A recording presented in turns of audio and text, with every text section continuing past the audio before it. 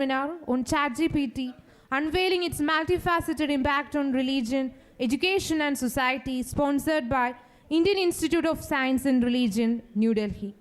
We are delighted to have you all here today as we embark on this insightful and enriching journey. Let's make the second day of the National Seminar an unforgettable experience filled with knowledge, inspiration, and connection. Now, we are going to start our fourth session on Chat GPT and its implication on religion. The speaker of the session, Reverend Dr. Agustin Pamplani, a charismatic leader, an erudite scholar, and an eloquent speaker, is here to edify us with his words of wisdom. I invite Ms. Rekha Clarice Joseph, Assistant Professor, Department of Computer Science, to invite the guest.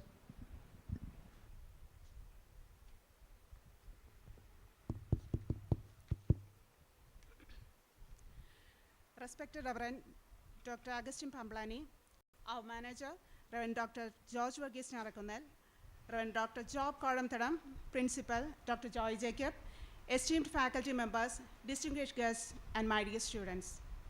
A warm good morning to one and all present here. On behalf of Maragastinos College Ramapuram, I welcome you all to the fourth session of the National Seminar on ChatGPT and its impact on religion. It is indeed our pleasure to welcome the renowned scholar of our times, Dr. Agustin Pamplani. Dr. Agustin has a remarkable background of academic excellence with a PhD in bioethics from Dublin City University, Ireland, PhD in philosophy of science from International University, Colombo, a postgraduate degree in philosophy from Jnanadeepa Vidyapith, Pune, and MS in psychology from Madras University. He is a recipient of the Erasmus Mundus Fellowship in Bioethics from the European Commission. His publications include 8 books and numerous articles in peer-reviewed journals, and he serves as the managing editor and publisher of Omega, Indian Journal of Science and Religion. He is a member of the UNESCO Forum Teachers in Bioethics and is a visiting faculty at Global Ministries University, California. His lectures in many reputed institutes in India and abroad have always been captivating insight into science and religion, and today's agenda, ChatGPT and its impact on religion, promises to be no less. At this juncture, it gives me great pleasure to invite Dr. Agustin to take the center stage and put forth his visionary perspectives. Thank you.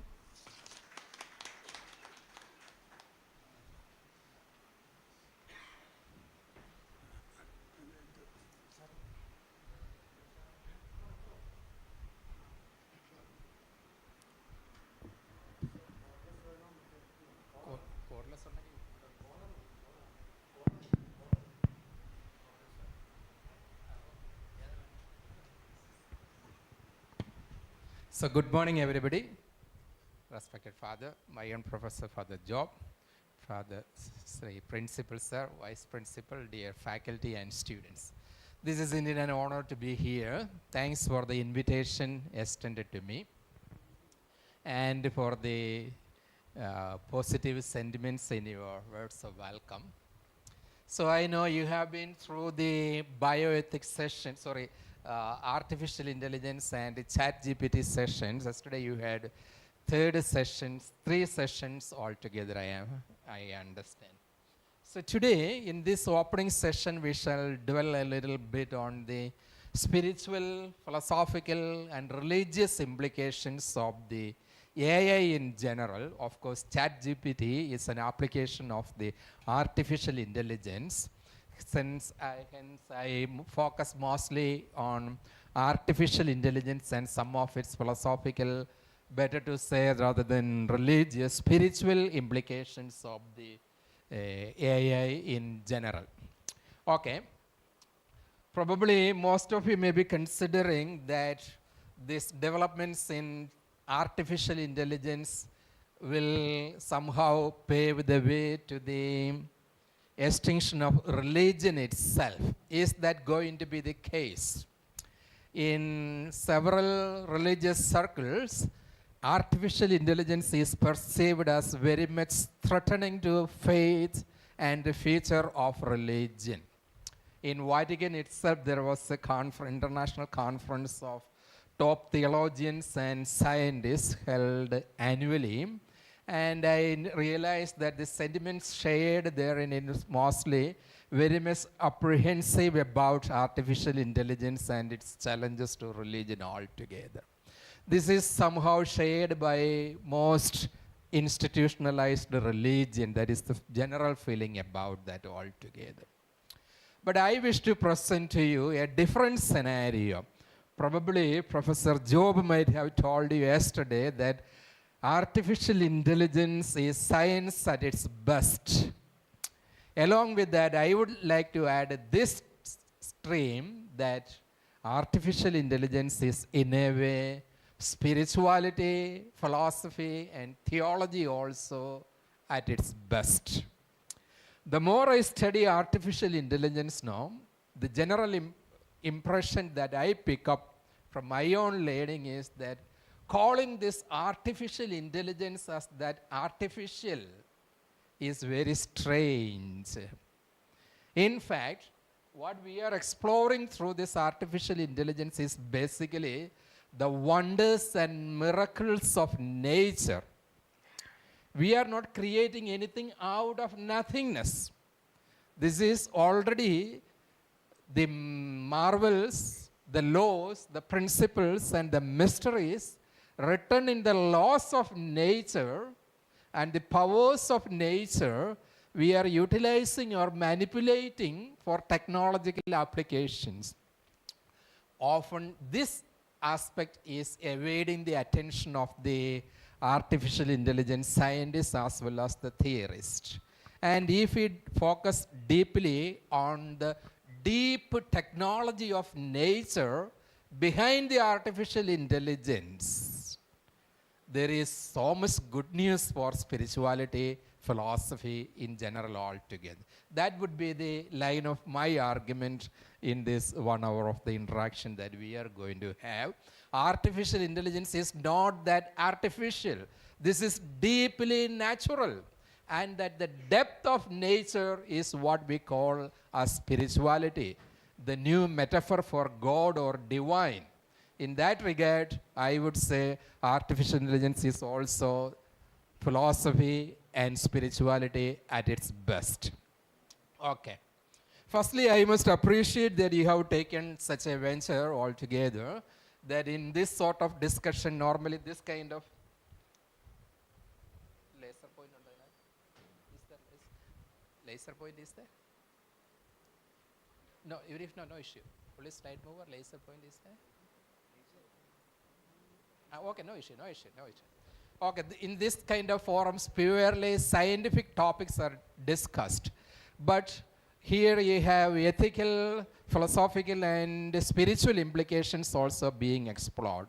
To begin with, I must call your attention to what this popular science writer Nick Herbert says. What he says, now he's a renowned American physicist. He takes an analogy with the developments in quantum physics. When quantum physics was developed, the response has been such that he compares it to a two-story building. The top story is very much crowded, occupied by engineers, technologists, those who are obsessed with applying the principles of quantum physics to technology. That is basically engineering. Engineering is basically tool making. I am not belittling the engineers, but that is what we need most. That is the pragmatic application of this science. But he says there is a ground floor to this two-story building. There it is not crowded. Only a very few are there. They have a different concern as to what is the true meaning of all these kinds of paradoxical developments in quantum sciences. What is the meaning of, ultimately, what are the philosophical, spiritual implications of these kinds of strange data that we have from quantum sciences? And unsurprisingly, some of the best founding fathers of quantum physics themselves are there occupying this ground floor. Paul Dirac, Niels Bohr, Heisenberg, Einstein, of course not so much endorsed this one, but still they were very much obsessed with the metaphysical or the deep implications of these kind of findings. In this session, I am inviting you friends to the ground floor as to see what do all these developments ultimately point to. Of course, about technological applications and manipulations, we get a lot of data from the newspapers, other publications, and so on. What is missing in our discussions is this depth dimension. That is where I call your attention to. That I think carries profound suggestions for revisioning spirituality and our idea of God and so on. Yesterday, you will have certainly dwelt upon the concepts like machine learning, deep learning, epistemic neural network, fundamental concepts in AI, Chat GPT, and so on. One renowned artificial intelligence scientist from Japan, he has been saying that today he is wondering whether these silicon chips themselves are conscious. Why can't these silicon chips have consciousness? That is the ultimate dream of the scientist, to simplify the algorithms if the chips themselves are made conscious. Is it possible? I am inclined to think that this is possible, provided we understand the mysteries of nature. So is there soul for robots, robotics, robot theology? This is very much discussed nowadays, robotics and robot theology. Is there soul for robots? I am not sure what you are thinking. Anyway, at the end of this presentation, you will get some suggestions about that. When I make this sort of presentation in other forums, a question that I have regularly been asked is, will priests also be replaced by artificial intelligence? I would say that would be a positive development in some sense. Okay, provided we understand what is the nature of that robotic system. So today, scientists speak about neurological singularity. Basically, this is presupposing neural network, but that is not exactly the neuroscience that we are speaking about. So neurological singularity. What is singularity? Is a point of limit or boundary beyond which the present day sciences cannot go. Big Bang, black hole, wormhole, these sort of things are considered to be singularities in sciences. Now there is going to be another neurological singularity. What would be that? See, next one. See, this picture I have literally reproduced from Stephen Hawking. Hawking has made an interesting observation that why our brains are limited. This is wonderful, a mystery brain, undoubtedly, but still its capacities are limited. Why is it so? Because all of us are formed in the wombs of our mothers. There is a limit with which mother's uterus can contain our brain. Therefore, if we can grow brains outside the uterus in a laboratory petri dish, let us say, probably we will have super intelligent humans in coming future generations. And this is the area where he has been researching towards the final stages of his scientific researches. This is not mere fiction asset, not to be laughed off simply and roll it out like that. Probably it can happen given the state of affairs in artificial intelligence and so on. Okay.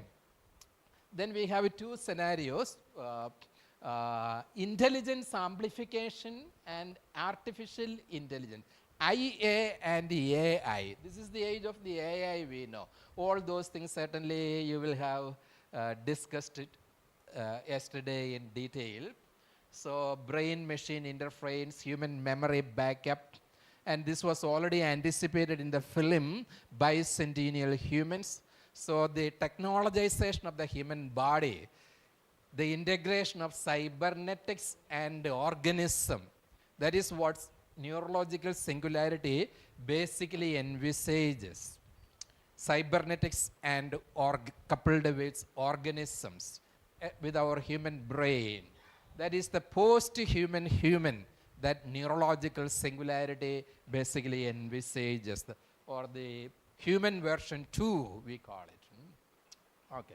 Again, if such a singularity is neurological singularity is achieved, this philosopher, they speak no nonsense. They are Oxford-based. He is an Oxford-based philosopher leading a group of in artificial intelligence research and its interdisciplinary implications. What he says now, in future, a singleton, a single authority will be ruling the entire world.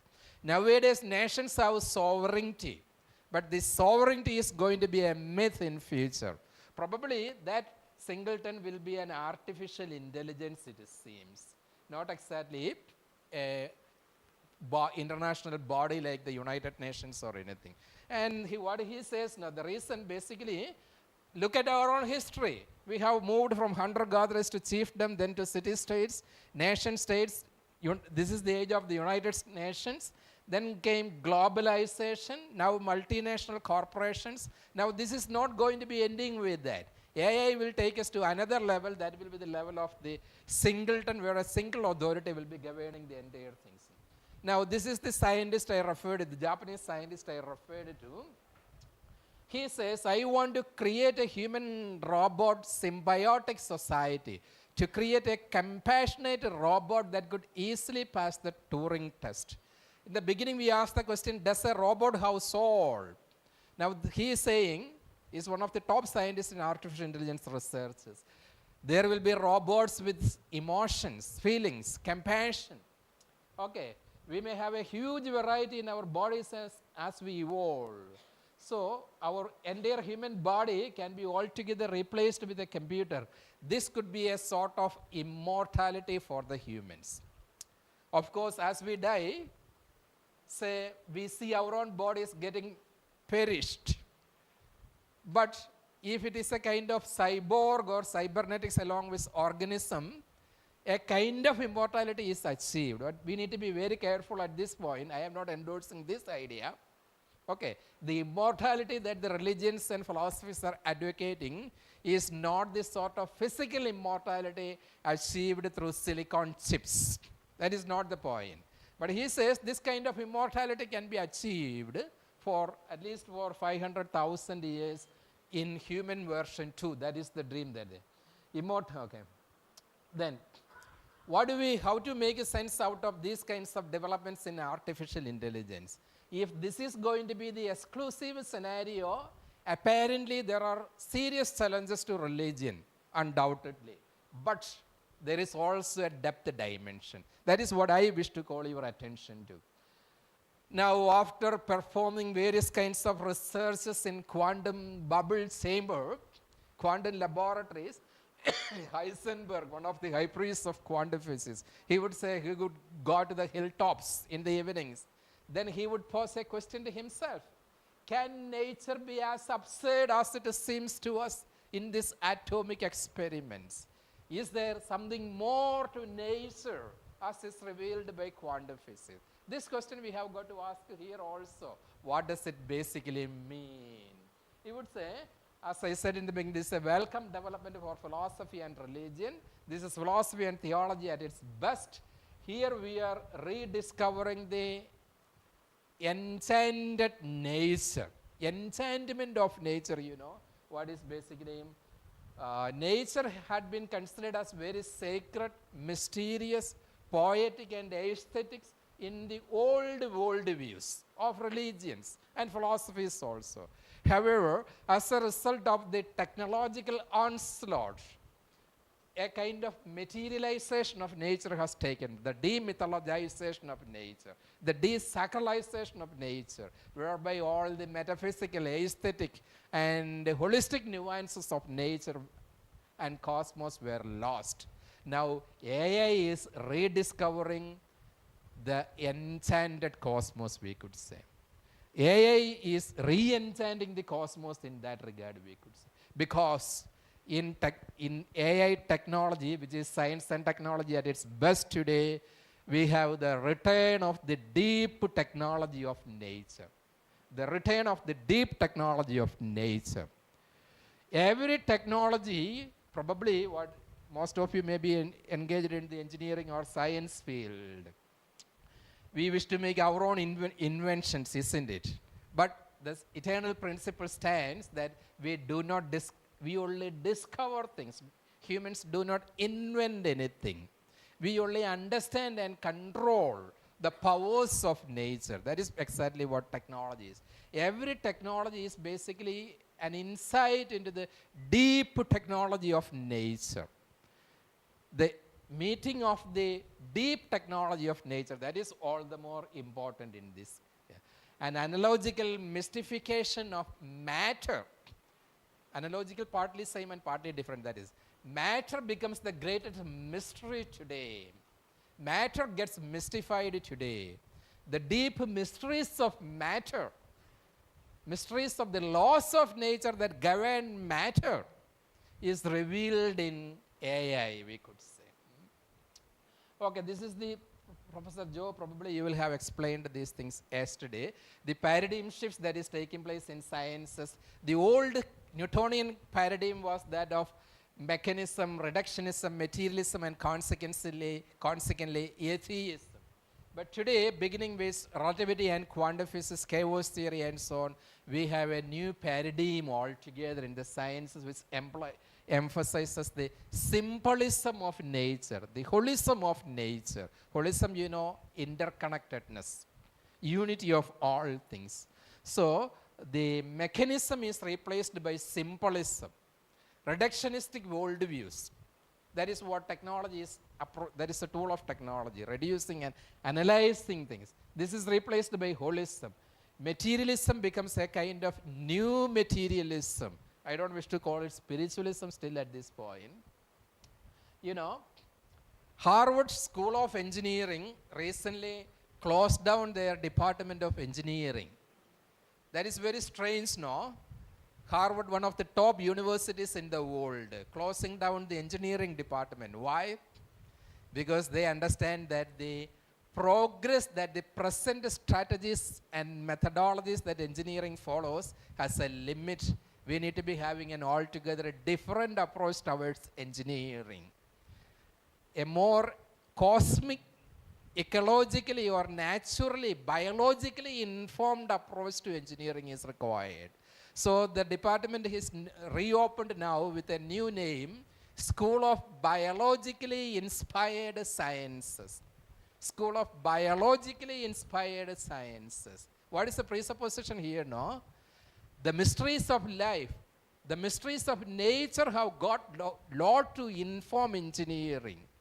Of course, as of now, this is still based on observation of nature, but still more than that, more than what we have learned from nature, we have got to learn today. That is what AI is going to help us with, the deep learning or the neural networking mechanisms operating AI and so on. I remember one scientist in one of our other conferences on AI in Trivandrum showing us the picture of the feathers on the neck of a hen. So when it is viewed from the viewpoint of the deep technology, that image carries millions of information which we cannot understand with our naked eyes. Nothing new has been added to the hen by AI. AI is only learning and understanding what we have not been able to explore through our naked eyes or even with our regular lenses or microscopes. Deep technology helps us to understand nature more. The depth of nature more is understood therein. Not that AI is. Now, what is the law that the nature is following there? What is the law that is governing the organization of the feathers on the neck of a hen? That we are imitating and developing the logarithm. This is my point, that basically this is the depth of nature's technology. And what is the meaning of this depth of nature's technology? This I will explain eventually with some other case studies. Okay. The deep technology of nature. So MIT, Massachusetts Institute of Technology, rated as the #1 institute of technology in the world. Some of their best brains are nowadays engaged in researches on how affective computing. What is affective computing? Can we develop computers that are capable of loving? Can you think of computers loving? If you have watched the film Interstellar, you will have come across this sort of ideas where the principal scientist is advising the co-scientist that love is something that can travel across all dimensions, even to the fifth or the multiple dimensions. That's a profound, although it is a fiction-like monologue as presented in the film, I think this is very promising. This is my hope also, that eventually as AI and so on is developing, our selfishness will wither away. AI will be able to bring out the best in our best spiritual, ethical values within us. We will be more effective. If AI can set free the mirror neurons in our brain, which are in an enslaved state, all of us will be more altruistic than we are today. Okay, all these kinds of potentialities are there. Okay. Again, we were speaking about the mysteries of nature. The human body itself, this is an mathematically speaking, this is a profound mystery we know. The golden ratio is very much embodied in the human appearance itself, in the making of our body itself. Some of our mathematical scientists from Kerala, Trivandrum, present a paper in an international mathematical conference in Chicago a decade ago. I remember reading that. They studied the sunflower and showed how the organization of the petals in the sunflower follow the Fibonacci series in mathematics. That is the best way that the petals can be organized in a sunflower. The branches of a coconut tree, nature's wonderful intelligence is reflected in the organization of the branches of a coconut tree. It follows typical Fibonacci series. And this is the logic that the supercomputers also are significantly following. So nature is essentially a supercomputer, more than a supercomputer. And we only understand these powers and mysteries. Okay. So I am not dwelling in. Again, the AlphaFold 2, one of the most advanced AI form that Google has produced. Basically, what the methodology that it follows is the processing of the informations in our neural network in the brain. Okay, how proteins are organized and how proteins are self-organizing and self-productive. That is the principle that this technology has used. Again, where does the technology come from? Essentially from nature. We are only mimicking nature even in AI. I have a feeling that awarding Nobel Prize to any scientist is unbecoming to nature. This could be an insult to nature because we only understand nature.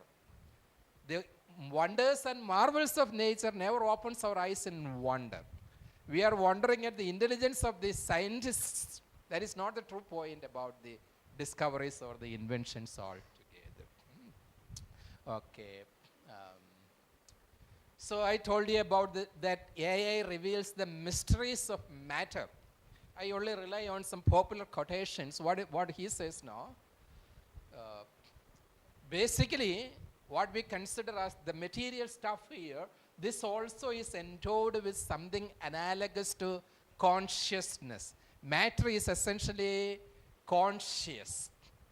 Matter, the old physics has been saying that the complexity of matter is producing consciousness. Now, physics has to some extent, according to some interpretations, has reversed the state of affairs.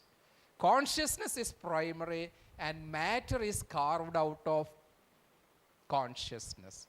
This brings us close to the spirituality of AI. If matter is essentially a stuff that is carved out of consciousness, something that is a computer becoming intelligence is not unnatural. That is deeply natural. That becomes an imperative in future. We are rediscovering the consciousness or the spiritual depth of the matter through these kinds of technologies, we could say. Okay. Quantum physics prepares a new dialogue of humans with nature. This is from physics. Basically, I hope in future there will be a convergence of the quantum sciences with the, of course already it is there in technology, with the AI and so on. And when more and more interdisciplinary dialogues takes place between these various branches of science, that would be a good news for philosophers also. There will be much more insights that will be drawn from these kinds of things. This is another point to substantiate my argument, the deep mysteries of nature as the spiritual grounds ultimately pointed to by AI. This is from Taoism. It says, man follows the laws of the earth follows the laws of nature, nature follows the laws of Tao, and Tao follows the laws of its own intrinsic nature. Tao is the ultimate reality. Tao is a self-contained, self-consistent reality. Its laws are the ultimate principles. And that is what is reflected in nature. And that is what we understand and manipulate. Ultimately, it is Tao that is operative. Of course, none of us are from the Taoist tradition. We can place it in our own framework. That is what Fritjof Capra has done in Tao, in his bestseller Tao Offices. He would say, the Brahman of the Hindus, the Dharmakaya of the Buddhists, and the Tao of the Taoists can be seen perhaps as the ultimate unified field from which spring not only the phenomena studied in physics, but all other phenomena as well. Okay, this makes more sense, more easily understandable than Taoism. Basically, the point here is the unified field. That is one of the ultimate dream of the physicists to unite the fundamental forces of nature. Ultimately, these kinds of developments will take us to the indwelling God in nature. That is the argument that this author is making here. Again, the virtual reality, we participate in virtual platforms, virtual discussions and so on. This virtual, have you reflected over that? What does this virtual mean? We represent our reality, but still we consider ourselves as the reality. The virtual is only virtual. But what we call as virtual is not that is merely virtual. So what we consider as merely virtual or unreal is perhaps to some extent from a philosophical point of view, we must say, is more real than the real, we could say. Why I am saying that, no? Since you are not, you don't have the background of philosophy, I am sorry if all what I say do not make sense to you. Here I must invoke a little bit of that is in the previous one. Or is Plato written somewhere? No. Plato would say the world that we see is only a copy. The real world is in the ideal world. The forms, the metaphysical forms, that forms the foundations of this world, it seems. So this is not really real. E.C.G. Sudarshan, the renowned physicist from Kerala. Okay, his name was proposed for Nobel Prize 9 times, but he did not receive because the tachyons were not discovered, we know. But he was well informed philosophically also. He always relates relativity theory with Advaita Vedanta, which is say that the world that we see about us is not that real. The Brahman alone is real in the world, according to him, basically. Okay, what does it basically point to? The super reality that is present in the reality of the physical world. So what we call as virtual, I am inclined to think that what we call as virtual is really a pointer to something metaphysical. And another state of existence that is feasible to us all. We are not simply what we find ourselves, perceives ourselves are in this body. There are several philosophical and theological indications along that line. Those kind of metaphysical perspectives are today restored into philosophy by the interdisciplinary interactions with the artificial intelligence, we could say. Okay. So being virtual is analogically being transmaterial. This material stuff, artificial intelligence reveals the superficiality of the materiality of ourself, I would say. There is more to that. Is what I call the transmateriality of matter. Matter is more than material, that is the point. AI is, in that sense, we say is a good news. So a theologian, Karl Rahner, Catholic theologian, he would say humans are essentially spirit in the world. Teilhard de Chardin, a French philosopher and scientist, would say, humans are evolution becoming conscious of itself. Consciousness obtaining corporeality, that is what our body is. The primacy of consciousness. Another theologian and philosopher, Gregory of Nyssa, matter is energeia deo. God's energy being condensed, that is what we call as matter. Does AI suggest something towards that? Of course, technological engagements with AI will not give anything along that line, but informed philosophers can legitimately and hermeneutically draw these kinds of insights from AI. Okay. And this is not exactly related to AI, but another guy who was a hardcore atheist in Oxford, Anthony Flew. There is no God. That is the first the title of his book, for world famous bestseller. But 10 years ago, he changed his stance. What caused him this change of mind, is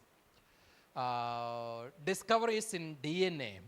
He says, given the complexity and the intelligence with which the base pairs are organized in the DNA molecule, they cannot happen at random.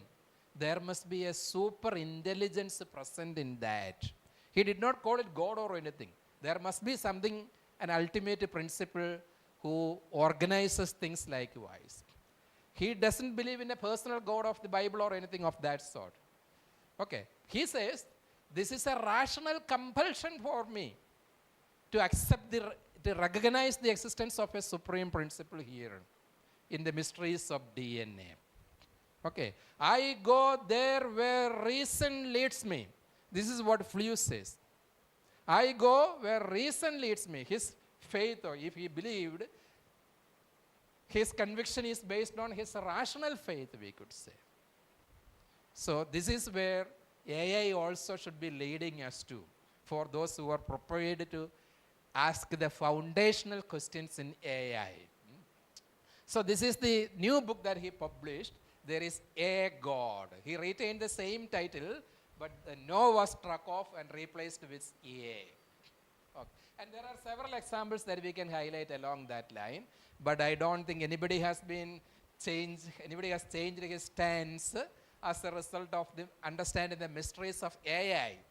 But that is this is a seminal technology, and in future, I hope these kinds of explicit confessions we will have from AIs also. Okay.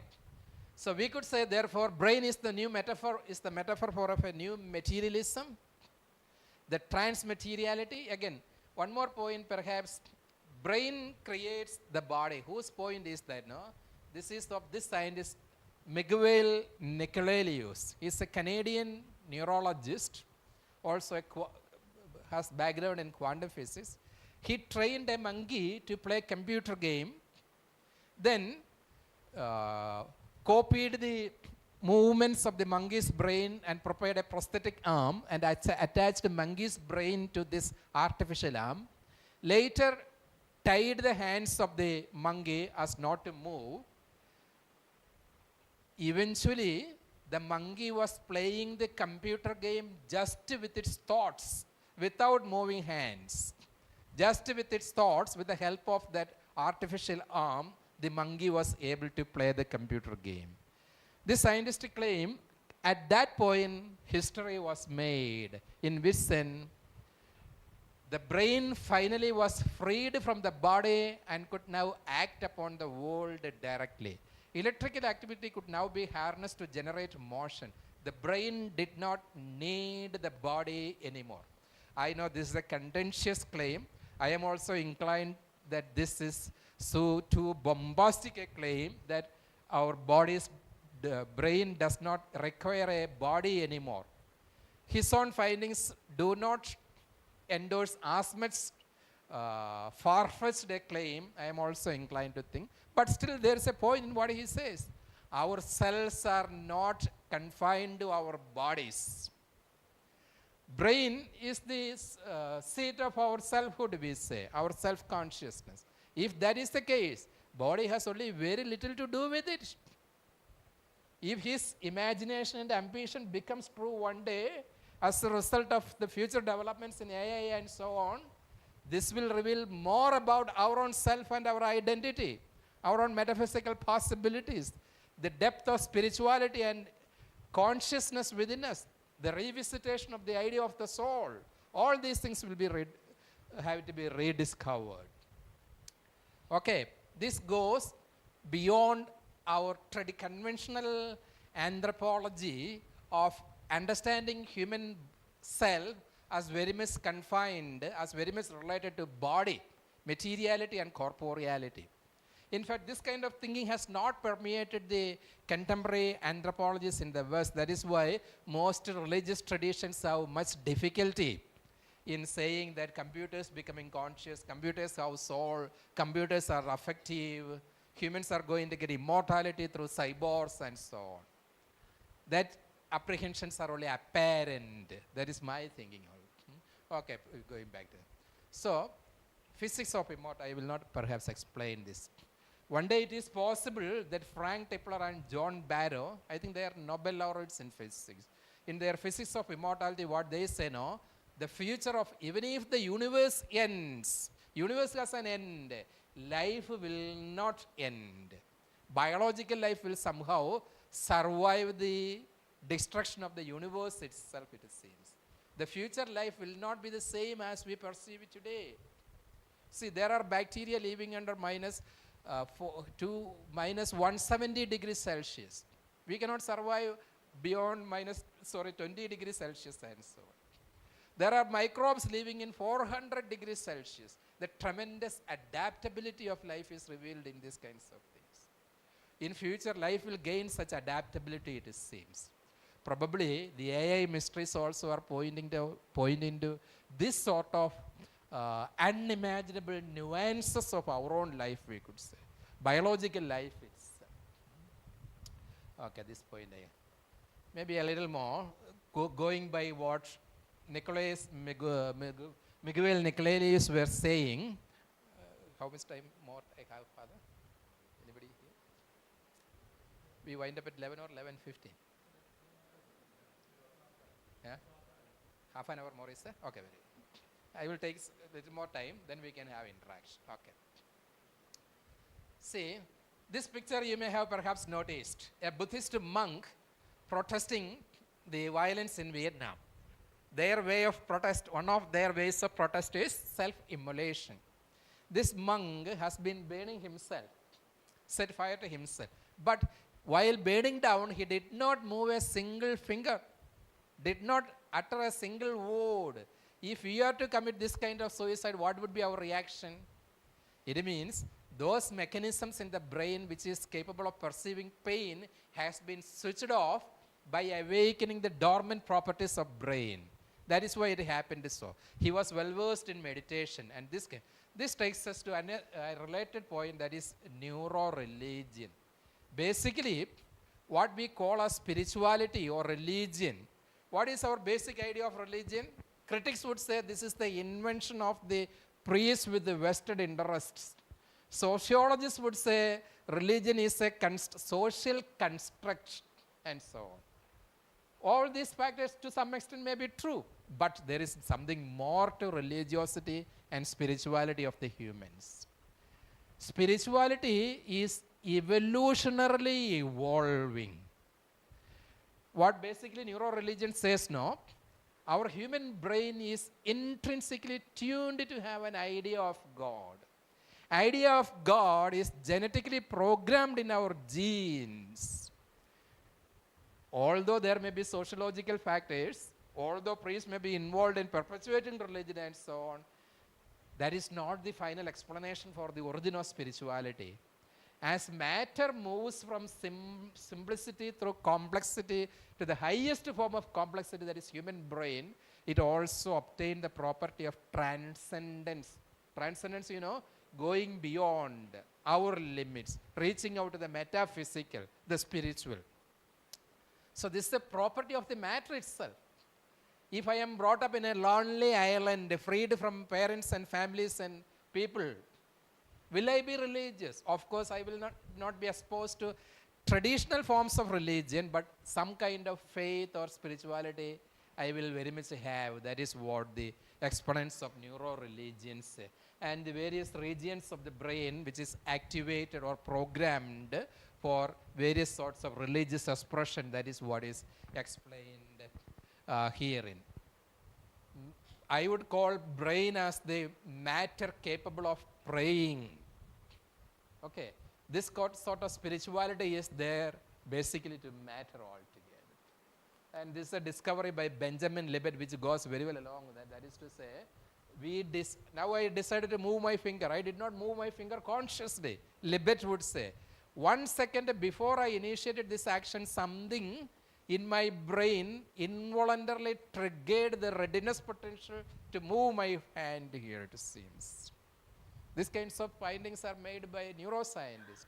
And the explanation as to why does it happen?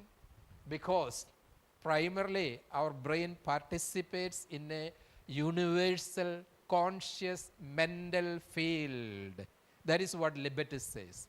This takes us back to our previous discussions on the primacy of consciousness, the intersection between matter and consciousness. Neuroscience also is pointing many things along that line. So when AI and so on is using the paradigms of neural networking for its deep algorithms, complex algorithms, I am very much positive and ambitious about these developments. I am inclined to think that in future AI will make us more spiritual. If we become super intelligent one day with the help of AI, will our faith be spoiled or enhanced?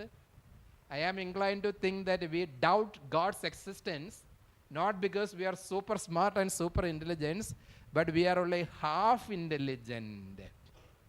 For the ignorant it may be easy to believe. For those questioning, limited questions and superficial questions may lead to the negation of the existence of God. But for an informed genius who is intelligent enough, I think in future he will be helped more in faith. The more intelligence, the more will be the faith. Okay, that is my optimistic thinking about these kinds of state of affairs. So by this technology, transhumanism we call, cyborg have a soul. What about human dignity? Maybe that point also. So quite often this traditional anthropology confronts AI by arguing against AI, saying that this is belittling human dignity as a set of mere silicon chips, networks. Okay, but that is not the case. Because humans are person, they say. What is the meaning of personhood, no? In the Judeo-Christian Islamic tradition, the dignity, the ground of the human dignity is that we are person because we are created in the image and likeness of God. What is the meaning of this image and likeness of God? Basically, it means we are beings with freedom and knowledge. Those are divine properties. Okay, freedom, if the ground of dignity is freedom and knowledge, in Christian terms, this will be freedom and love, we say. When we say AI is going to make us super free, super intelligent, super knowledgeable, will our dignity be increasing or decreasing? I am inclined to think that AI will endow us with only greater dignity in future, provided we have the real understanding of the dignity.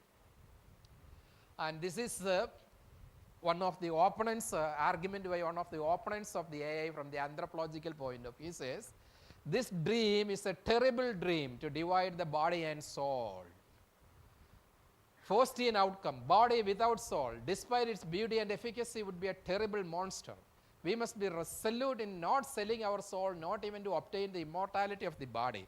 This is what I said. It is not the immortality of the body that we are aiming at ultimately in AI, given my frame of thinking. Basically, this is the immortality of our total self. This is still in the hangover of the traditional Greek dualistic philosophy of the body soul dualism. These kinds of criticism, I am sorry if you don't follow this philosophical discussion. I will skip it. Okay. This is also a theological point. In fact, the original idea of soul itself is that it incorporates the unity between body and soul. From the Hebrew tradition, the same word is used for referring to both body and soul. The dualistic thinking is only in the Greek tradition. In the Bible also, it is like that. Okay. So, this is a kind of metaphor. We say Darwin in evolution has reduced the dignity of the humans to that of the monkey. Okay, this is the argument against evolution from the traditional theological point of view. But this author says, if you really understand what a monkey is, you will be wondering as to whether you are really worthy to be evolved out of the monkeys. Because the monkeys are so super mysteries, so wonderful mechanisms. Going by the depth of understanding of life and matter, monkey also is wonderful. In that regard, does evolution belittle our dignity? No. Being evolved out of the monkey only enhances our dignity as putting us in contact with the entire rest of the creation. The similar analogy we can apply to AI also. Even if we become one day cyborgs capable of loving, affectivity, super intelligence, even if we are freed from body, this will only enhance our dignity. This could. An optimistic say. I am very well aware of the deep dangers, ethical problems, social hazards involved in developing AI, which is what the media and so on are reporting to you. All these things I hope humanity will be able to appropriate in the positive manner. Without that, we will perish undoubtedly. I fully agree with you all. But still, beyond that, there is this optimistic side, philosophical and theological side to these kinds of developments also.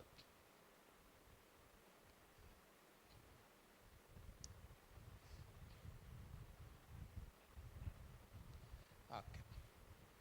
At this point, what does this picture look like? Don't read that one. Without reading, what does that picture look like? Can anybody say?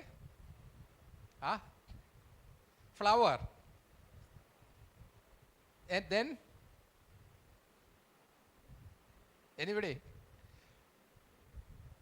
Some side would look like a carpet, some side is a bouquet. Now read what is written there.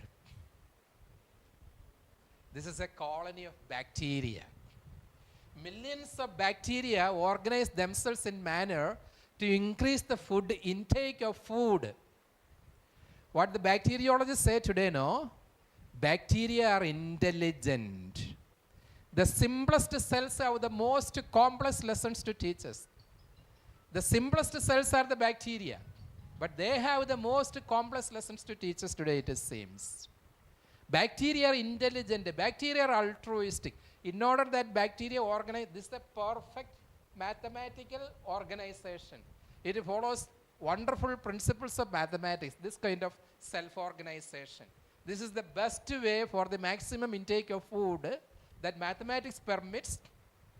And how do these millions of bacteria arrange themselves in that manner? This speaks for the presence of consciousness and intelligence in the very original form of life itself.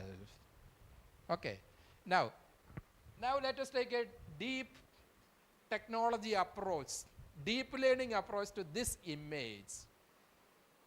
An informed bacteriologist will have some tens papers to publish from a square inch of this image. But when we look at this picture, we see nothing. None of it all, it is a bacteria. We see nothing. But deep technology and machine learning take us far beyond this one, help us to see the depth of the complexity that is represented in this image. Okay, that is why I say AI is taking us to the profound newer and newer horizons of intelligence and consciousness. In theological terms, that is the domain of spirit and spirituality, basically. Okay. Here there is a tremendous scope for deep learning. AI scientists are already learning these techniques from bacteriology, imitating. So most of the complexity that we speak about our brain today can be attributed to the simplest form of life, that is bacteria.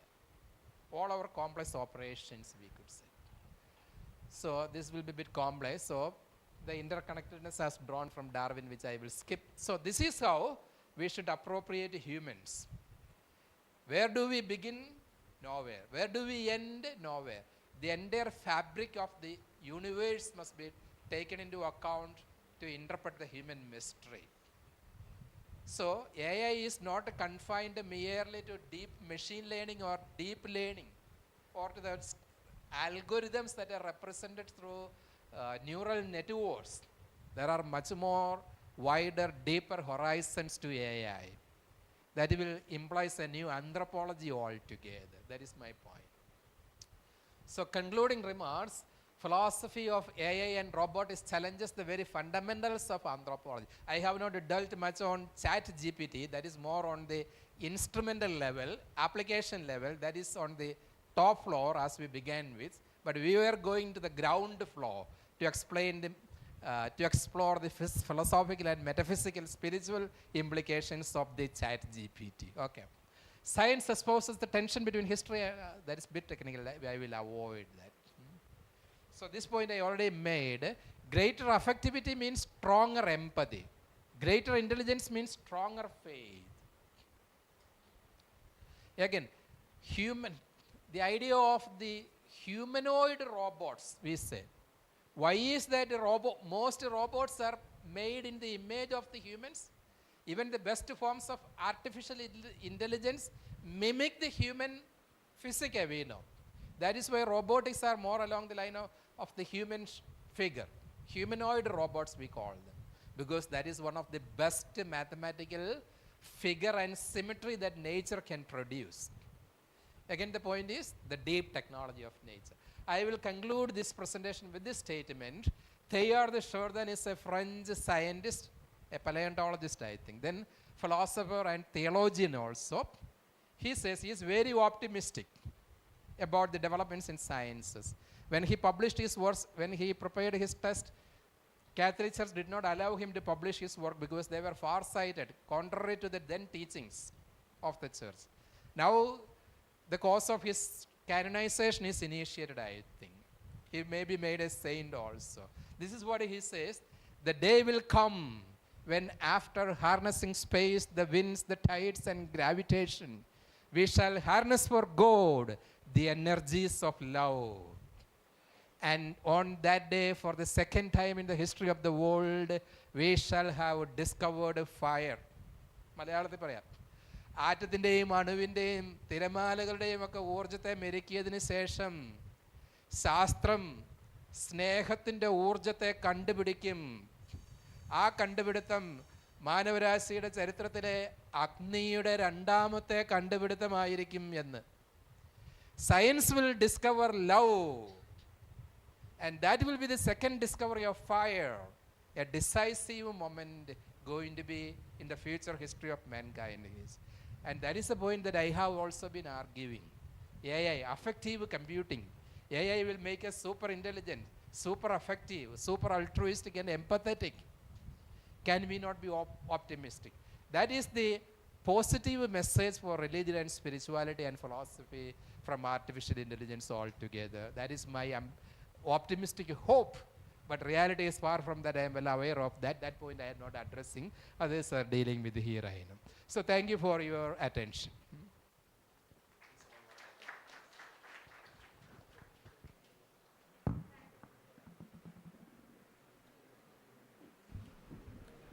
Thank you, Father, for enriching us with your words of wisdom and knowledge.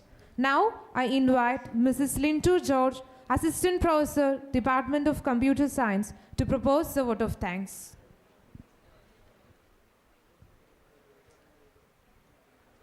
Respected Reverend Dr. Agustin Pamplani, esteemed faculty members, distinguished guests, and my dear students. On behalf of Mar Augustina's College, Ramuram, I extend my heartfelt gratitude to Reverend Dr. Agustin Pamplani for leading this enlightening session on Chat GPT and its impact on religion at this national seminar. Your profound insight and expertise have truly enriched our understanding of the subject. We are grateful for the knowledge imparted and the inspiration provided. We are also grateful for your unwavering commitment to fostering interdisciplinary dialogue and promoting a deeper understanding of the intersection between artificial intelligence and religion. Thank you further. Thank you so much once again.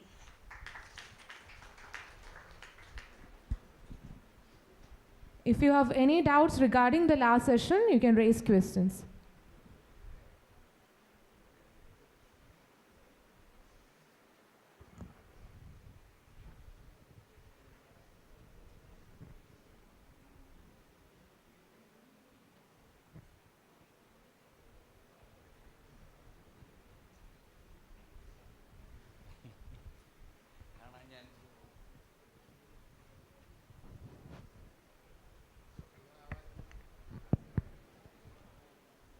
I may make a comment. I think from this class, can I draw a conclusion like this? The beingness of humanity is having potency to develop to a greater world. And this potency is realized through this AI and other mechanisms. Then it is natural to human beings. I ask you about this statement. On the basis of your class, you may explain either favor of this or not in favor of this.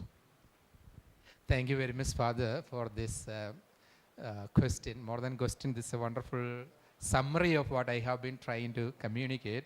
Certainly, Father has picked up the message I wanted to give. I'm not sure whether your students have picked up the point of what, because it assumed a bit of background knowledge in philosophy and theory. I am sorry if I have not been successful in that regard. The point what Father asked is, humans have tremendous potentiality. We have wonderful openness and scope for future development. Our conventional ideas of the understanding of human life, even about it, life after death, is insufficient in this context. I would fully agree with you, the formulation that you have made. In fact, the kind of thinking what most religions are saying about the greatest possibility that is accompanying us humans is life after death. Of course, in the Hindu tradition, this is union with the ultimate. In the Christian tradition, Judeo-Christian tradition, this is the resurrection of the bodies, especially in the Christian tradition. Matter also will be glorified. That is the best of the possibilities that is accompanying us. Now, whether this sort of possibilities that is presented by religions, are they endorsed by these kinds of developments in sciences? I am inclined to think in the affirmative. That is, faith in afterlife or in the glorification of matter, as is envisaged in the resurrection of the body, only gains greater rational plausibility or rational respectability as a result of the developments in artificial intelligence and so on. Because, as I said here, matter itself is a wonderful mystery. Matter is perhaps a byproduct of the consciousness that causes its origin. There's only one line of thinking. If that is the ultimate nature of reality, this matter is not destined to doom. We are basically lights. We are basically spirits. In that regard, future developments in AI, I hope this will only give us greater credentials, greater reasons for holding up to our conventional ideas of faith. Understanding the best possibility that is accompanying us, our own transcendence, or in simple terms, our own life after death. It's not a question, but what will I say, a reflection, a comment.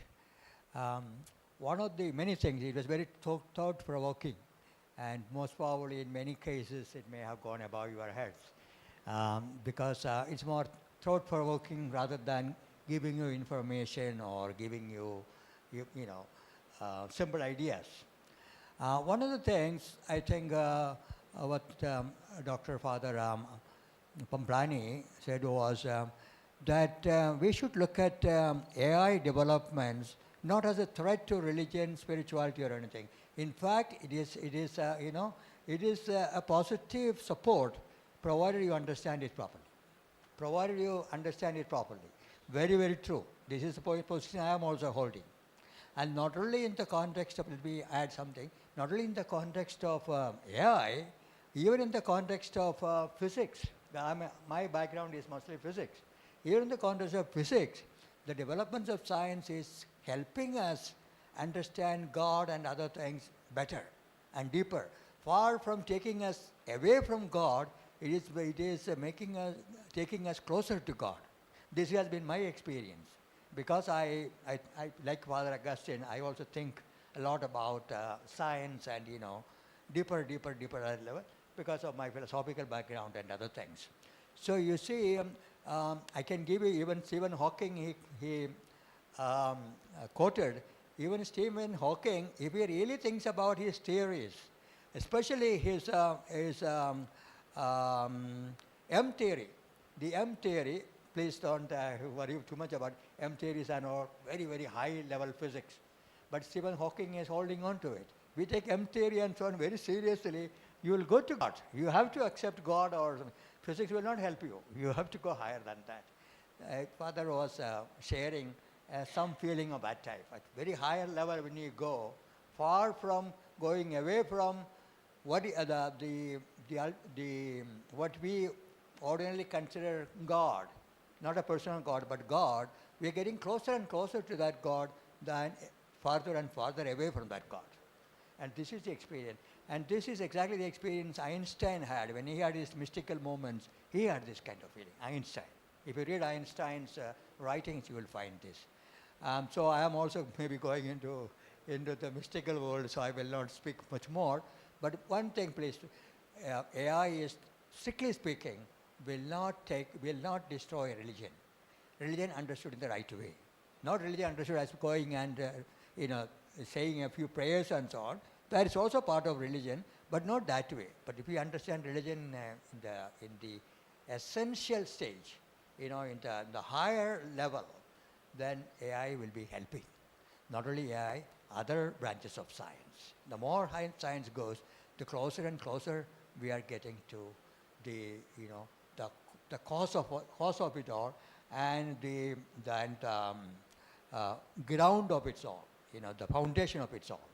One more thing, Father was mentioning one thing, that basically what science is doing is trying to imitate nature. We are trying to imitate nature. We are trying to reproduce what nature has done. This is very true. Let me give a very simple example. Some of you have heard about nanoscience, Nanoscience, you have nano, very, very small, extremely small things. Nano means 1 divided by a billion, not million. Million means micro. Nano means 1 divided by a billion. Billion means 10 raised to the power 9. That is billion, no? That is billion. All right. Now you see, now scientists are trying to reproduce nano paint. That means, you use that kind of paint, then and if you pour water onto it, water will not get into the wall. The water will just, just flow out. Simply flow out. Okay? And this is the height of scientific technology. They have not yet reached there. Now, you take the case of a duck. There is a saying, pour water on the duck's back. Remember duck's back? Have you heard about that? Duck in the morning. Anyway, you have seen a peacock, You go and pour water on the peacock. It has got this thing. And it will shake its body and it will walk away. No water will go inside the body of that one. Why is that? The peacock's feather has used nanotechnology. And when was the peacock produced? Millions and millions of years ago. So God knew nanotechnology millions and millions of years ago. Nature knew nanotechnology millions and millions of years. And we humans think that we are so great scientists and so on. We are slowly trying to discover that one, which nature had discovered millions and millions and millions of years ago. And there are many, many cases of this type I can show to you. And great scientists have understood this. Okay, if I go on speaking, I will go on speaking too long. So let me stop. So please remember, that science is basically trying to imitate nature. Not to imitate nature means try to understand what trick God followed while creating it.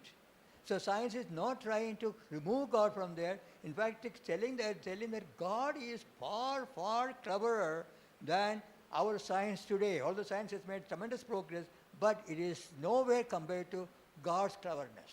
In a way, this is what this kind of discoveries are saying. And that is why Father was saying, far from taking you away from God, it is bringing you closer and closer to God, provided you look at it that way. Thank you. Thank you, Father. Let's take a break. Refreshments are arranged outside, and we shall be back after 15 minutes for the next session.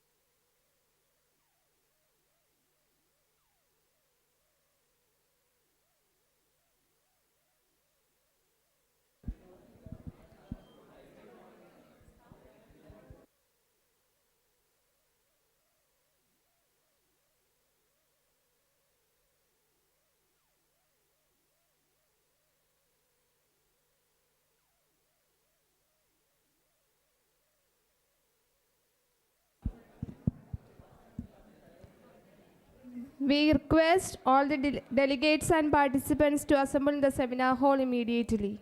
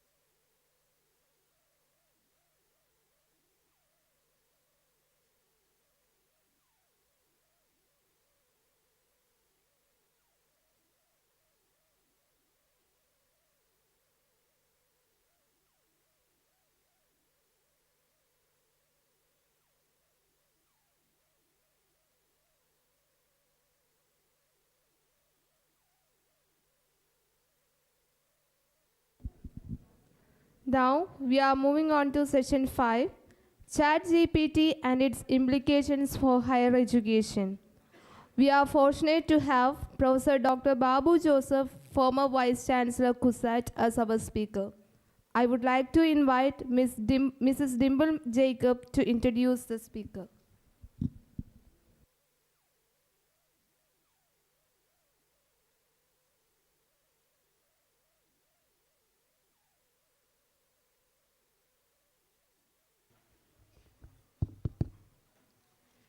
Good morning to each and all.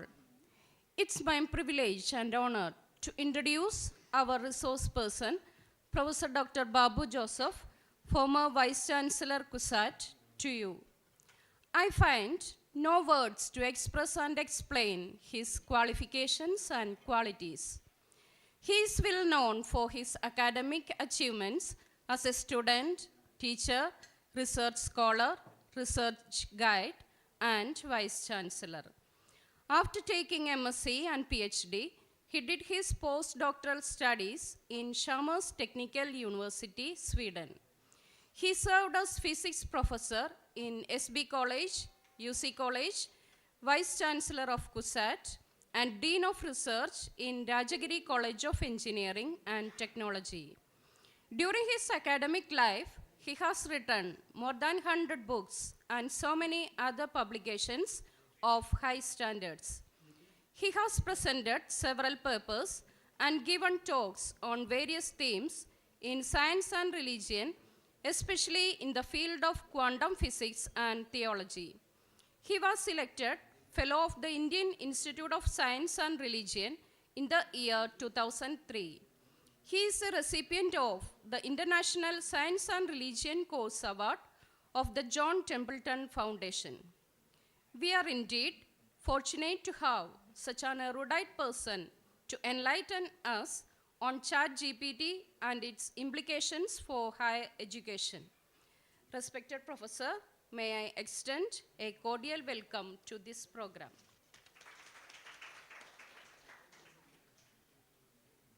Codeless mic കൊടുക്ക. Codeless mic.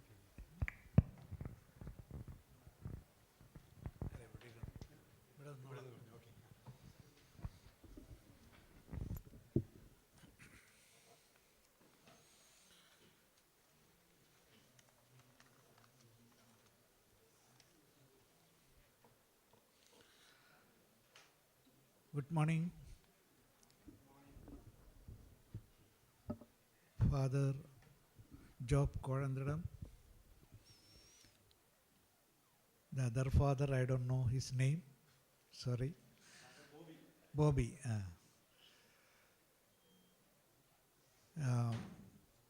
Students and attending this seminar and dear friends.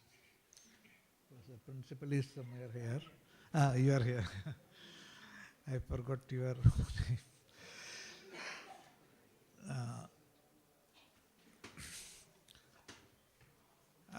In fact, I am not a technologist in the new tradition who is well versed with tools like artificial intelligence, especially Chat GPT.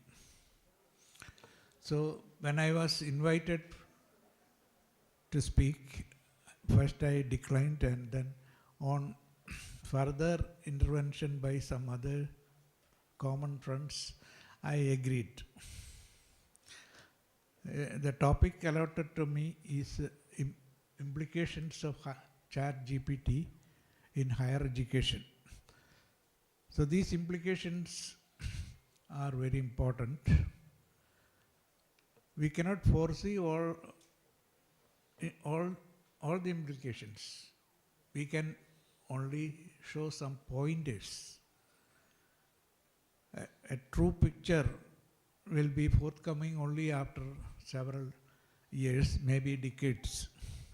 We don't know where mankind is heading with the advancements in technology happening right now. 2 days ago, I came across a news item which says that you can dispense with scanning altogether. Nowadays we have got X-rays, MRI, PET, and so on. These are scanning techniques. MRI scan is a costly scanning technique, but if you have a serious affliction, you have to be exposed to MRI scan. The cost will be of the order of thousands. Moreover, your body will be exposed to radiation. So that is another danger. But all these inconveniences can be avoided on account of an invention made by Google scientists very recently. They have developed a tool for scanning the eye. You simply scan the eye, and from that you get information about all the organs in your body. Not only that information, but that will tell you what is going to happen to your heart, your lungs, your various other organs in the next couple of years, and when you are likely to die.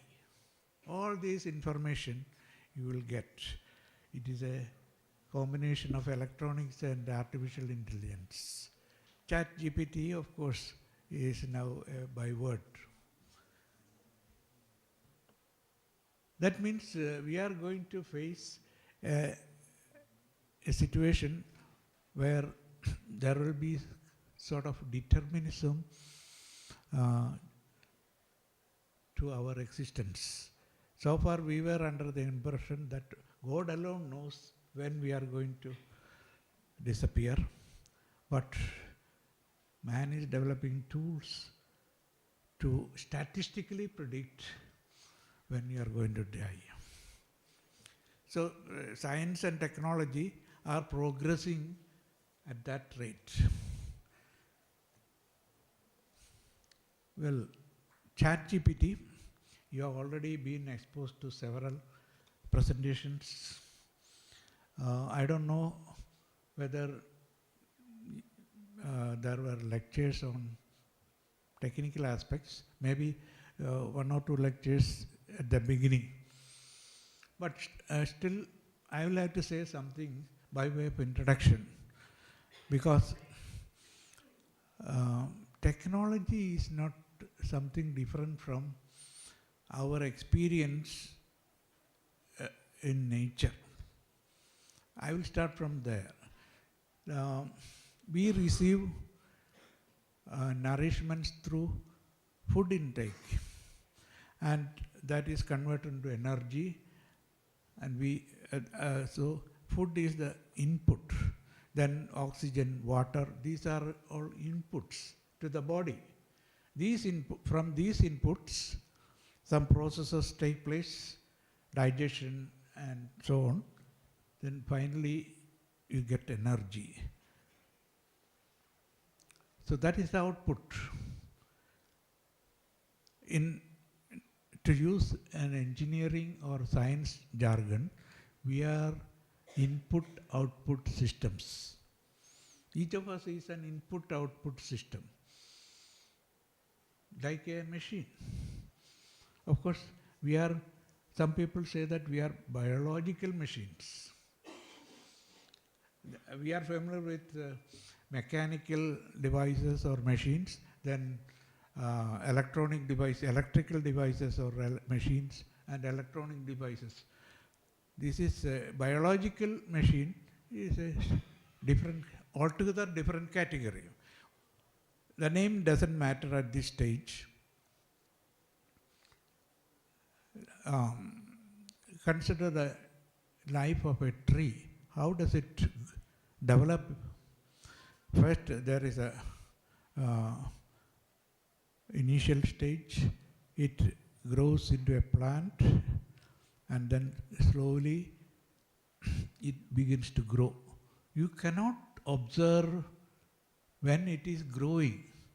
We can take snapshots of the tree at different epochs, which reveal different stages of growth, but we cannot observe the process of growth. The tree receives nourishment. The inputs are drawn from the atmosphere and from the soil. Of course, sunlight is also an input. So it cooks its own food. It has its own functions, and it does it. The biological function, we observe the tree growing up. And finally, the tree dice. But before that, we draw outputs, maybe fruits, flowers, and so on. Some trees don't bear fruit or flowers at all. Cactus, for example, no flowers, only thorns, but that is the output. So everything in nature is an input-output system or a machine. You cannot think of a machine which carries out every function that you want it to carry out. For example, mechanical devices or machines based on Newtonian mechanics, then machines combining principles of mechanics and electricity. So you can combine the, machines like that. But every machine is an input-output system. You have heard expositions of on Chat GPT, but I will present it from this point of view. A Chat GPT is a chat transforming device. You feed chat into it, you get chat out of it. But there is a transformation in between. The input and output are connected by these processes. Well, the process of transformation itself is similar to drawing inputs, because you know that ChatGPT was developed by OpenAI, a company called OpenAI, under the leadership of Samuel Harris Altman, Sam Altman. He is 38 or 39 years old. So he is very young comparatively, and young minds like yours should be able to come up with original ideas. Well, in ChatGPT, information is already made available to the system, that is its input. Then you ask a question, the machine, the software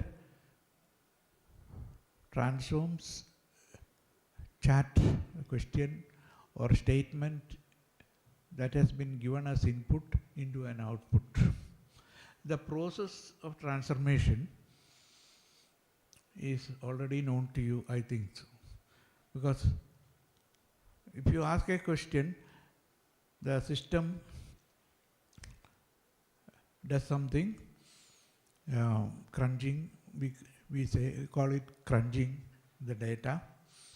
It collects information available to it. The inputs are processed. The processing takes only a millionth of a second or so. And during that time, it would have surveyed tons of data available at its disposal. Well, the research leading to ChatGPT was actually started in 2017. And after several attempts, they have come out with that, what is called ChatGPT. Altman says that they collected all available literature up to 2021. GPT was launched on November 22nd, 2022. So it is very recent, only 7 or 8 months old. So that is the kind of technology which is made available to us, and it is it is impacting us. It is going to impact every field of activity. And today I am asked to say something about its influence, its impact in higher education. In order to understand the interaction between Chat GPT and the field of higher education, we must be aware of its capabilities and limitations.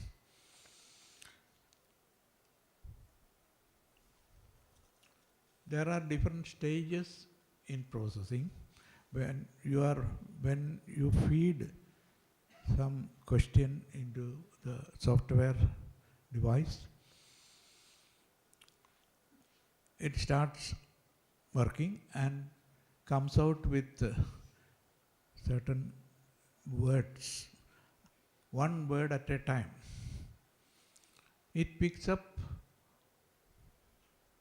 out of a list of few words, it picks up one of them at random. Now, we can imagine that the machine has digested, has surveyed all available material and come out with some conclusions. Alternatives, there are some alternatives. So each conclusion has some probability. For example, suppose you are asking the machine the question, what are the advantages of artificial intelligence? The machine may list a few of them: learning, or understanding, copying, ability to copy. All these things are possible answers. Each answer comes with a certain weight. We will think that the machine is going to pick up the answer with the highest probability. But that is not what actually happens. The machine picks up one of the choices at random and develops its further evolution. It will continue to search for the next stage of output. Thus, the software goes through several stages of evolution. At each stage, it comes with certain output, but that output is not determined in advance. It is determined only statistically. The machine will present a number of choices. Each choice will have some probability. But it is not always the choice with the highest probability that is used by the machine for further development. So the system, the software, Chat GPT, proceeds with its own, what shall I say, tentative plans. It has no deterministic course of evolution. Finally, the calculation stops. The procedure stops when the software thinks that it has exhausted all possibilities, all available possibilities. And that need not be always true as far as we are concerned. It may be a ridiculous answer sometimes. It may be sheer nonsense sometimes. So you have to intervene from time to time to correct the course. So now I shall narrate my experience with the use of Chat GPT by some people in writing poetry. I think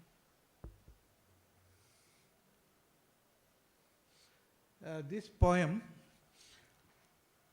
was composed last week by an old student of mine.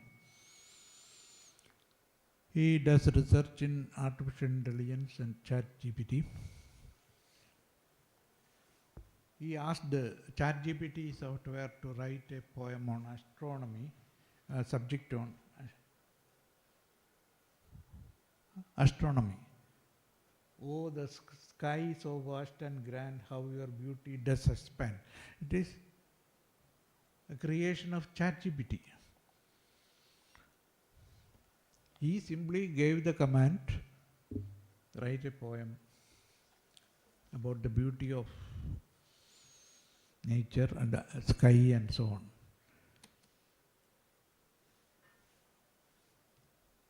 Prior to this, I had the experience of reading poems written by two people.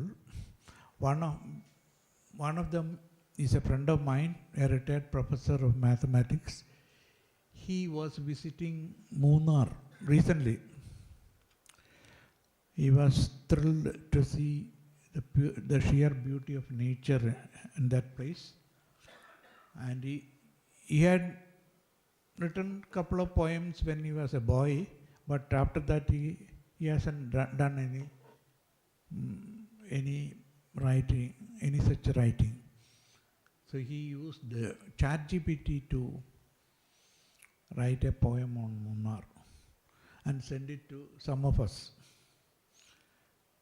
He confided to me that he had used Chat GPT, but he didn't tell other friends about its origin. The other friends thought that their friend has all of a sudden become a poet. Almost overnight he became a poet, and they were thrilled. I think I have not given the poem here. Then a relative of mine started, he has no previous exposure to poetry. He started writing poems and posting in our family group.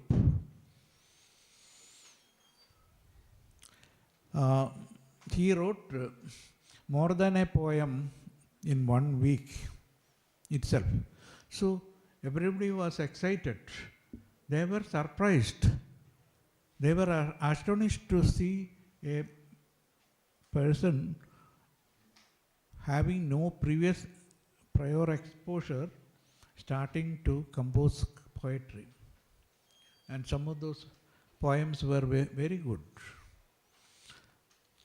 Then I asked him, are you using Chat GPT? And he said, yes, I have sought the help of Chat GPT. So you can fool people with capacities or abilities which you don't possess. You can write an essay or a story or even a novel with the help of Chat GPT. You may have to feed inputs from time to time. The novel is a big project. And a short story also, there can be several endings for the story. We may not agree with the ending that the Chat GPT suggests. As I told you, at every stage, the Chat GPT comes with a few alternatives with different probability weightages. And we like in a TV serial where you cannot foresee what is going to happen to the hero and heroine. Anything can happen in a story composed by ChatGPT. Because you stay away, You ask the Chat GPT program to write it, and then it will come out with a short story. Essays. Write an essay on any topic in Shakespeare. Shakespeare has written several plays and poems. So if you simply ask ChatGPT to write an essay on Shakespeare, it will give its opinion about its works. Most likely it will be a favorable opinion, because Shakespeare has outlived ages of creativity. He has been regarded as a marvel through the last 4 or 5 centuries.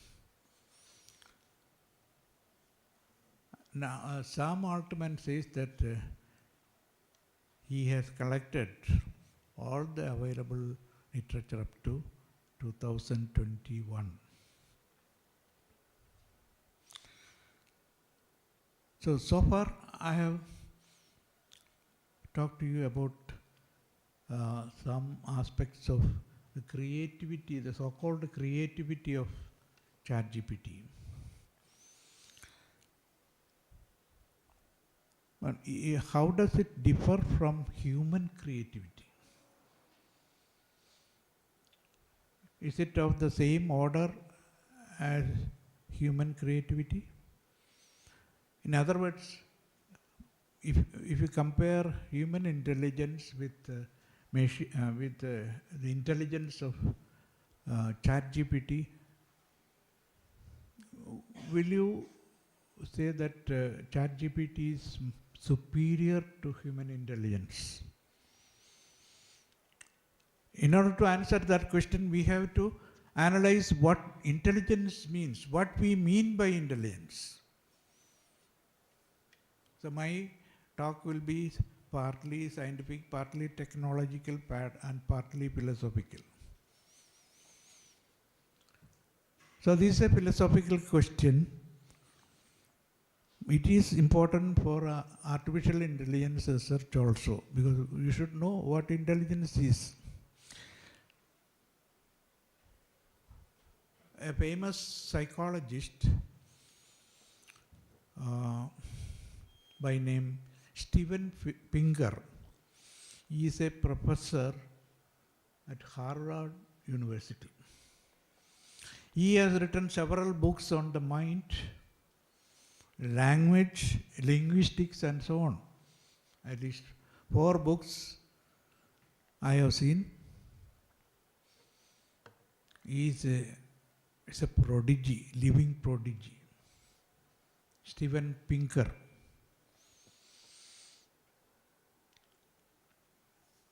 He defines intelligence in the following way.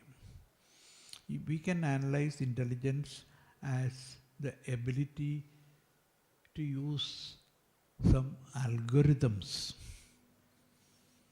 Because human intelligence, as a human, man or woman, the common generic name is human. As a human, each of us is capable of performing certain things, including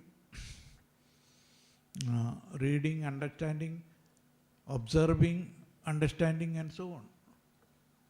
All these tasks are algorithmic. Even our movements are algorithmic. We know how to walk. We learn walking as an infant. We learn how to walk, how to speak. All this can be classified under algorithms. Thus, a human knows several algorithms. Ability to use algorithms is a measure of intelligence. That is what Pinker says in an interview published in the Harvard Gazette that is available in the internet. It's a recent interview.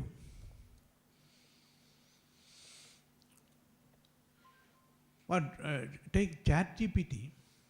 Chat GPT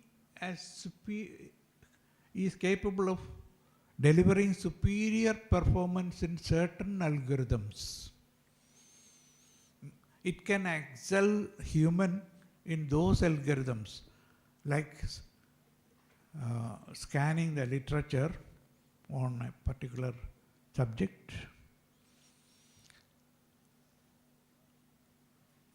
in no time. Even scanning all the available data for a simple, relating to a simple question, we may take thousands of years in order to complete the task. He gives an example in his interview. Some question is asked, suppose a simple question is asked to a human, and the human is asked to refer to all the available literature and come out with an answer. Human might take 15,000 years, provided they are working 24 hours, 7 days a week, 15,000 years. But ChatGPT will take only millisecond. So that is the difference between human and ChatGPT in that respect, as far as that algorithm is concerned, searching for all the available information. We cannot beat the machine or the algorithm or the software. Another question, related question is, nowadays research in artificial intelligence is centered on ChatGPT and its derivatives, but still there is an attempt to develop what is called artificial general intelligence. Artificial general intelligence means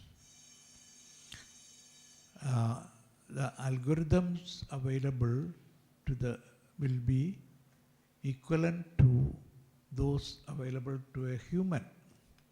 General intelligence. That itself is a very difficult thing to take a decision. Now, if you start formulating the list of algorithms each of us knows, you'll be astonished. The number runs to hundreds and thousands. We don't know. There are softwares controlling body functions, voluntary as well as involuntary. These are all algorithms. That's how, see how complicated human intelligence is, and that is general intelligence. So far, artificial intelligence has not come anywhere near that. There is a famous Turing test which decides whether a computer has attained the intelligence of man or human. I think you are familiar with that test. Alan Turing developed that test. It's a very simple test. But the human stands far above the computer as far as the attainment in intelligence is concerned. Well, let me now take you to the relevance of ChatGPT in higher education.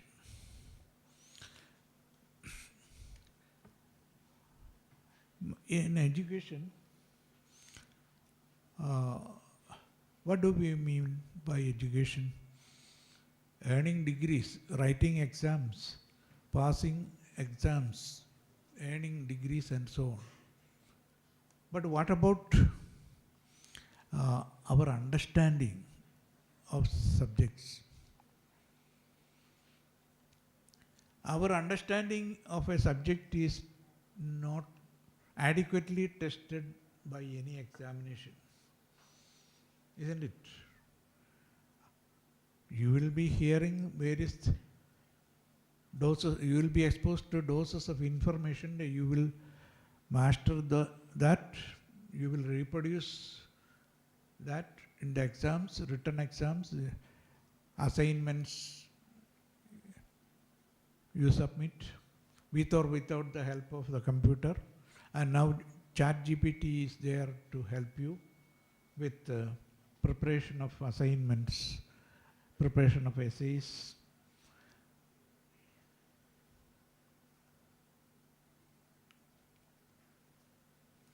Is there any safeguard against misuse of this?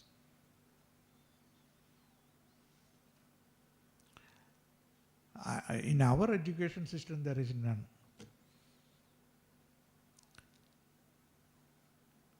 But in foreign universities, reputed institutions, every student who is enrolled before he or she starts the course is asked to take a pledge that there will be no malpractices on their part. That means assignments will be done by him, not by computer or Chat GPT. No plagiarism, that is stealing material from other people's works. So every student is asked to take a pledge or oath that there won't be any misuse from his or her side. Is it possible in our country, in our state? We are familiar with the various kinds of malpractices in which students indulge. Nowadays, you can get fake degrees. Simply pay a few thousands of rupees, you will become a BCom or MCom or MSc or BSc or PhD.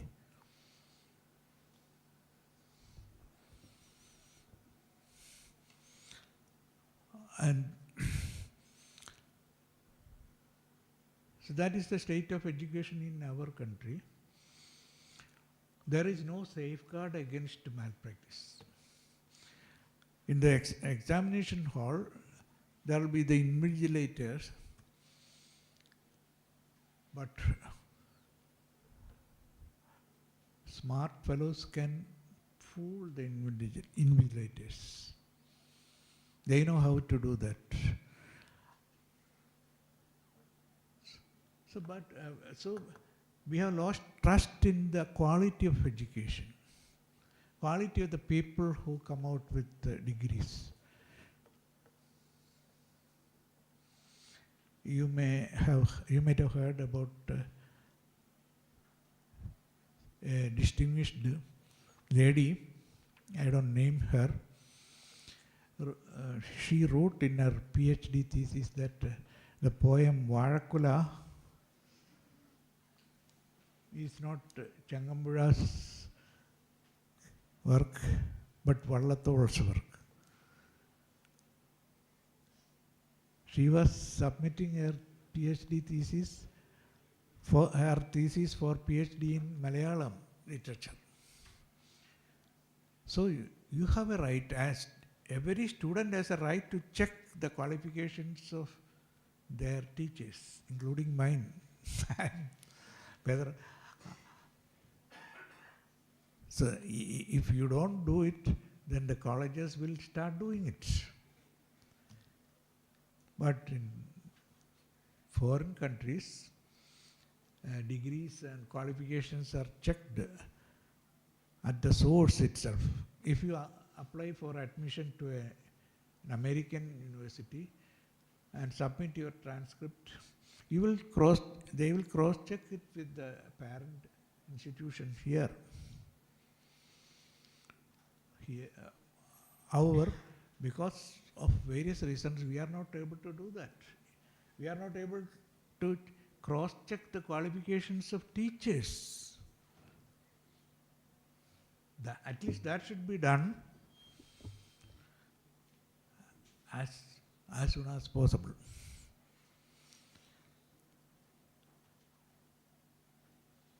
That's why I am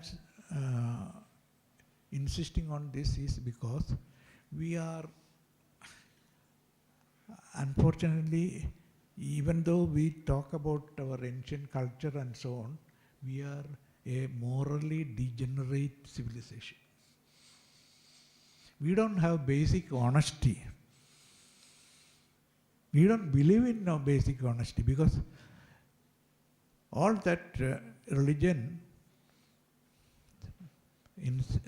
expects you to do is perform certain rites, you will go to heaven, or you will reach the ultimate reality. You can do anything when you are alive.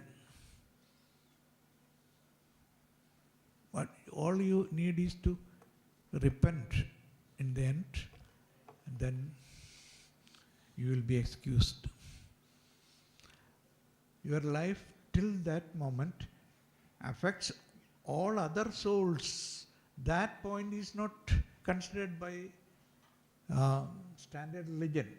With apologies to Professor Job Korandadam, let me say, religion has stereotyped itself. It focuses on the salvation of single souls and gives all the privilege to the individual soul, but not to a collective society. An individual soul is answerable to the society, not only to God. So at least Christianity has certain social aspects. We are not going into that discussion now, but we are now concerned with the interaction between Chat GPT and higher education, impact of one on the other. If the favorable or good aspects of Chat GPT are to be made use of in education, students and teachers will have to be more honest than they may be at the moment. You cannot simply give permission to everyone involved in this business of higher education to start using Chat GPT. That will lead only to a disaster.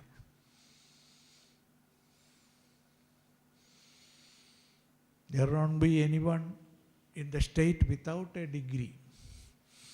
Everybody can get it, just simply for the asking. Then why colleges, why schools, and so on? So how to adopt a facility like Chat GPT in higher education? Proper safeguards are necessary. I shall enumerate a few uses of Chat GPT in higher education. First of all, it improves accessibility to education. You don't have to go to class. You can sit at home, use Chat GPT, and start collecting material for your study. You have to understand the output of Chat GPT. You cannot simply use it to earn a degree. There are people who have disabilities, learning disabilities, blind people. Chat GPT can be used in its audio mode. Chat GPT will speak to a blind person.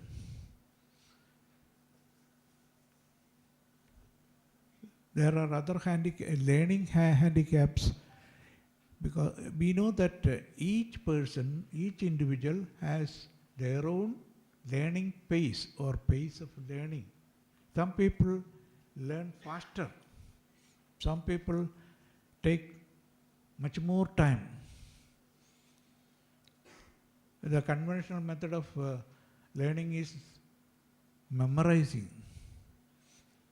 Memorizing. You repeat again and again, 2 or 3 times at least, or more times, depending on your ability to understand and retain. So, Chat GPT will help you to understand. If you sit in a classroom, you will be listening to the lecture delivered by some person. That the material delivered may not be sufficient to convince you or to give you enlightenment on a particular topic. You may require more illustrations, examples. In the classroom, it's not possible. So you can ask Chat GPT, give me examples of such something, examples of anything, any idea. So it can give you hundreds and thousands of examples. You can select until you understand, until you have understood it, the point.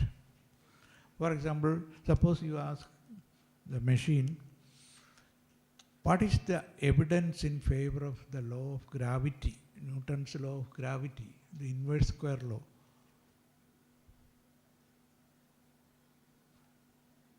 Thousands and thousands of examples can be made available to you. You will never forget the inverse square law after that. So, ChatGPT can be used as a substitute for routine attendance in a lecture.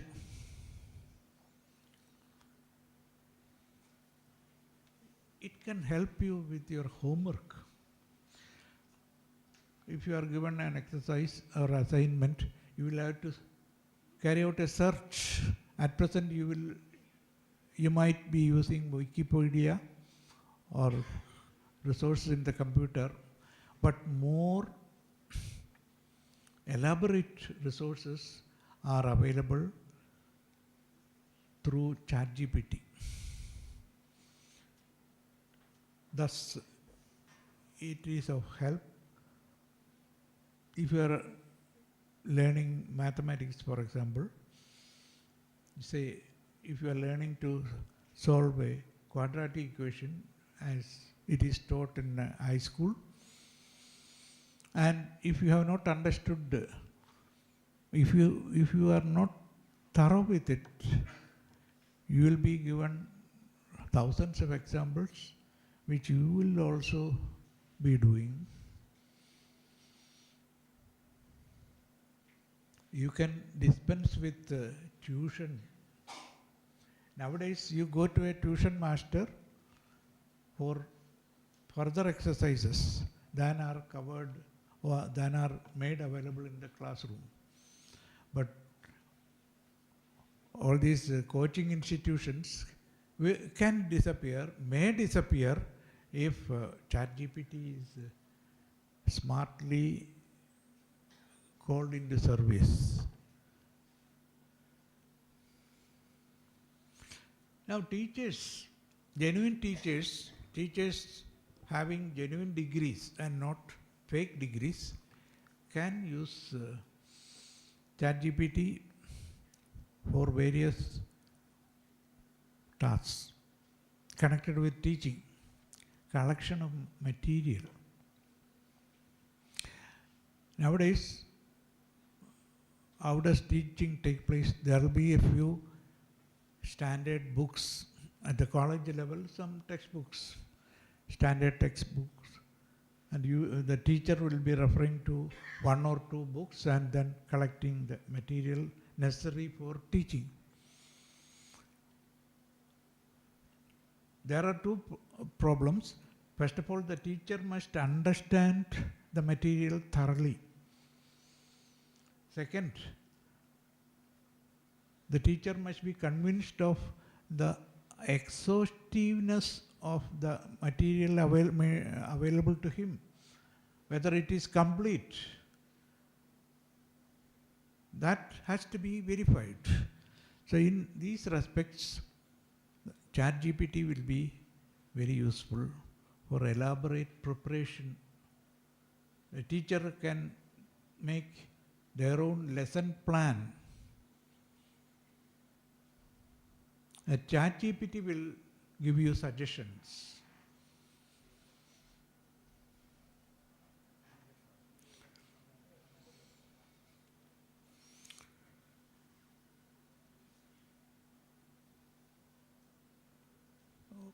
So that's at both ends, that is end of the student and end of the teacher, or on both sides, Chat GPT will find elaborate use. It's already finding use in some places. More than the prescribed uses, there are the fake uses. We are now considering the pros and cons of ChatGPT. So in the cons, we have already listed one thing, namely lack of academic integrity.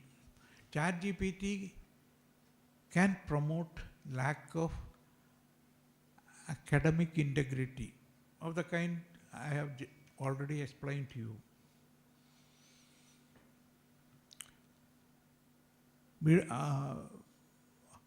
I don't know how we can enforce honesty or integrity in our academic community, among our students and teachers. We may, first of all, try to imitate foreign countries by introducing a pledge that we will not indulge in any malpractice. I don't think it will work. Well, we expect the representatives be sent to the assembly and parliament and various institutions to be free from corruption. We expect officers of the government to be uncorrupt. But what is our experience?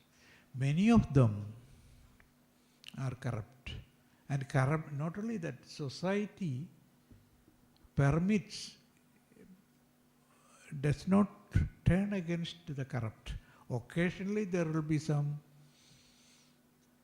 cases where people are caught red-handed and punished. But 90% of the cases, they go scot-free. The judge will say finally the evidence available is not sufficient. That is true even in sex crimes. Criminals go scot-free. That is the kind of society we are living in. Now, as far as higher education is concerned, I am sure that we are going to face a crisis of confidence in the quality of teaching and learning. A teacher has to be primarily a learner, and a learner can turn to be a teacher later. So teaching and learning, or learning and teaching, are two sides of the same coin. Both sides can profit or misuse Chat GPT. Chat GPT is not so clean as we may think. It can fool you, as I have already mentioned. It can sometimes print nonsense.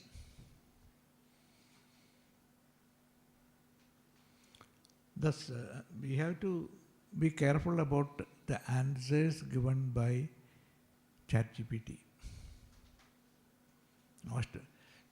Writing poem, for example, it will be writing lines after lines, and you have to make the final choice whether they are relevant or not. I told you Chat GPT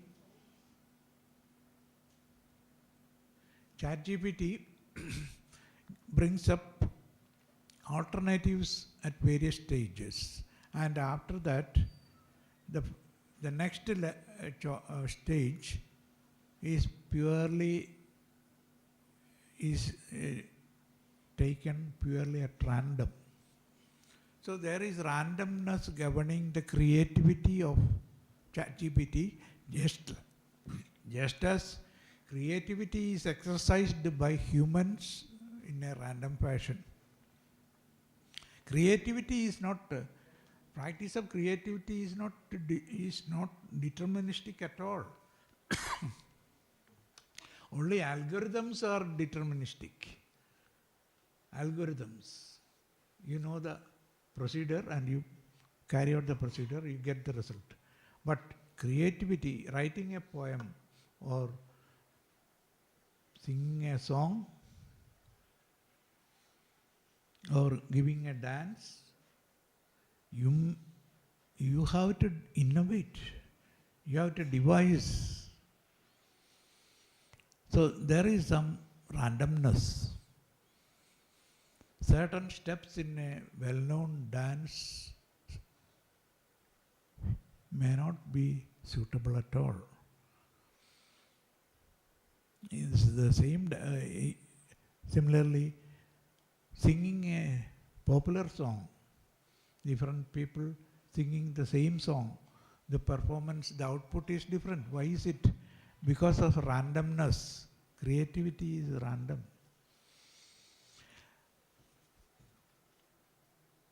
ChatGPT is also like that. And we have to be careful about the quality of the output, the genuineness, its genuineness. Don't be under the impression that ChatGPT has all the knowledge available under the sun. You may be interested in a particular domain of knowledge, a discipline, for example. Even in that discipline, there is no exhaustiveness as far as ChatGPT is concerned. Its inventory of resources may be limited. And at the output stage, it may sometimes print references, sources which are non-existent, because it doesn't understand what is going on. ChatGPT is not a human. It doesn't have the power of understanding.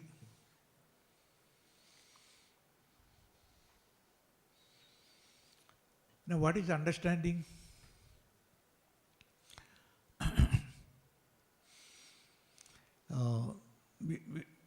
That is what we call consciousness. It is a certain, it is connected with consciousness. If you are not conscious, you cannot understand anything. The moment you are you understand, you are conscious. So consciousness and understanding are related. Machine has not reached that level, and as I earlier pointed out, machine or software, Chat GPT or whatever, uses algorithms in a statistical manner. Now I'll shed some light on how this knowledge is generated in Chat GPT. I mentioned about the formation of a level with different choices. So you have already the Chat GPT has already gathered some information, and it has come to a stage where it has to decide about its further course. So the already available information plus the output of alternatives constitutes a pattern. And that pattern gives rise to another pattern. And thus we get a sequence of patterns, patterns of patterns of patterns of patterns. So each pattern engulfing the patterns already made. That is how ChatGPT is functioning.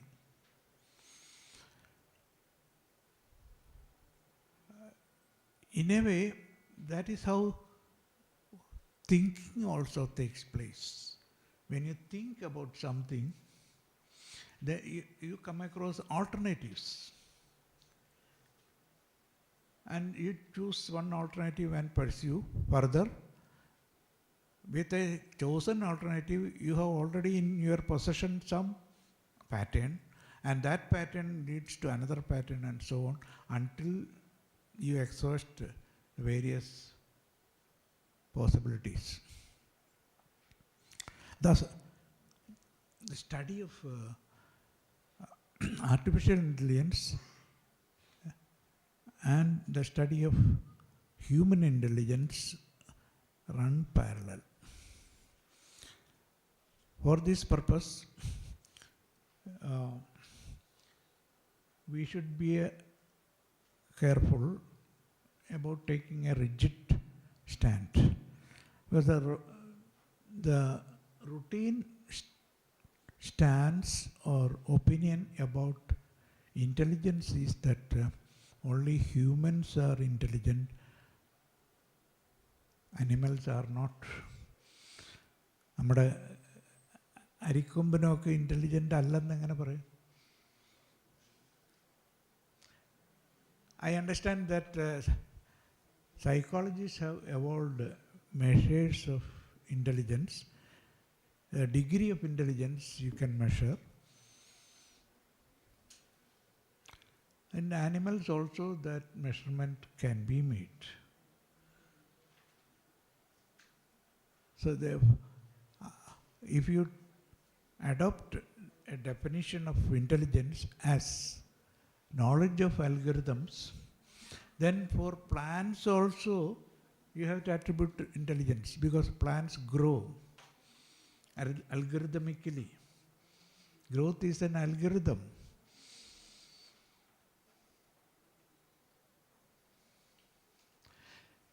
Those fronts sitting in that corner at the back bench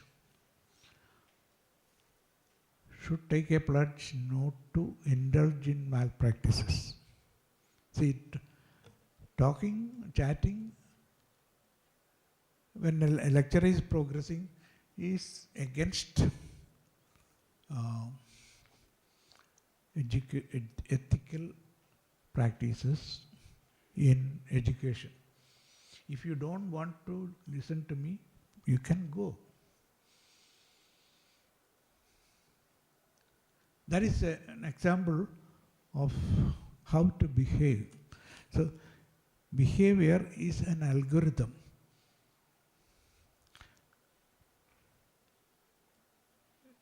Earlier, you have not understood even an iota of what I have been talking.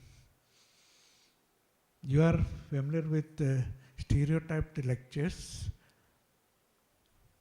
You don't gain anything from attending to a general talk like this, unless your eyes and ears are screwed to this place.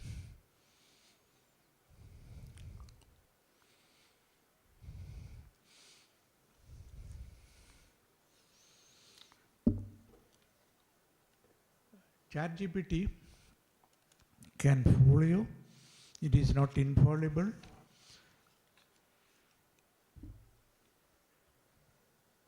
It lacks in emotional intelligence. It has intelligence because it knows certain algorithms and knows them too well for humans to emulate. But there is no emotional intelligence.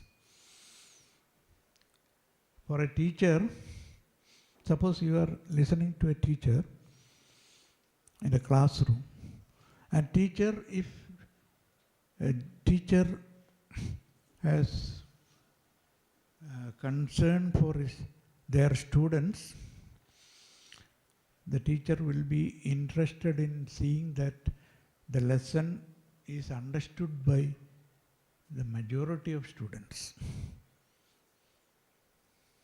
So that is emotional involvement.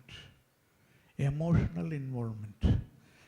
A teacher's attitude towards their students.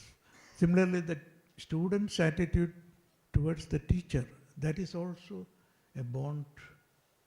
There is also a bond which runs in both directions. Bond starting from teacher to student and from student to teacher.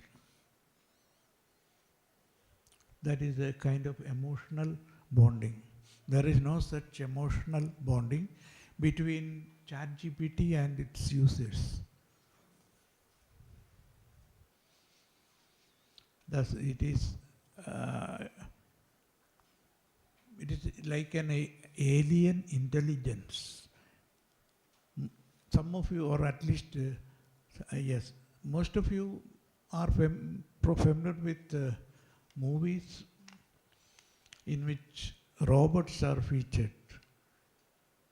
They'll be using a different kind of language, a different tone,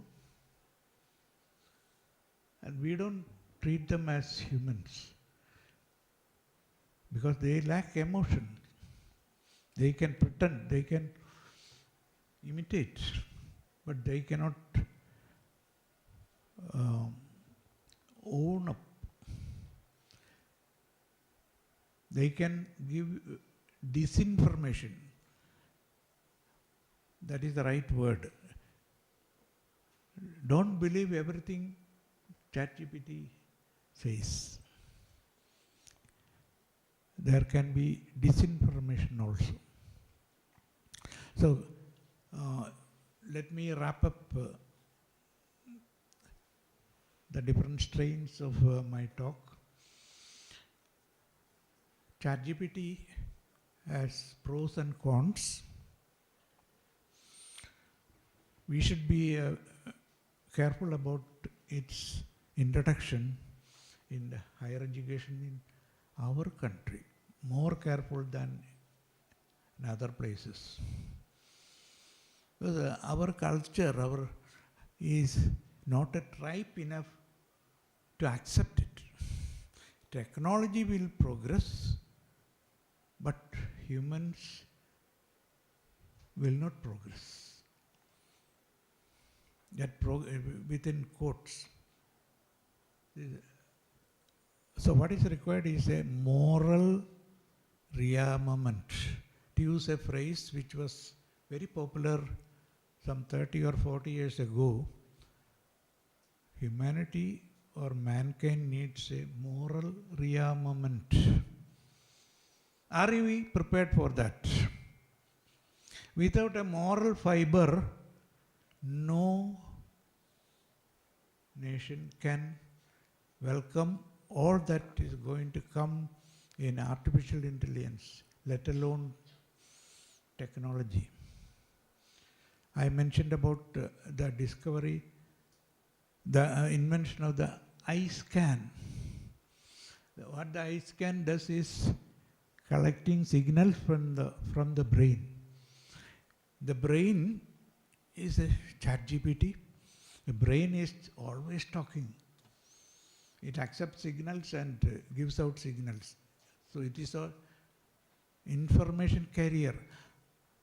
The scan, eye scan can capture those signals and give, and the software gives interpretations. That is similarly, many inventions will occur in the coming decades. But what about the moral progress that humanity is making? Are we any better than the humans lived a century ago or 10 centuries ago? Are we any better or worse? Thus, the recent developments in technology are oriented towards the importance of ethics. Let it be in the framework of philosophy or religion, whatever. But what is important is an ethical attitude. Without that, humanity will not survive. Like 100 years, about 100 years ago or less than that, atomic energy was discovered, 1940s or so. Yeah, early 40s. It was, atomic fission was discovered by a lady scientist, Lizzie Meitner. She observed fission in her laboratory. She never thought that it would give rise to so many applications. It would determine the course of history in the 20th century and so on. That lady did not foresee what was going to happen. But we know atomic energy or nuclear energy is still a headache for the nations. Anything can happen anytime. Added to that are the discoveries and inventions that are being made from India is also not standing apart. We are trying to capture the benefits of most of these inventions, but without a moral base, we will certainly destroy ourselves. So Chat GPT has many lessons to teach people across the world, and as far as we are concerned, we must develop a new culture of honesty and morality. Without that,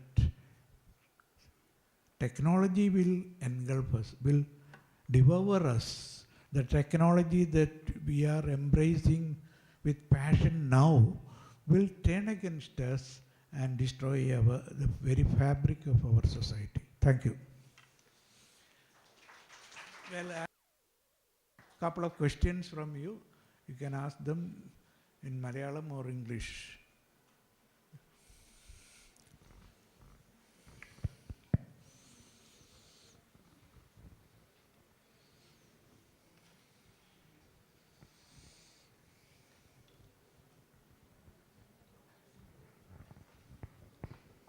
Dr. Babu Joseph, your talk was very enlightening, also very down to earth, a lot of examples you gave.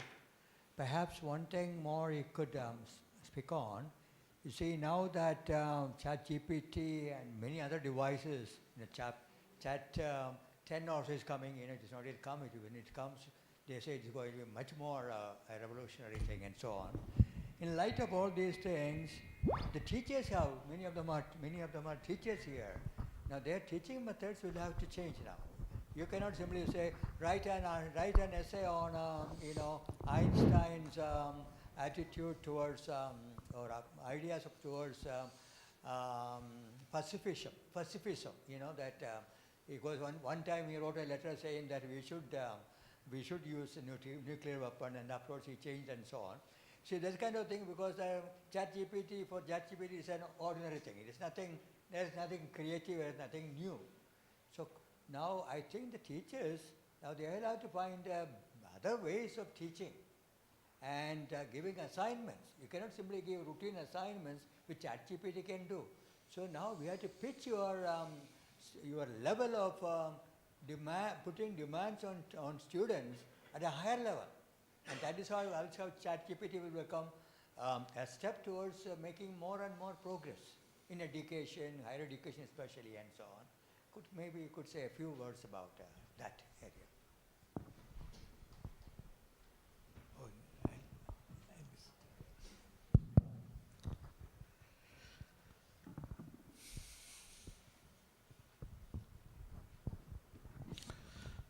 It is high time that we changed ways of teaching, methods of teaching, particularly examining. The examination system must be overhauled.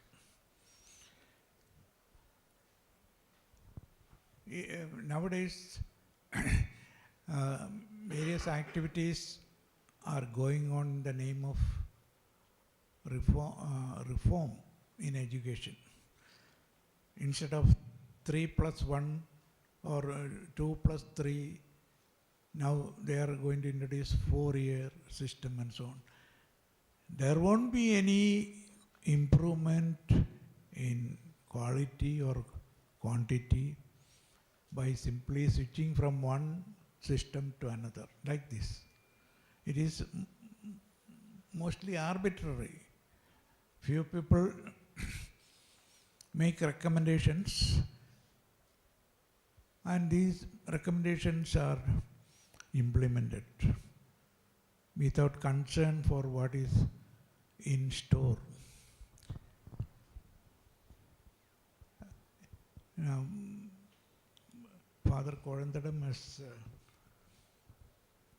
pointed out the need for education reform or reform in teaching methods by simply giving homework or assignments in the age of Chat GPT or its superior versions. You cannot improve quality. Teaching itself must undergo change. The teacher must put in more work, homework, than they are doing right now. A teacher must become a student once again, revise, update their knowledge by gathering in additional information, number of examples. All those things can be improved. We are comparing teaching to a stereotype procedure, because A teacher is expected to come to the class, start giving their lecture with or without the use of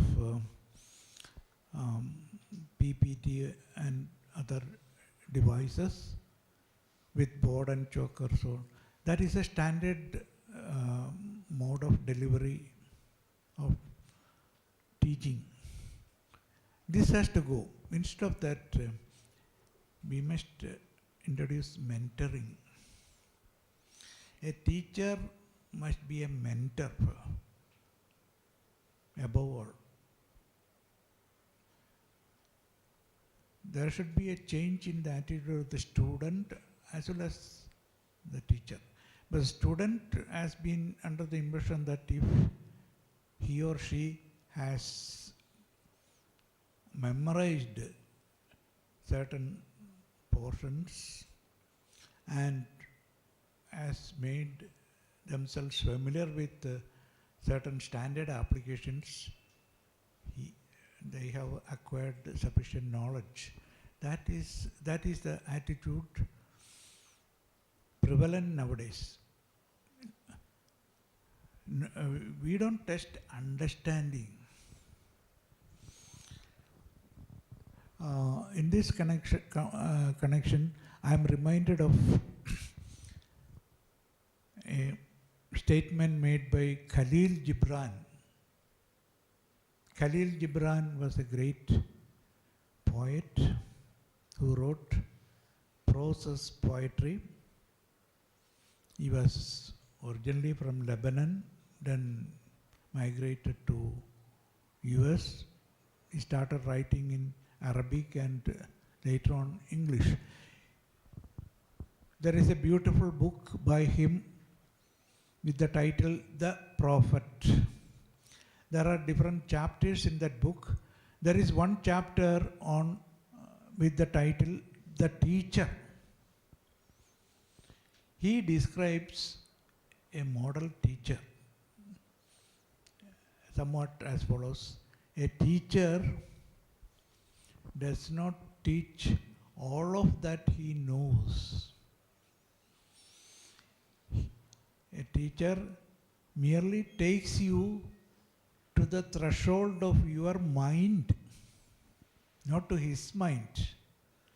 The teacher should not expose his or her mind to the student.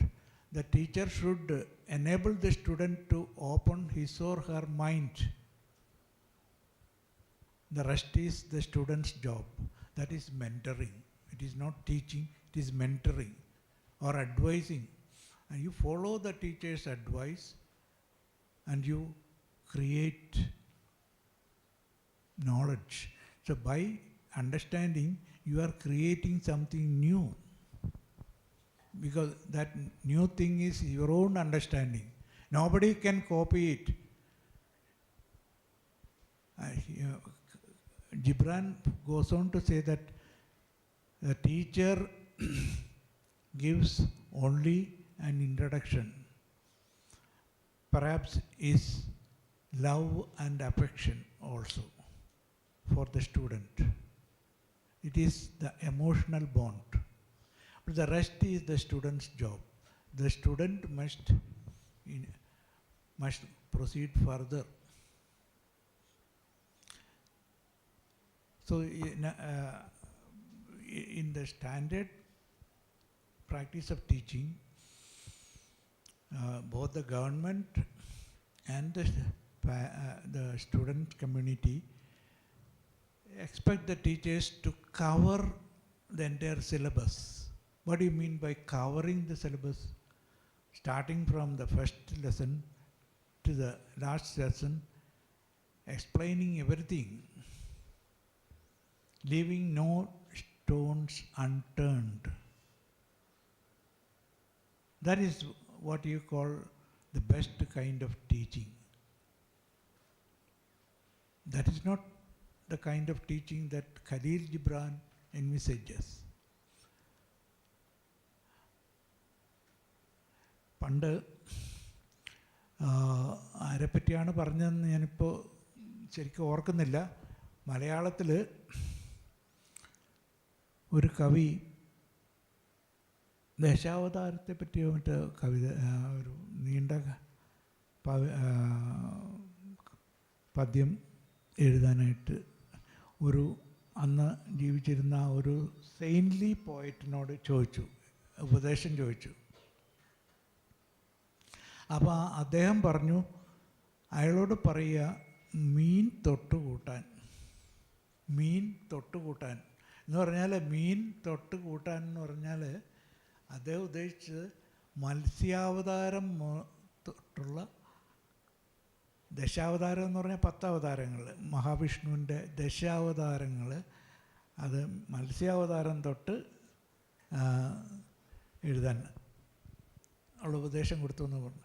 എന്ന് പറഞ്ഞിട്ട് മത്സ്യാവതാരം അതുപോലൊരു ഉപദേശം, ഒരു line ഉള്ളൊരു ഉപദേശം കൊടുത്താൽ അതിൽ build up ചെയ്യുകയാണ്. You are suppose to build up on the advice. So you are the teacher should stop building the castle. The teacher should be content with providing only the foundation. The teacher, he or she, lays only the foundation, should do only that. The student must build the rest. Teaching must change from what it is or what it has been till now, till then. In this respect, I am reminded of the teaching,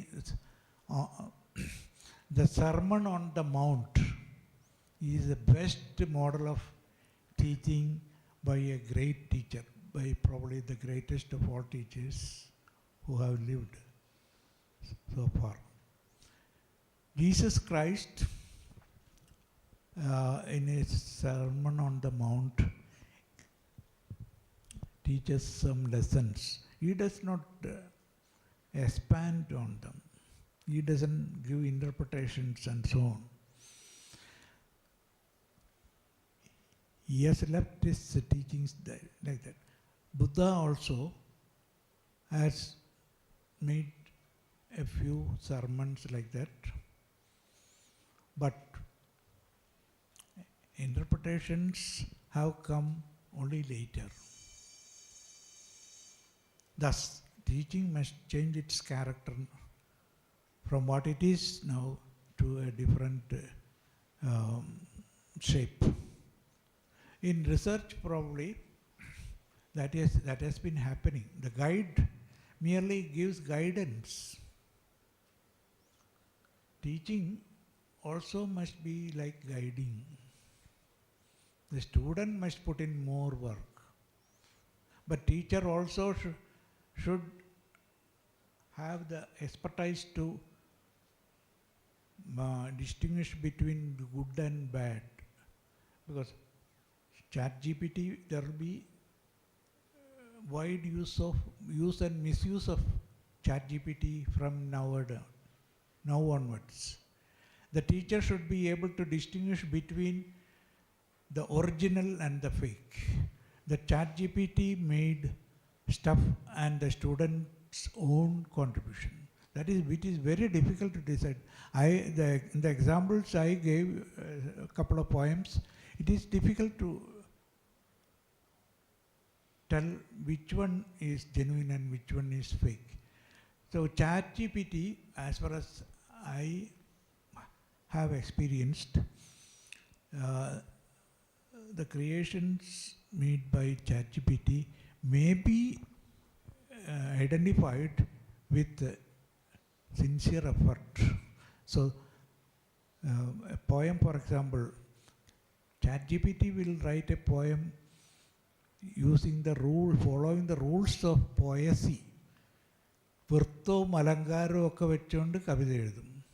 അത് കവിതയാവില്ല. ഇപ്പോഴത്തെ രീതിയിൽ കവിതയാകണമെങ്കിൽ വേറെ എന്തെങ്കിലുമൊക്കെ വേണം. ആ വേറെ എന്തെങ്കിലുമൊക്കെ കൊണ്ടുവരുമ്പോൾ അതും ആർട്ടിഫിഷ്യലാവാം. ചാറ്റ് ജി പി ടി കൊണ്ടുവരുന്നത് അതിൻ്റെ ക്വാളിറ്റി അറിയാൻ ഒരു അധ്യാപകൻ, ഒരു പക്ഷേ ഭാഷാധ്യാപകൻ, കവിയും കൂടെ ആവേണ്ടി വരുമായിരിക്കും. വെറുതെ ഒരാൾക്ക് ഒരു കവിത ജെന്യുവിനാണോ എന്ന് പറയാൻ പറ്റില്ല.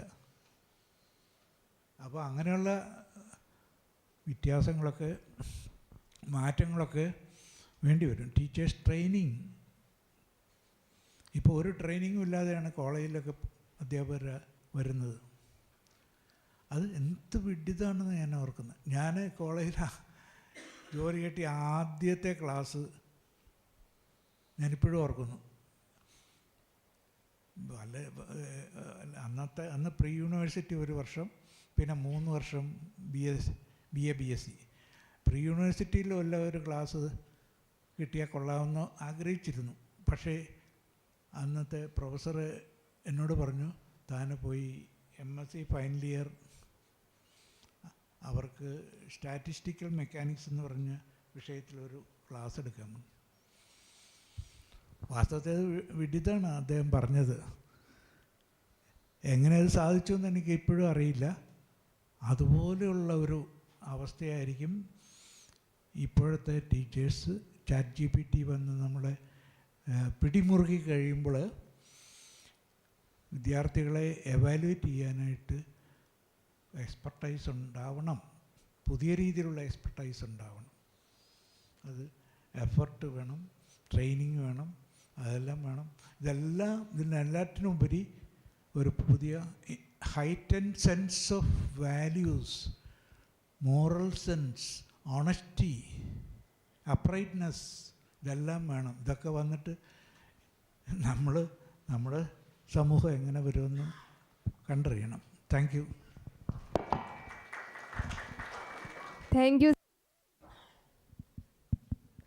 Thank you, sir, for sharing your experience and expertise. I invite Mrs. Jane James, Department of Commerce, to propose the vote of thanks.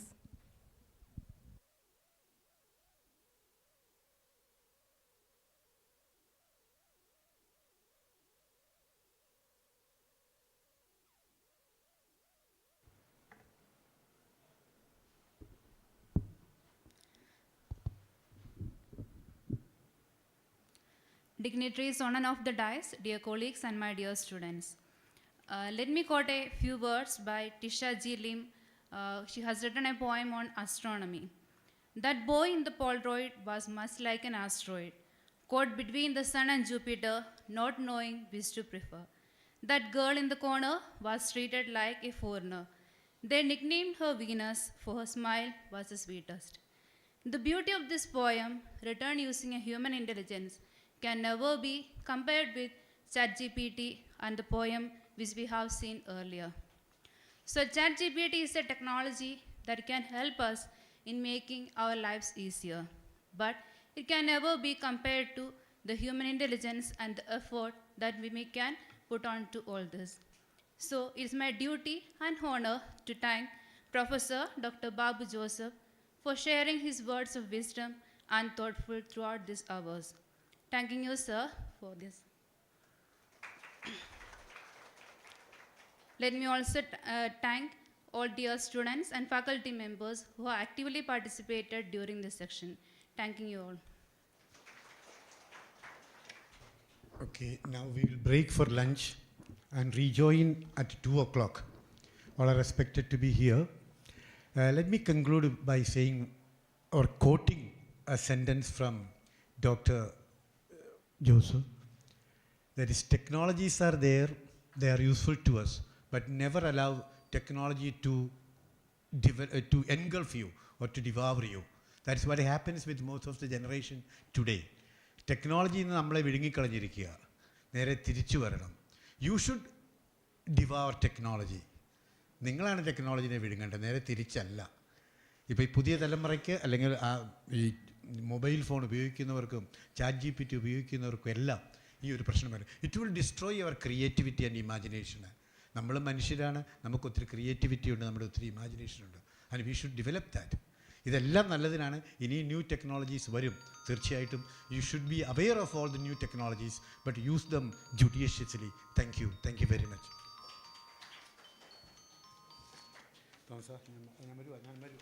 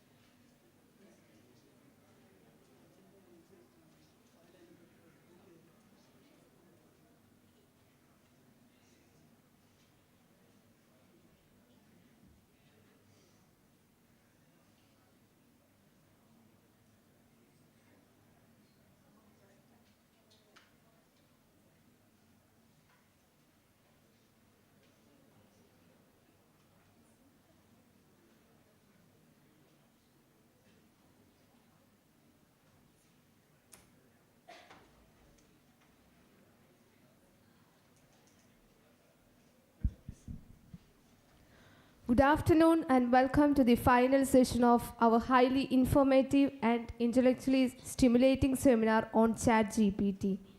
The last session of the seminar is on the social implications of Chat GPT. It's our privilege to have Reverend Dr. Roy Kadupil, Director, Institute of Eastern Canon Law, Paurastya Vidyapeetham Vadavathur, as our resource person. I would like to invite Ms. Ashwati Mani, Assistant Professor, Department of English, to introduce the guest.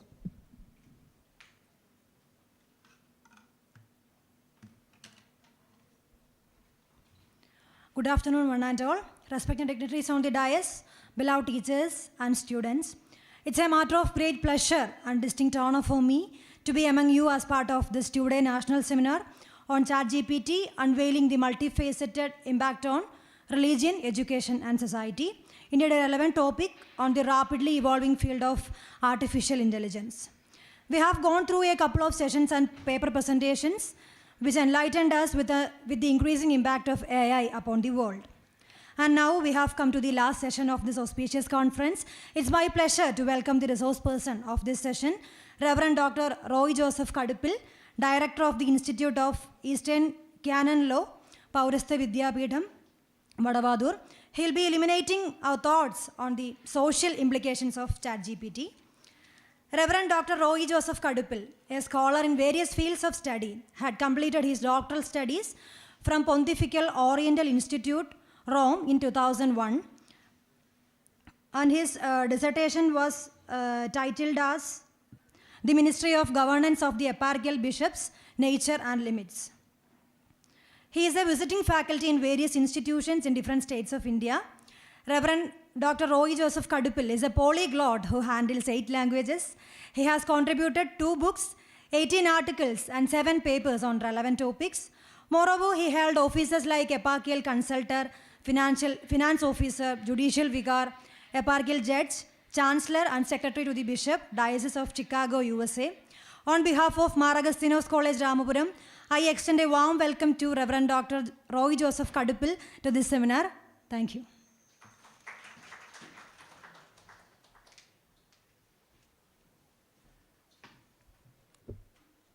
Very respected principal, respected teachers, and my dear friends.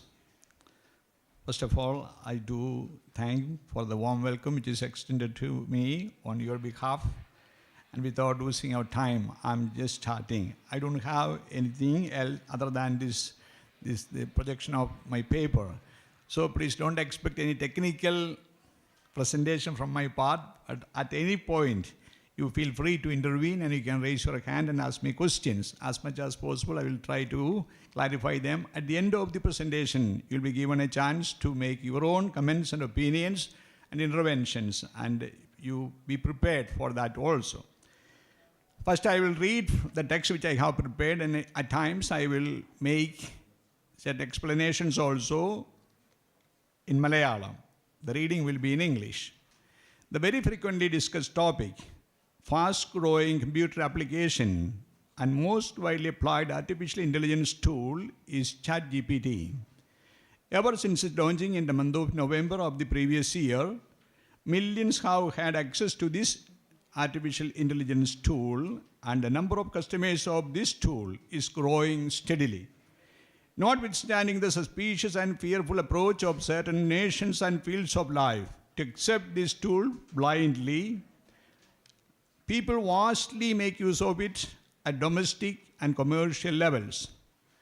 What it is and how it functions are part of its technicalities, and you are sufficiently informed of it from this symposium and from elsewhere.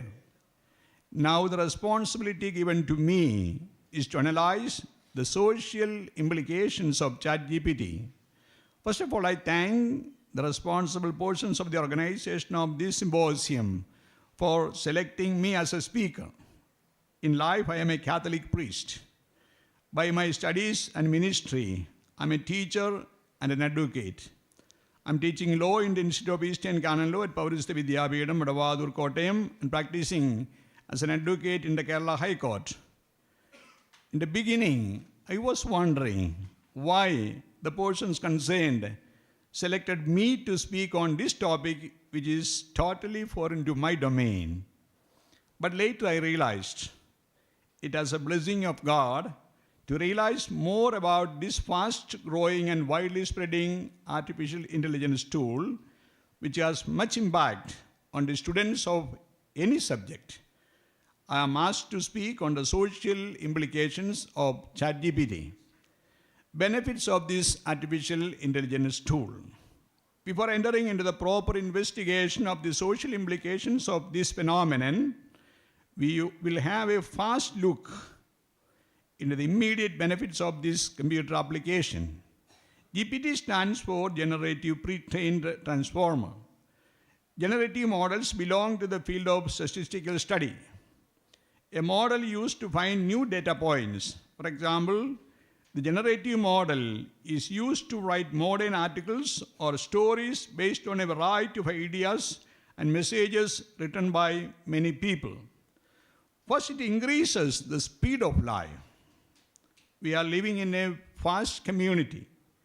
Life is very short, and man is attempting to explore the maximum in manifold ways during this short span of life. With the proper and prudent use of this artificial intelligence tool, hours and days or even years will be replaced by a few seconds. The second advantage of this tool is that it really enhances the efficiency of life. Doing something somehow and doing it efficiently are entirely different. In this world of competition, efficiency is important and it is more wanted and appreciated. The inefficient will be discarded and ignored. The third advantage may be the wide scope of its application. This tool is helpful in almost every aspect of human life, such as medical, educational, journalistic, manufactural, marketing, financial, and to pursue researches in various fields. There may not be any single area in which this tool is not useful. Directly or indirectly, it is useful in almost all the fields of our life and function. For example, the medical field, pathological analysis can be easier and faster with the emergence of this tool. In the field of education, all the scholarships of the whole world seems to be at the tip of a finger. In the journalistic field, the work has become very easy and tireless with the emergence of this application. The military strategies and policies may be made more tactful with the coming of this artificial intelligence. The scientific researches, social investigations, linguistic studies have been made comfortable and convenient with this tool. If we start exploring the areas which may be and can be affected by this tool, they will remain countless and unlimited. And I know that you are sufficiently aware of the scope and the possibilities of the application of this tool. എന്തുമാത്രം വിശാലമായിട്ടുള്ള രംഗങ്ങളിൽ ഇത് ഉപയോഗിക്കാൻ പറ്റും. ഒരുമാതിരി മനുഷ്യജീവിതത്തെ ബാധിക്കുന്ന എല്ലാ കാര്യങ്ങളിലും, അത് മതപരമാകട്ടെ, വിശ്വാസപരമാകട്ടെ, സാമ്പത്തികമാകട്ടെ, സാമൂഹികമാകട്ടെ, വിദ്യാഭ്യാസപരമാകട്ടെ, ഇതിലൊക്കെയും വളരെ നിർണായകമായിട്ടുള്ള അഡ്വാൻസ്മെൻറ്റ് വരുത്താൻ തീർച്ചയായിട്ടും ഈ ടൂളിനെ കൊണ്ട് കഴിയും എന്നുള്ളത് നിഷ്കർഷമായിട്ടുള്ള സംഗതിയാണ്. ഇനി നമുക്കതിൻ്റെ സോഷ്യൽ ഇംപ്ലിക്കേഷൻസ് പരിശോധിച്ചാൽ, notwithstanding the benefits and blessings, advantages and accessibilities offered by this recently opened artificial intelligence tool, it is not without threats to the society and day-to-day human life.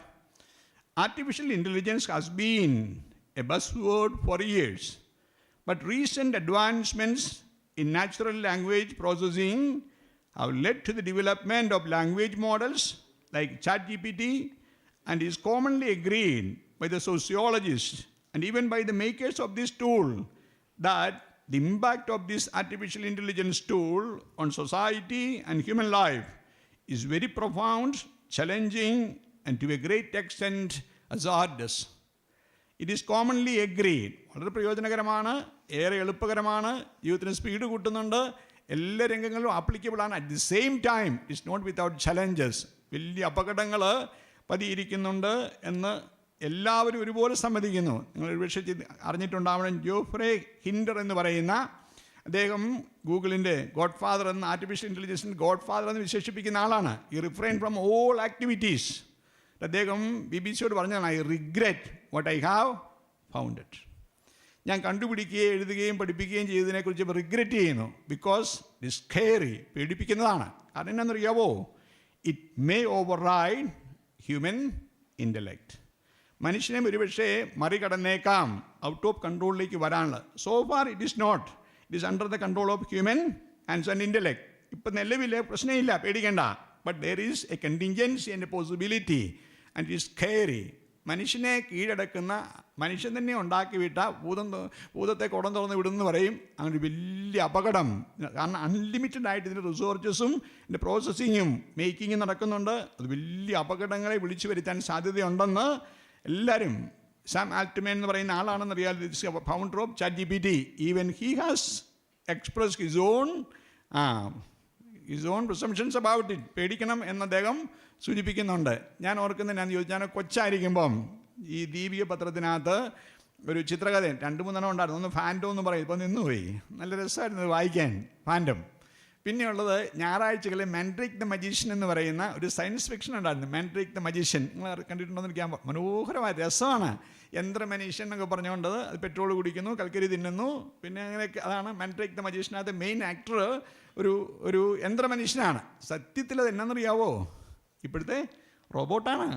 അന്ന് അതേക്കുറിച്ച് ഒരിടത്തും വായിക്കാനില്ല, ചിന്തിക്കാനില്ല. ചുമ്മാ സയൻസ് ഫിക്ഷനായിരുന്നു, മനുഷ്യൻ്റെ ഭാവന.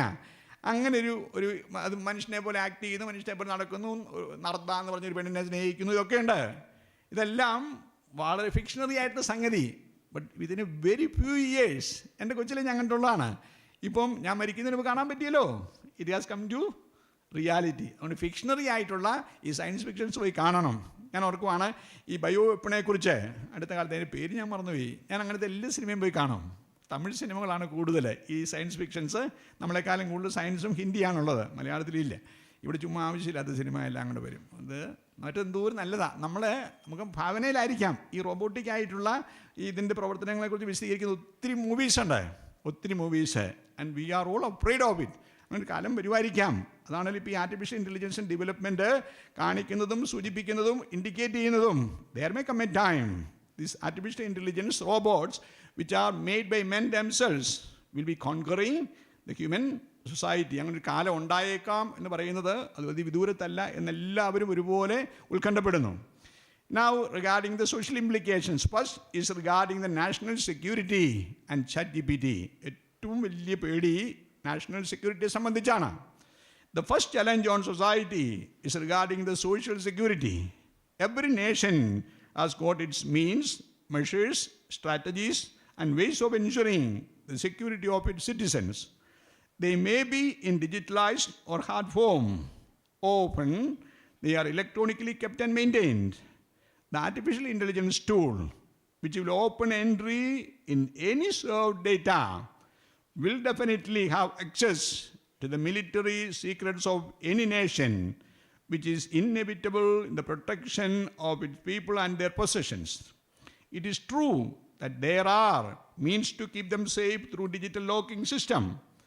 In the development of this artificial intelligence, it is not impossible to break these digital locks, such as passwords, to enter into the data.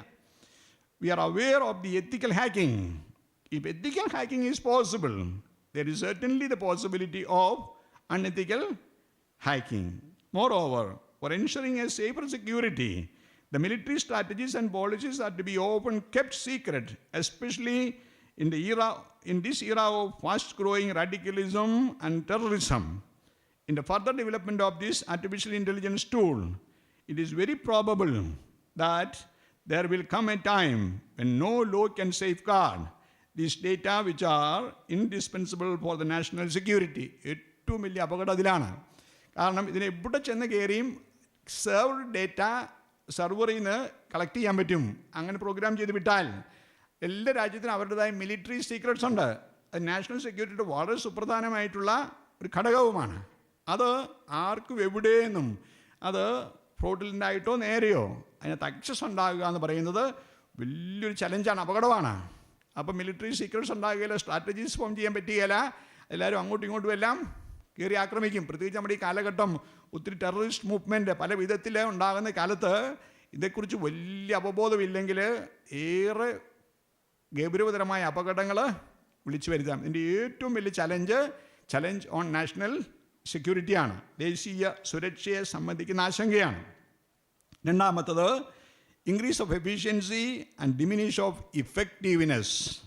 It is true that the efficiency will be increased in every area and walk of life with the use of this artificial intelligence tool. Chat GPT has revolutionized the way we interact with the technology. It has made it possible for people to communicate with each machines in a more natural and efficient way.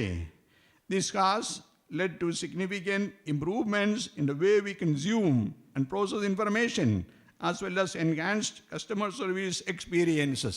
ഞാൻ എൻ്റെ അച്ഛൻ്റെ അങ്ങനെ വലിയ ഇലക്ട്രോണിക്കാണ്, എല്ലാ സൂത്രവും മേടിക്കുകയും ഉപയോഗിക്കുകയും ചെയ്യുന്ന ആളാണ്. ഞാൻ ആ കാര്യത്തിൽ വളരെ മോശമാണ്.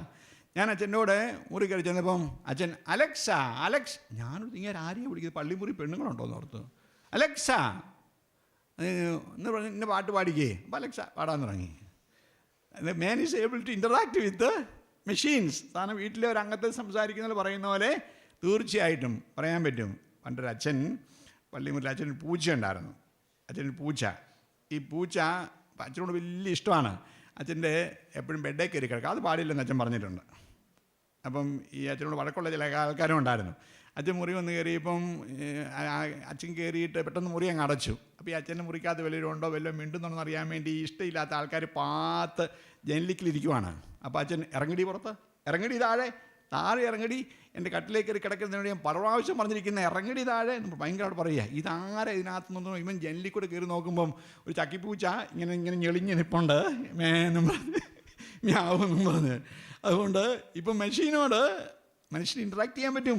ഒരു ഹ്യൂമൻ ബീയിങ്ങിനോട് ഇൻട്രാക്ട് ചെയ്യുന്ന പോലെ തന്നെ അത് വളരെ ഈസി ആയിട്ട് സാധിച്ചിരിക്കുന്നു. വർത്താനം പറയാം, നടക്കാം, ഇങ്ങോട്ട് റിയാക്ട് ചെയ്യും, അങ്ങോട്ട് റിയാക്ട് ചെയ്യാം, അങ്ങനെ. അപ്പോൾ എഫിഷ്യൻസിയെ വളരെ വലിയ വേഗത്തിൽ അത് എൻഹാൻസ് ചെയ്യും, വേഗത്തിൽ എഫിഷ്യൻസി കൂട്ടും. But chat bots powered by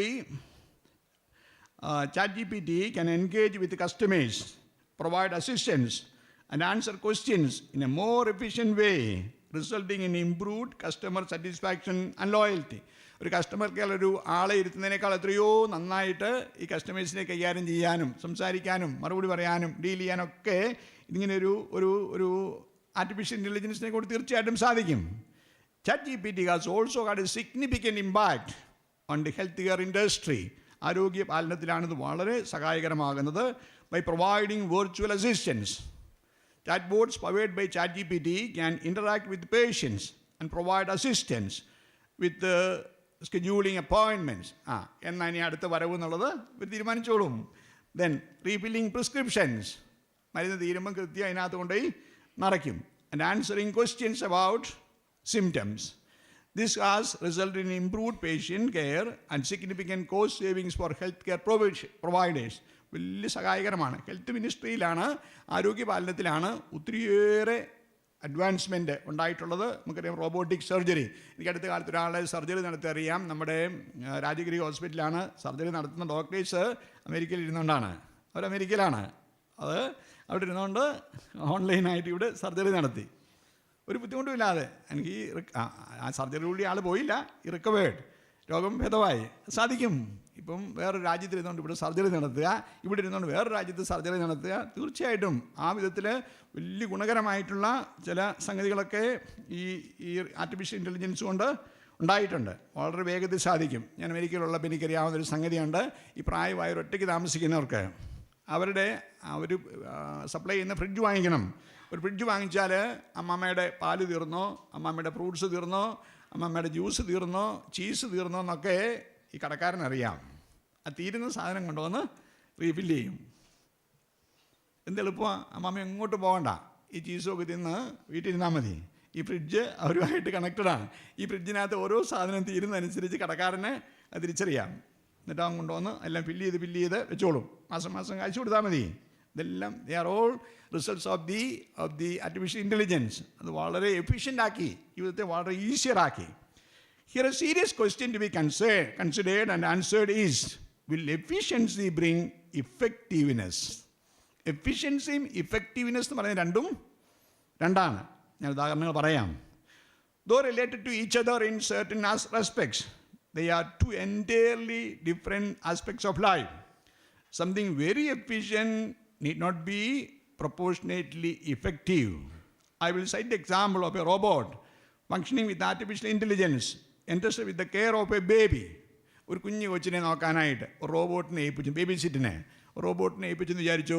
കൊച്ചിന് ആവശ്യമുള്ള ചൂട്, തണുപ്പ്, ഓരോ സമയത്ത് ആവശ്യമുള്ള ഭക്ഷണം, അതിൻ്റെ വിശപ്പിൻ്റെ ക്വാണ്ടിറ്റി നോക്കി, പിന്നെ ആവശ്യമുള്ള ന്യൂട്രീഷൻസൊക്കെ വളരെ കൃത്യമായിട്ട്. കൊച്ചു കരയുമ്പം ഇത് വയറ്റുവേദന കൊണ്ടാണോ അല്ലെങ്കിൽ ചുമ്മാ കള്ളക്കരച്ചിലാണോ എന്ന് ഊഹിക്കൊന്നും വേണ്ട, റോബോട്ടിന് തിരിച്ചറിയാം. Can very efficient look after A baby. ഒരു കുഞ്ഞിനെ നോക്കാനായിട്ട് ഏത് മനുഷ്യനേക്കാളും എഫിഷ്യൻ്റായിട്ട് സാധിക്കുന്നത് ഒരു ആർട്ടിഫിഷ്യൽ ഇൻ്റലിജൻസ് പ്രവർത്തിക്കുന്ന റോബോട്ടിനാണ്. കൊച്ചിന് ആവശ്യമുള്ള എന്തെങ്കിലും ഇപ്പോൾ എത്ര ടെമ്പറേച്ചർ വേണം, കൂട്ടണോ കുറയ്ക്കണോ, പിന്നെ കൊച്ചിന് ഭക്ഷണം കൊടുത്താൽ മതിയായോ, നമ്മളല്ലെങ്കിൽ കുഞ്ഞിനെ വായിക്കകത്ത് കുത്തി കയറ്റുവാണ്, അത് വേണ്ട, അത് സമയം പൂർത്തിയാകുമ്പം ടിക്കേന്ന് അത് നിർത്തിക്കോളും, അതിന് ഷോപ്പറുണ്ട്, അങ്ങനത്തെ സംഗതികളൊക്കെ ആയിട്ട് എന്തെല്ലാം ഇത് സാധിക്കും. തീർച്ചയായിട്ടും ഒരു അമ്മയോ ഒരു നാനിയോ നോക്കുന്നതിനേക്കാൾ വളരെ എഫിഷ്യൻ്റായിട്ട് ഒരു റോബോട്ടിന് ഒരു കുഞ്ഞു കൊച്ചിനെ നോക്കാനായിട്ട് പറ്റും. അങ്ങനെ 10 റോബോട്ടിനെ നിയമിച്ചാലും ഒരു പാവം അമ്മ ഈ കുഞ്ഞിനെ എടുത്ത് മാറോട് ചേർത്ത് വെക്കുമ്പോൾ കിട്ടുന്ന വാന്ത്, ആ കൊച്ചിനെ ഉമ്മ വെക്കുമ്പോൾ കിട്ടുന്ന സന്തോഷം, അല്ലെങ്കിൽ കൊച്ചു കരയുമ്പോൾ എന്ന് പറഞ്ഞാൽ മതിയല്ലോ, ഒരു റോബോട്ടും വേണ്ടല്ലോ, കൊച്ചു തന്നെ നിർത്തുമല്ലോ അല്ലേ? അല്ലെങ്കിൽ ഇങ്ങനെ കുലുക്കുമ്പം കൊച്ചിന് കിട്ടുന്ന സുഖം എത്ര റോബോട്ട് പിടിച്ചാലും കിട്ടുമോ? The second one is effective. The first one is efficient. അതാണ് എഫിഷ്യൻസിയും ഇഫക്റ്റീവ്നെസ്സും തമ്മിലുള്ള വ്യത്യാസം. ആശുപത്രിയിൽ ഒരു റോബോട്ടിന് തീർച്ചയായിട്ടും വന്ന് ശുശ്രൂഷിക്കാനൊക്കെ പറ്റും.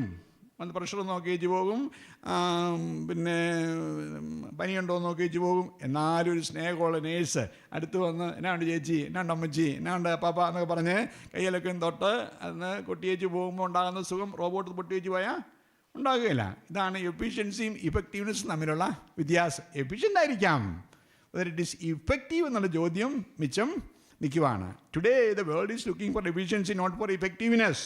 അതേക്കുറിച്ചല്ല കൂടുതലും ഇന്ന് എഫിഷ്യൻസിയെക്കുറിച്ച്, കാരണം മാർക്കറ്റിംഗ് വളരെ വളരെ മുന്തിച്ച് നിൽക്കുന്നത് കൊണ്ട് എഫിഷ്യൻസിയാണെന്ന് കൂടുതൽ നോക്കുന്നത്. Then it will be helpful to arrange a conducive climatic condition, will be able to nourish a baby with the ultimate accuracy, help the child to organize its life most systematically, educate the child with the best available items of information of the world, and so on. But will this bringing up affect emotive, physical, and mental maturity in a growing child? Can any robotic care replace the embrace and lulling of a loving mother? The former is surprisingly efficient, and the latter surpassingly effective. In the present predominantly consumeristic culture, people are after efficiency, while effectiveness is often underestimated or discarded. The former is commercial, while the latter is human. What remains is effectiveness, not efficiency. Efficiency vanishes and changes in the passage of time, but the effectiveness remains surviving the passage of time. Efficiency മാറിപ്പോവും. ഇന്ന് efficient ആയിരിക്കും, നാളെ efficient ആകണമെന്ന് നിർബന്ധം ഇല്ല. പക്ഷേ effectiveness life long ആണ്.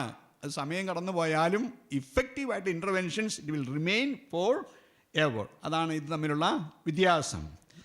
Then challenges on fast changes. Today we are living in a fast changing world. വേഗത്തിൽ മാറുന്ന ഒരു സമൂഹത്തിലാണ് നമ്മൾ ജീവിക്കുന്നത്.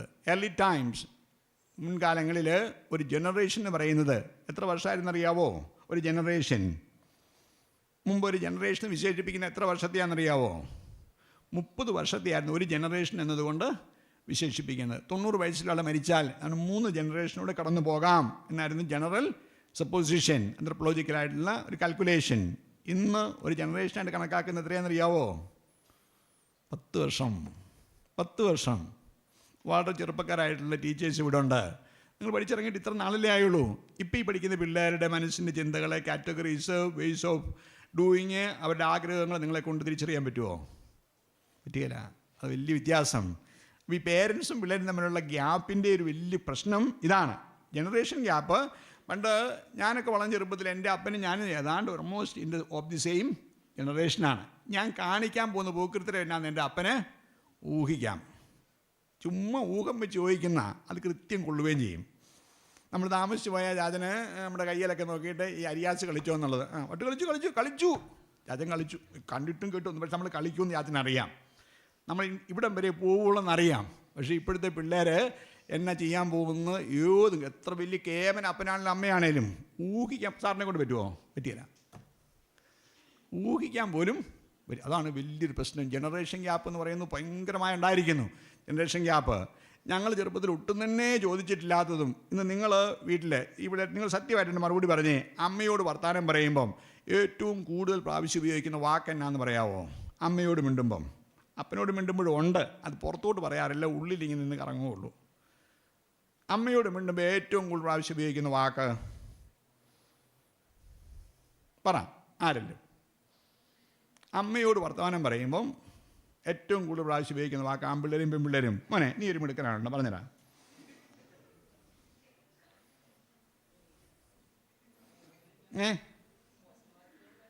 അമ്മയോട് മിണ്ടുമ്പോൾ ഏറ്റവും കൂടുതൽ പ്രാവശ്യം ഉപയോഗിക്കുന്ന വാക്ക് എന്നാ മോനെ? ഞാൻ പറയാം, പിന്നെ അയന്ന, പിന്നെ അയന്ന. ആണോ? അമ്മ ഞാനവിടെ പൊക്കോട്ടെ, വേണ്ട പിന്നെ അയന്ന. അമ്മ ഇത് മേടിച്ചു തരാവോ? ഇല്ല പിന്നെ അയന്ന. അപ്പനോട് ഉണ്ട്, പക്ഷെ അപ്പനോട് ചിലപ്പോൾ ഇത് പുറത്തോട്ട് വിട്ട് ചിലപ്പോൾ വീക്ക് കിട്ടും, അതുകൊണ്ട് നിൽക്കുകയുള്ളൂ. കാരണന്മാർ നിങ്ങളുടെ ഏറ്റവും കൂടുതൽ മിണ്ടുന്ന പറയുന്ന വാക്കെന്നാ? വേണ്ട ഇല്ല. ഈ വേണ്ട ഇല്ലായ്ക്കും പിന്നെ അയനായിക്കും ഇടയ്ക്കൊരു ഗ്യാപ്പുണ്ട്. ആ ഗ്യാപ്പിൻ്റെ പേരാണ് ജനറേഷൻ ഗ്യാപ്പ്. ആ ഗ്യാപ്പ് ശരിക്കും ജനറേഷൻ ഗ്യാപ്പ് എന്ന് പറയുന്നത്. പിന്നെ അയനാ നിങ്ങൾ ചോദിക്കാൻ കാരണം എന്നാ? എന്തുകൊണ്ടാണ് പിന്നെ എന്ന് പറയാൻ കാരണം? എല്ലായിടത്തും അതെ. സായിപ്പാണെങ്കിൽ വൈ നോട്ട് എന്ന് ചോദിക്കും. അങ്ങനെ ചോദിക്കാൻ കാരണം എന്നാ? കാരണം നിങ്ങളുടെ ഈ പ്രായത്തിൽ കുഴപ്പമില്ല, നിങ്ങളുടെ കുഴപ്പമില്ല, നിങ്ങൾക്ക് ഏറ്റവും ഡോമിനൻ്റ് ആയിട്ടുള്ള faculty എന്നാണെന്നറിയാവോ?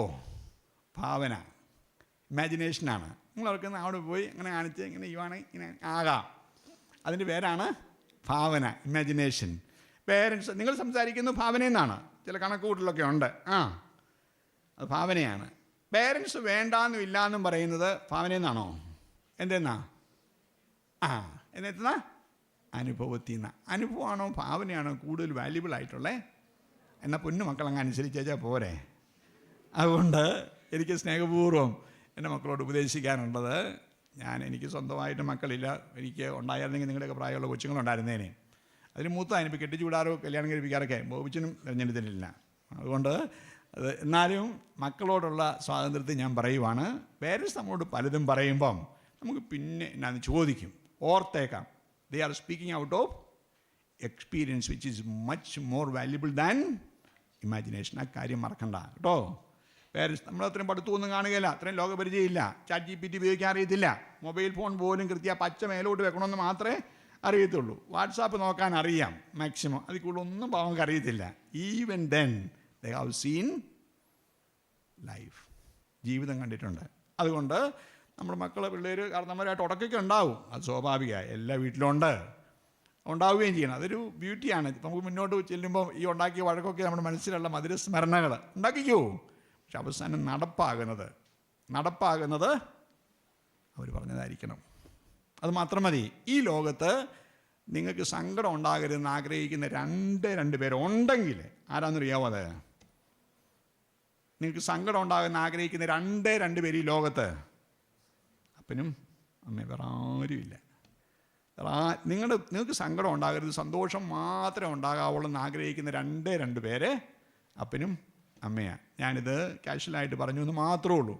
Generation gap is very wide and very drastic ആയിട്ടുള്ള ജനറേഷൻ ഗ്യാപ്പുണ്ട്. അതുകൊണ്ട് അത് നിങ്ങൾ ഫില്ലിൻ ചെയ്യണം, മനസ്സിലാക്കണം. നിങ്ങൾ പറയുന്നതും ചിന്തിക്കുന്നതൊന്നും മനസ്സിലാക്കാൻ അവരെ കൊണ്ട് പറ്റുകയില്ല. ഞാൻ സെമിനാരി പഠിപ്പിക്കുന്ന ആളാണ്. അവിടെ 350 പിള്ളേർ, അച്ഛനാകൻ പഠിക്കുന്ന പിള്ളേരുണ്ട്. അവരെ മനസ്സിലാക്കുന്നതെന്ന് ഏറ്റവും കൂടുതൽ അവർ അംഗീകരിക്കുന്ന എന്നെയാണ്. സത്യം ഞാൻ തുറന്ന് പറയട്ടെ, എനിക്ക് അവിടുത്തെ ഒരു കൊച്ചിനെയും മനസ്സിലായിട്ടില്ല. അപ്പോൾ ബാക്കിയുള്ള അവസ്ഥ നിങ്ങളൊന്ന് ചിന്തിച്ച് നോക്കിക്കേ. വലിയ ഗ്യാപ്പുണ്ട്.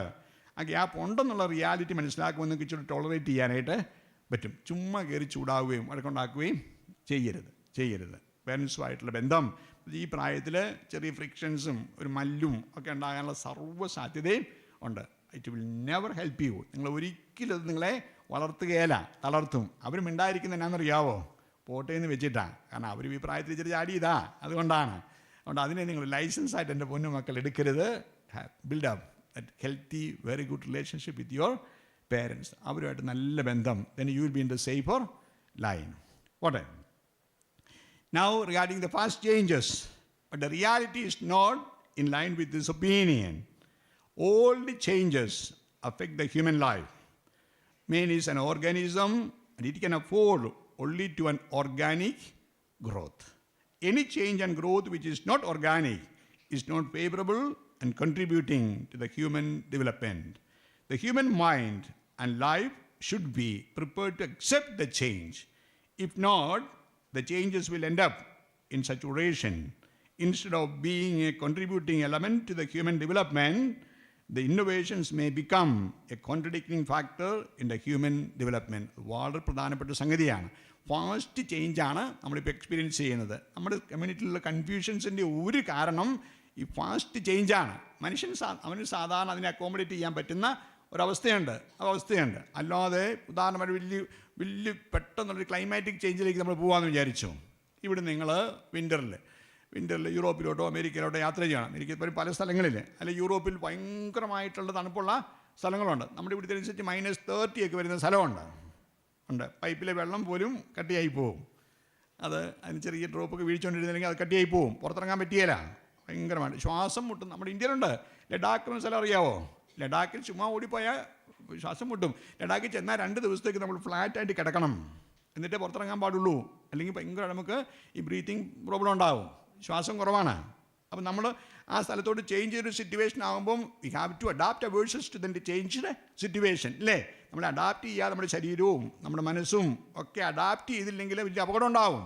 ദ സെയിം വേ ഈ ഫാസ്റ്റ് ചേഞ്ചിൽ അഡാപ്റ്റേഷന് സമയമില്ല. മനുഷ്യനൊരു സാധാരണഗതിയിൽ ഉൾക്കൊള്ളാവുന്ന ഒരു സമയമുണ്ട്. Takes time for men to get it accommodated. ഇതിനെ അക്കോമഡേറ്റ് ചെയ്യാൻ സമയമുണ്ട്. ഇന്നത്തെ ഫാസ്റ്റ് ചേഞ്ചിങ് വേൾഡിൽ എന്തിനാ ഈ ഫാസ്റ്റ് ചേഞ്ച് എന്ന് ചോദിച്ചാൽ, what may be the reason of introducing new products? പെട്ടെന്ന് പുതിയ പുതുമകളെ ഇന്നോവേഷൻസ് അവതരിപ്പിക്കാൻ കാരണം എന്നാണ് എന്തിനാ ഈ ഫാസ്റ്റ് ചേഞ്ചിങ് വേൾഡ്? സ്ട്രാറ്റജി, അത് തന്ത്രമാണ്. നമ്മുടെ ബോബിച്ചിൻ്റെ സ്റ്റുഡൻസ് ഇവിടെ കാണുമല്ലോ. MBA-ക്കാരുണ്ടോ? ബിസിനസ് അഡ്മിനിസ്ട്രേഷൻ പഠിക്കുന്നവരുണ്ടോ? ഇല്ല. ഉണ്ടെങ്കിൽ പറയുകയല്ല. ആരെങ്കിലും പറ, എന്തിനാ ഈ ഫാസ്റ്റ് ചേഞ്ചസ് ഇൻട്രൊഡ്യൂസ് ചെയ്യുന്നത്? ശരിയായി ഉത്തരം പറയുന്നവർക്ക് പുറത്തോട്ട് ഇറങ്ങുമ്പോൾ 2 ഐസ്ക്രീം തിന്നാനുള്ള കാശ് ഞാൻ തരാം. നിങ്ങൾക്ക് നിങ്ങളുടെ കൂട്ടുകാരനോ കൂട്ടുകാരിക്കോ. വൈ ഇത്രയും വേഗത്തിൽ എന്തിനാ സമൂഹം മാറുന്നേ? വൈ? ഈ കാലഘട്ടത്തിൻ്റെ സംസ്കാരത്തിൻ്റെ പ്രത്യേകതയാണ്. നമ്മൾ ജീവിക്കുന്ന കാലഘട്ടത്തിൻ്റെ മുഖ്യ സംസ്കാരം എന്നാ? Main cultural trend of the time. ഏത് ഹിസ്റ്ററി പരിശോധിച്ചോ ഓരോ കാലഘട്ടത്തിൽ അതിൻ്റെ സംസ്കാരമുണ്ട്. നമ്മൾ ജീവിക്കുന്ന കാലഘട്ടത്തിലെ മെയിൻ കൾച്ചർ എന്നാ? മോൻ പറഞ്ഞത് ശരിയാടാ, പറഞ്ഞേ. ഉപയോഗമല്ല, ആ യൂസ് ആൻഡ് ത്രോ ഒക്കെ അതിൻ്റെ ഭാഗമാണ്, അതിൻ്റെ ഒരു ആഫ്റ്റർ ഇഫക്റ്റാണ്. അപ്പോൾ സംസ്കാരം ഏതാ മോനെ? കൺസ്യൂമറിസ്റ്റിക് കൾച്ചറാണ്. ഈ വാക്ക് കേൾക്കാൻ തുടങ്ങിയിട്ട് കുറേ കാലമായി. ഞാൻ ഓർക്കുന്നതിന് ചെറുപ്പത്തിൽ സ്കൂളിൽ പഠിക്കുമ്പം സിസ്റ്റർമാർ ഈ പ്രസംഗ മത്സരത്തിന് കൊണ്ടുപോകും. എല്ലാ പ്രസംഗത്തിനും ഒരു വാചകമായിരുന്നു, ഈ ഉപഭോഗ സംസ്കാരത്തിന് നീരാളി പിടുത്തത്തിൽ നാരീ സമൂഹത്തെ വിടുവിക്കും. എഴുതി തന്ന സിസ്റ്ററിനോ പറഞ്ഞ് എനിക്കോ ഉപഭോഗം എന്നാന്ന് അറിയത്തില്ല, ഞാൻ നീരാളി എന്നാന്ന് അറിയത്തില്ല. പാവം സിസ്റ്റർ എങ്ങാണെന്ന് കോപ്പി അടിച്ചതാ, ഞാൻ കാണാതെ പഠിച്ചതാ. ഇന്നതല്ല. നമ്മൾ ജീവിക്കുന്ന കാലഘട്ടം ഈ ഉപഭോഗ സംസ്കാരത്തിന് ഭയങ്കരമായിട്ടുള്ള ക്ലച്ചസ് അതിന് പിടിച്ച് ഞെരുക്കുന്നുണ്ട് ഭയങ്കരമായിട്ട്. ഈ സംസ്കാരത്തിന് ഒറ്റ ലക്ഷ്യമുള്ളൂ, only one sole goal. ഏക ലക്ഷ്യമാണ് ഈ സംസ്കാരത്തിൻ്റെ ഏക ലക്ഷ്യം പ്രോഫിറ്റാണ്. അത് മാത്രമാണ്. എങ്ങനെയും പ്രോഫിറ്റബിൾ ആക്കുക. അതിനാണ് യൂസ് ആൻഡ് ത്രോ എന്നൊക്കെയുള്ള സംസാരം യൂട്ടിലിറ്റേറിയൻസ് ഒക്കെ വരാൻ കാരണം അതാണ്. പരമാവധി ലാഭം ഉണ്ടാക്കുക. ഈ ലാഭം ഉണ്ടാക്കാൻ ഉപയോഗിക്കുന്ന വഴി എന്നാണ്? എന്തിലൂടെ ലാഭം ഉണ്ടാക്കുന്നേ? മാർക്കറ്റിംഗ് ആണ്. മാർക്കറ്റിങ്ങിൽ പുതിയത് അവതരിപ്പിച്ചില്ലെങ്കിൽ മാർക്കറ്റ് പിടിക്കാൻ പറ്റിയല്ല. ഇന്നോവേഷൻസിൻ്റെയും ഫാസ്റ്റ് ചേഞ്ചസിൻ്റെയും പിന്നിലുള്ള കാരണം the culture in which we are living. പുത്തൻ ആർക്കാ പഴയത് വേണ്ടത്? ആ പുതിയതിനോട് നമുക്ക് ക്യൂരിയോസിറ്റി, അത് മേടിക്കാൻ വെക്കും. അതാണ് ഈ പുതിയത് വേഗം ഉണ്ടാക്കുന്ന പറഞ്ഞാൽ ഫാസ്റ്റ് ചേഞ്ച് സമൂഹത്തിലുണ്ടാകാൻ കാരണം. അതൊരു മാർക്കറ്റിംഗ് തന്ത്രമാണ്. ഈ മാർക്കറ്റിങ്ങിന് അവർ ഉപയോഗിക്കുന്ന ഏറ്റവും വലിയ തന്ത്രം എന്നാ, എൻ്റെ സ്ട്രാറ്റജി എന്നാ? മാർക്കറ്റിംഗ് ഉപയോഗിക്കുന്ന ഏറ്റവും വലിയ തന്ത്രം പരസ്യമാണ്. പരസ്യം, കൊമേഴ്ഷ്യൽസ്. അത് നമ്മളെ ബാധിക്കുന്നുണ്ടോ? ഉണ്ടോ? എങ്ങനെ നമ്മുടെ ജീവിതത്തെ പരസ്യം എങ്ങനെ ബാധിക്കുന്നത്? ഭയങ്കരമായിട്ട് നമ്മൾ അഫക്റ്റ് ചെയ്യുന്നുണ്ട്. അത് ജീവിതത്തെ മുഴുവനും, ഇപ്പം മാത്രമല്ല നമ്മുടെ പ്രൊലോങ്ഡ് ആയിട്ടുള്ള ലൈഫിനെയും ഭയങ്കരമായിട്ട് നെഗറ്റീവായിട്ട് ഇത് അഫക്റ്റ് ചെയ്യുന്നുണ്ട്. എന്നതേ ഈ പരസ്യം വാസ്തുതി ചെയ്യുന്നതെന്നാ? ഇല്ലാത്തതുണ്ടെന്ന് നമ്മളെ ധരിപ്പിക്കുക, അല്ലാത്തതാണെന്ന് നമ്മളെ ബോധ്യപ്പെടുത്തുവാണ്. അത് പരസ്യം ചെയ്യുന്നേ. ഞാൻ സ്വർണ്ണക്കടയുടെ പരസ്യം കണ്ടിട്ടുണ്ട്. ഒരു പെങ്കൊച്ചി ഇങ്ങനെ സ്വർണ്ണം ഇങ്ങനെ ഇടഞ്ഞു വാരുവാണ്. ഈ പിള്ളേർ ചോദിച്ചാൽ ഈ മൂക്കയിലിടുന്ന കുഞ്ഞ് സാമാന്യത്തിൻ്റെ മുട്ട് മേടിക്കുന്ന രൂപ എത്ര കൊടുക്കണം മാനെ? ഈ കമ്മലിൻ്റെ പുറകത്തെ ഒടിഞ്ഞു പോയെന്ന് വിചാരിച്ചു. അത് കൊടുക്കണം പകരം മേടിക്കണമെങ്കിൽ എത്ര രൂപ ആവും? ഒരു കുഞ്ഞ് പീക്കരിയാ അന്നേരവാ. അപ്പം ഇത് കാണുന്ന കൊച്ചെന്നാ വിചാരിക്കുന്നത്? എന്നെ കെട്ടിക്കുമ്പോഴും ഇനി ഇടഞ്ഞു വാരണം, ഇടയും വാരിച്ച് നടക്കുകയില്ല. അല്ലെങ്കിൽ അതിന് രസമുള്ള പരസ്യം ഞാൻ കണ്ടിട്ടുണ്ട്. അത് ഒരു ചെറുക്കൻ ഒരു പ്രത്യേക റേസർ കൊണ്ട് ഷേവ് ചെയ്തേച്ച് അവൻ ഓഫീസിൽ പോകാൻ ടൈയൊക്കെ കിട്ടി. അവൻ ലിഫ്റ്റേ കയറുമ്പോൾ അവൻ മുഖം ഇങ്ങനെ തിളങ്ങുവാണ്. എല്ലാ പെണ്ണുങ്ങളും അവൻ്റെ മുഖത്ത് നോക്കിക്കൊണ്ടിരിക്കുന്നു. അവൻ ലിഫ്റ്റേ തിളങ്ങുമ്പോൾ ഈ പെണ്ണുങ്ങൾ അതിൻ്റെ പുറകെ ഇറങ്ങി പോവാ. ഈ പരസ്യം കാണുന്നത് ഞങ്ങളുടെ സെമിനാറിൽ ചെമ്മാച്ചൻ ഈ റേസർ അന്വേഷിച്ച് കോട്ടയം അങ്ങാടി കൊണ്ട് നടക്കുക. ആ ബോട്ടൺ ഷേവ് ചെയ്തിട്ട് വല്ല കാര്യമുണ്ടോ? അല്ലെങ്കിൽ കണ്ട് വേറൊരു പരസ്യം, ഒരു പെങ്കൊച്ച് ഒരു പ്രത്യേക പെർഫ്യൂം ഇങ്ങനെ പൂശിയിട്ട് അവൾ ലിഫ്റ്റേ കയറുന്നു. അവൾ ലിഫ്റ്റേ കയറി വരുമ്പോൾ എല്ലാ ആണുങ്ങളും ഇങ്ങനെ മണം പിടിക്കുന്നു. എന്നിട്ട് അവൾ ഇറങ്ങുമ്പോൾ എല്ലാവരും പുറകെ ഇറങ്ങി പോവുക. അങ്ങനെ ഒരു പെർഫ്യൂം ഉണ്ടായിരുന്നെങ്കിൽ ഈ ചാപ്ര മാട്രിമോണിയലിൻ്റെ വല്ല ആവശ്യം ഉണ്ടായിരുന്നോ? അതും പൂശി പാരാങ്ങാടിക്കൂടെ നടന്നാൽ മതിയായിരുന്നല്ലോ. ഇതെല്ലാം എന്നാ ചെയ്യുന്നേ? അല്ലാത്തതാണെന്ന് നമ്മളെ ധരിപ്പിക്കുക, ഇല്ലാത്തതുണ്ടെന്ന് നമ്മളെ ധരിപ്പിക്കുവാണ്. വലിയ അപകടമാണ്. ഇതറിയാതെ നമ്മുടെ ജീവിതത്തിൽ കടന്നുകൂടും. ജീവിതത്തിൽ അത് കടന്നുകൂടുമ്പോൾ നമ്മിലുണ്ടാകുന്ന വലിയൊരു അപകടം എന്നാണെന്നറിയാവോ? ഫോൾസ് ഈഗോ എന്ന് പറഞ്ഞൊരു സൂത്രമുണ്ട്. False ego. നമ്മളല്ലാത്തതാണെന്ന് ചിന്തിക്കുക, നമുക്ക് ഇല്ലാത്തതുണ്ടെന്ന് ചിന്തിക്കുക. വലിയ അപകടം. അത് ഒരു ജീവിതാവസ്ഥയിലും ഞാനും ബോബിച്ചിന് അച്ഛനാ ഒരു യാഥാർത്ഥ്യബോധമില്ലാത്ത ഫോൾസ് ഈഗോയിൽ നടക്കുന്ന ഏതെങ്കിലും അച്ഛൻ രക്ഷപ്പെടുവോ? അത് ഏറ്റവും അപകടകരമായിട്ട് കാണപ്പെടുന്ന എവിടെയാണെന്നറിയാവോ? മാരീഡ് ലൈഫിലാണ് ഏറ്റവും അപകടകരമായിട്ട് കാണുന്നത്. ഈ ഫോൾസ് ഈഗോയും കൊണ്ട് ആരെങ്കിലും ഒരാൾ, അത് പുരുഷനാകട്ടെ സ്ത്രീ ആകട്ടെ, മാരീഡ് ലൈഫിൽ കയറിയാൽ അത് തകർന്ന് തരിപ്പണാവും. ഞാൻ 32 വർഷമായിട്ട് മാരേജ് ട്രൈബ്യൂണലിൽ ജഡ്ജായിട്ട് ജോലി ചെയ്യുന്ന അച്ഛനാണ്. 32 വർഷമായിട്ട്. ഞാൻ 6 കൊല്ലം പള്ളി ജോലി ചെയ്തിട്ടുള്ളൂ. ചുരുക്കം കല്യാണമേ കെട്ടിച്ചിട്ടുള്ളൂ. ഞാൻ കെട്ടിച്ചിട്ടുള്ളതിനേക്കാൾ 10 മടങ്ങ് കല്യാണം ഞാനായിട്ട് പിരിച്ചുവിട്ടിട്ടുണ്ട്. സത്യം. അതിലെ പല കല്യാണം പിരിയേണ്ടതല്ല. ഈ വിവരമില്ലായ്മ തലേ കയറും. ഈ ചെറുക്കനൊക്കെ അവനോട് വലിയ പുള്ളിയാണ്. അവൻ നടപ്പോ എടുപ്പോ കണ്ടാൽ, അവൻ്റെ ചിലപ്പോഴത്തെ വർത്തമാനം കണ്ടാൽ ഭൂമിയുടെ അച്യുതൻ അവൻ്റെ തലയിലെ കുത്തിയിരിക്കുന്നു തോന്നും. ഈ പെണ്ണിനും ഉണ്ട് ഇത് കൂട്ട് കുഴപ്പം. അത് ആൺകൊച്ചിൽ കയറിയാലും പെൺകൊച്ചിൽ കയറിയാലും ജീവിതത്തെ തോപ്പിച്ച് കളയും. So meet the reality. യാഥാർത്ഥ്യബോധം മതി. എനിക്ക് 5 അടി 4 ഇഞ്ച് പൊക്കമാണെന്ന് എനിക്കറിയാം. ഞാൻ 6.5 അടി പൊക്കക്കാരനെ പോലെ ഞെളിഞ്ഞിട്ട് വല്ല കാര്യമുണ്ടോ? ഇല്ലല്ലോ. ഇതിൻ്റെതായ ഗുണമുണ്ട്. എനിക്ക് ഏത് ട്രാൻസ്പോർട്ട് ബസ്സിൽ കയറിയാലും നേരെ നിൽക്കാം. 6 അടി മിച്ചമുള്ളം കിടന്ന് വിഷമിക്കുന്നത് ഞാൻ കണ്ടിട്ടുണ്ട്. അതുകൊണ്ട് ഞാൻ ഈ 6 അടിക്കാരനെ കണ്ടുകൊണ്ട് ഞാൻ അതുപോലെ ഞെളിഞ്ഞിട്ട് ഒറ്റ കാര്യവുമില്ല. എനിക്ക് മുകളിലത്തെ സാധനം എടുക്കണം, ഞാൻ പിള്ളേരെ പോയേ വിളിച്ചുകൊണ്ടിരും. എന്നിട്ട് സ്റ്റെപ്പൊക്കെ കയറി അവനെടുത്ത് വരും. എനിക്ക് തന്നെ എടുക്കാൻ പറ്റിയല്ല. അത് ഞാൻ മനസ്സിലാക്കണം എൻ്റെ പരിമിതി. So have the sense of reality. ഇത് വലിയ അപകടമാണ്. അതിപ്പോൾ തന്നെ എൻ്റെ മക്കൾ ഓർത്തോണം. ഇല്ലാത്തതുണ്ടെന്ന് ധരിക്കേണ്ട, അല്ലാത്തതാണെന്നും വിചാരിക്കേണ്ട. നമുക്കുള്ളതൊക്കെ ഉള്ളതാണ്, ഇല്ലാത്തതൊന്നും ഇല്ലാത്തതാണ്. മറ്റു പലർക്കും കിട്ടാത്ത ഒത്തിരി സംഗതി നമുക്ക് കിട്ടിയിട്ടുണ്ട്. നമുക്ക് തരാത്ത പല സംഗതി വേറെ ആൾ കൊടുത്തിട്ടുണ്ട്. അവിടെ ഇനി കവലപ്പെട്ടിട്ട് കാര്യമുണ്ടോ? ഈ ഫോൾസ് ഈഗോ മൂക്കുമ്പോഴാണ് അസൂയ എന്ന് പറയുന്ന സൂത്രം. നമ്മുടെ വളർച്ചയുടെ ഏറ്റവും വലിയ ശത്രുവാണ് കുശുമ്പ്, അസൂയ. അസൂയ കൊണ്ട് നമുക്കൊരു ഗുണം കിട്ടുകയെന്ന് മാത്രമല്ല, ഉള്ള നന്മയും കൂടെ നഷ്ടപ്പെട്ടു പോകും. ഇത് ഈ ഫോൾസ് ഈഗോ തലയിൽ കയറുമ്പം നമ്മുടെ ആഗ്രഹമാണല്ലോ അത്, നമ്മളെത്ര കിടന്നായിട്ടും ആകുന്നില്ല. അപ്പോൾ നമ്മളിൽ കുശുമ്പുണ്ടാവും. ഒരിക്കലും വളർത്തരുത്. എന്നതൊരു അസൂയ എന്ന് പറഞ്ഞാൽ അസൂയ എന്ന് പറഞ്ഞാൽ ഇപ്പം നിങ്ങളുടെ കൂടെ ഇത്രയും പേര് ഇരിപ്പുണ്ട്. നിങ്ങളൊരു മിടുക്കനോ മിടുക്കോ നല്ലൊരു ഉത്തരം പറഞ്ഞു. അപ്പോൾ ഞാൻ കൺഗ്രാജുലേഷൻസ് മിടുക്കി എന്ന് ഞാൻ പറഞ്ഞെന്ന് വിചാരിച്ചു.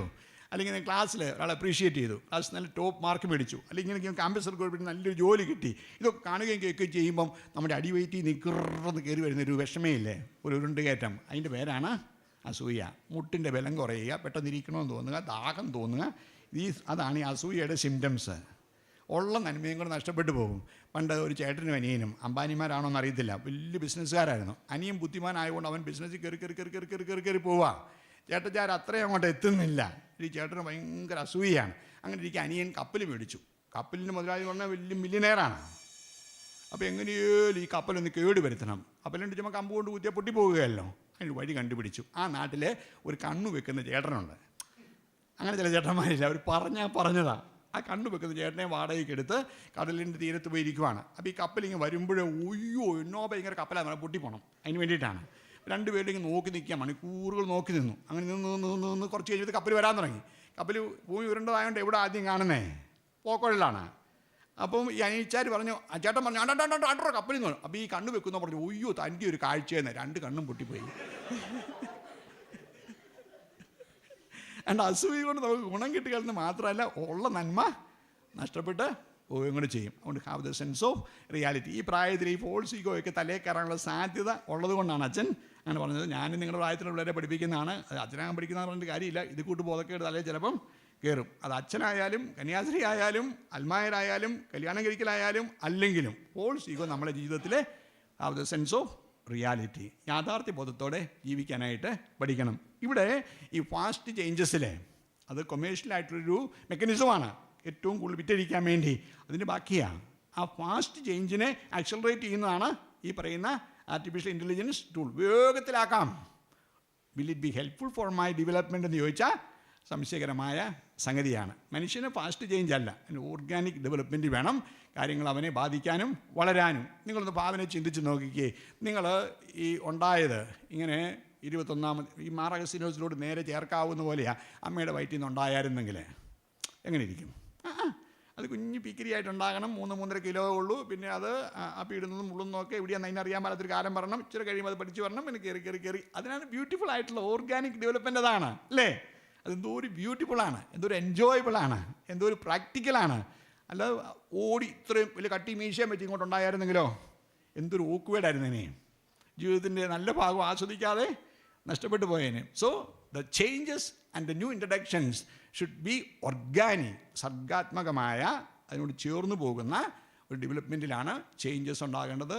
Sudden changes won't help you. It will be a hindrance to your proper emotional, psychological, mature development. Then, the next social implication is imbalance between price and value. വിലയും മൂല്യവും തമ്മിലുള്ള വലിയ അന്തരം. Fast changes in the society is a marketing strategy. New products are introduced to attract the customers. This is the first outcome of the consumeristic culture. Profit is the sole and ultimate goal of this culture, and marketing is the means to achieve this goal. Here the primary concern is of the price. മാർക്കറ്റിങ്ങിലെ മുഖ്യമായിട്ടുള്ള പരിഗണനാ വിഷയം വിലയാണ്, പ്രൈസാണ്. അത് കൂട്ടുക, profit കൂട്ടുകയാണ്. When price becomes the main concern of any individual or society, the value consciousness deplorably diminishes. മൂല്യവും വിലയും രണ്ടും ഒരു സംഗതിയുടെ മൂല്യം, അതിൻ്റെ വില ചിലപ്പോൾ 10 രൂപയായിരിക്കും, പക്ഷേ അതിൻ്റെ മൂല്യം വളരെ വലുതായിരിക്കും. I will cite an example. എനിക്ക് എൻ്റെ അമ്മച്ചി മരിച്ചുപോയി 9 വർഷം മുമ്പ്. ബോബിച്ചനൊക്കെ വീട്ടിൽ വന്നിട്ടുണ്ടായിരുന്നു. എൻ്റെ അമ്മ മരിച്ചുപോയി. ഞാനൊരിക്കൽ മദ്രാസിൽ ഒരു ആവശ്യത്തിന് വേണ്ടി, ഒരു വീസ ആവശ്യത്തിന് വേണ്ടി പോയതാണ്. ഞാനിങ്ങനെ ഓട്ടോറിക്ഷയിൽ കടന്നു പോകുമ്പോൾ ഒരു കടയിൽ, ചെറിയൊരു കടയിൽ ഒരു സാരി ഇങ്ങനെ തൂക്കി ഇട്ടിരിക്കുന്നത് കണ്ടു. എനിക്ക് പെട്ടെന്ന് ഇഷ്ടമായി. ഞാൻ ഓർത്ത് എൻ്റെ അമ്മച്ചി തുടുക്കുവാണെങ്കിൽ നല്ല രസമായിരിക്കുമല്ലോ എന്നോർത്ത് ഞാൻ ഓട്ടോറിക്ഷക്കാരനെ കൊണ്ട് ഓട്ടോറിക്ഷ തിരിച്ച് കൊണ്ടുവരിച്ച് 230 രൂപയേ ഉള്ളൂ. വളരെ സിമ്പിളായിട്ട് സാധാരണ സാരി. ഞാനത് മേടിച്ചുകൊണ്ട് അമ്മയ്ക്ക് കൊണ്ട് കൊടുത്തു. അമ്മ വിശേഷപ്പെട്ട പല അവസരങ്ങളിലും ചേച്ചിമാരൊക്കെ വഴക്കുണ്ടാക്കുന്ന കേട്ടിട്ടുണ്ട്. അതിന് നല്ല സാരിയൊക്കെ അമ്മയ്ക്കുണ്ട്. പക്ഷേ അമ്മ 230 ഈ സാരി പലപ്പോഴും ഉടുക്കുന്നത് ഞാൻ കണ്ടിട്ടുണ്ട്. അപ്പോൾ അല്ലെങ്കിൽ ഞാൻ വരുന്ന ദിവസങ്ങളൊക്കെ അമ്മ പലപ്പോഴും ഇത് ഉടുത്ത് നിൽക്കുന്നത് ഞാൻ കണ്ടിട്ടുണ്ട്. അമ്മ മരിച്ചു കഴിഞ്ഞപ്പം ഇഷ്ടംപോലെ സാരിയുണ്ട്, പലരൊക്കെ മേടിച്ച് കൊടുക്കുന്നതാണ്. ചേച്ചിമാരോട് ചോദിച്ചതല്ല എന്നാ കാണിക്കും. ഞാൻ ആർക്കെങ്കിലും കൊടുക്കേ, അപ്പോൾ അത് ആർക്കെങ്കിലും കൊടുക്കാം. അപ്പോൾ ഞാൻ പറഞ്ഞു തോരണം എനിക്ക് വേണമെന്ന് പറഞ്ഞു. ഞാൻ ഈ സാരി എടുത്തുകൊണ്ട് പോകുന്നു. ഇപ്പോഴും ഞാനത് പ്രഷ്യസ് ആയിട്ട് സൂക്ഷിക്കുന്നുണ്ട്. ഞാൻ മരിക്കുന്നവരെ സൂക്ഷിക്കും. എൻ്റെ അമ്മയെക്കുറിച്ച് ഓർക്കുമ്പോഴും ഒക്കെ ഞാനിതെടുത്തിടയ്ക്ക് കാണുകയും മുത്തുകയും ഒക്കെ ചെയ്യും. അതിൻ്റെ പ്രൈസ് ചോദിച്ചാൽ ഇന്ന് ചിലപ്പം 0 ഒരു പഴം തുണിയുടെ വിലയെ ഇന്ന് അതിനുള്ളൂ. എത്ര വർഷം മുമ്പ്, ഞാൻ 10-20 വർഷം മുമ്പ് മേടിച്ചു കൊടുത്താണ്. അതിൻ്റെ value until my last breath. It is so valuable for me. എനിക്ക് അത്രമാത്രം വിലപ്പെട്ടതാണ് അതിന് മൂല്യവും വിലയും രണ്ടാണ്. മക്കൾക്ക് വ്യത്യാസം മനസ്സിലായോ? ഇന്നത്തെ society is concerned mainly on പ്രൈസാണ്, മൂല്യത്തെക്കുറിച്ച്.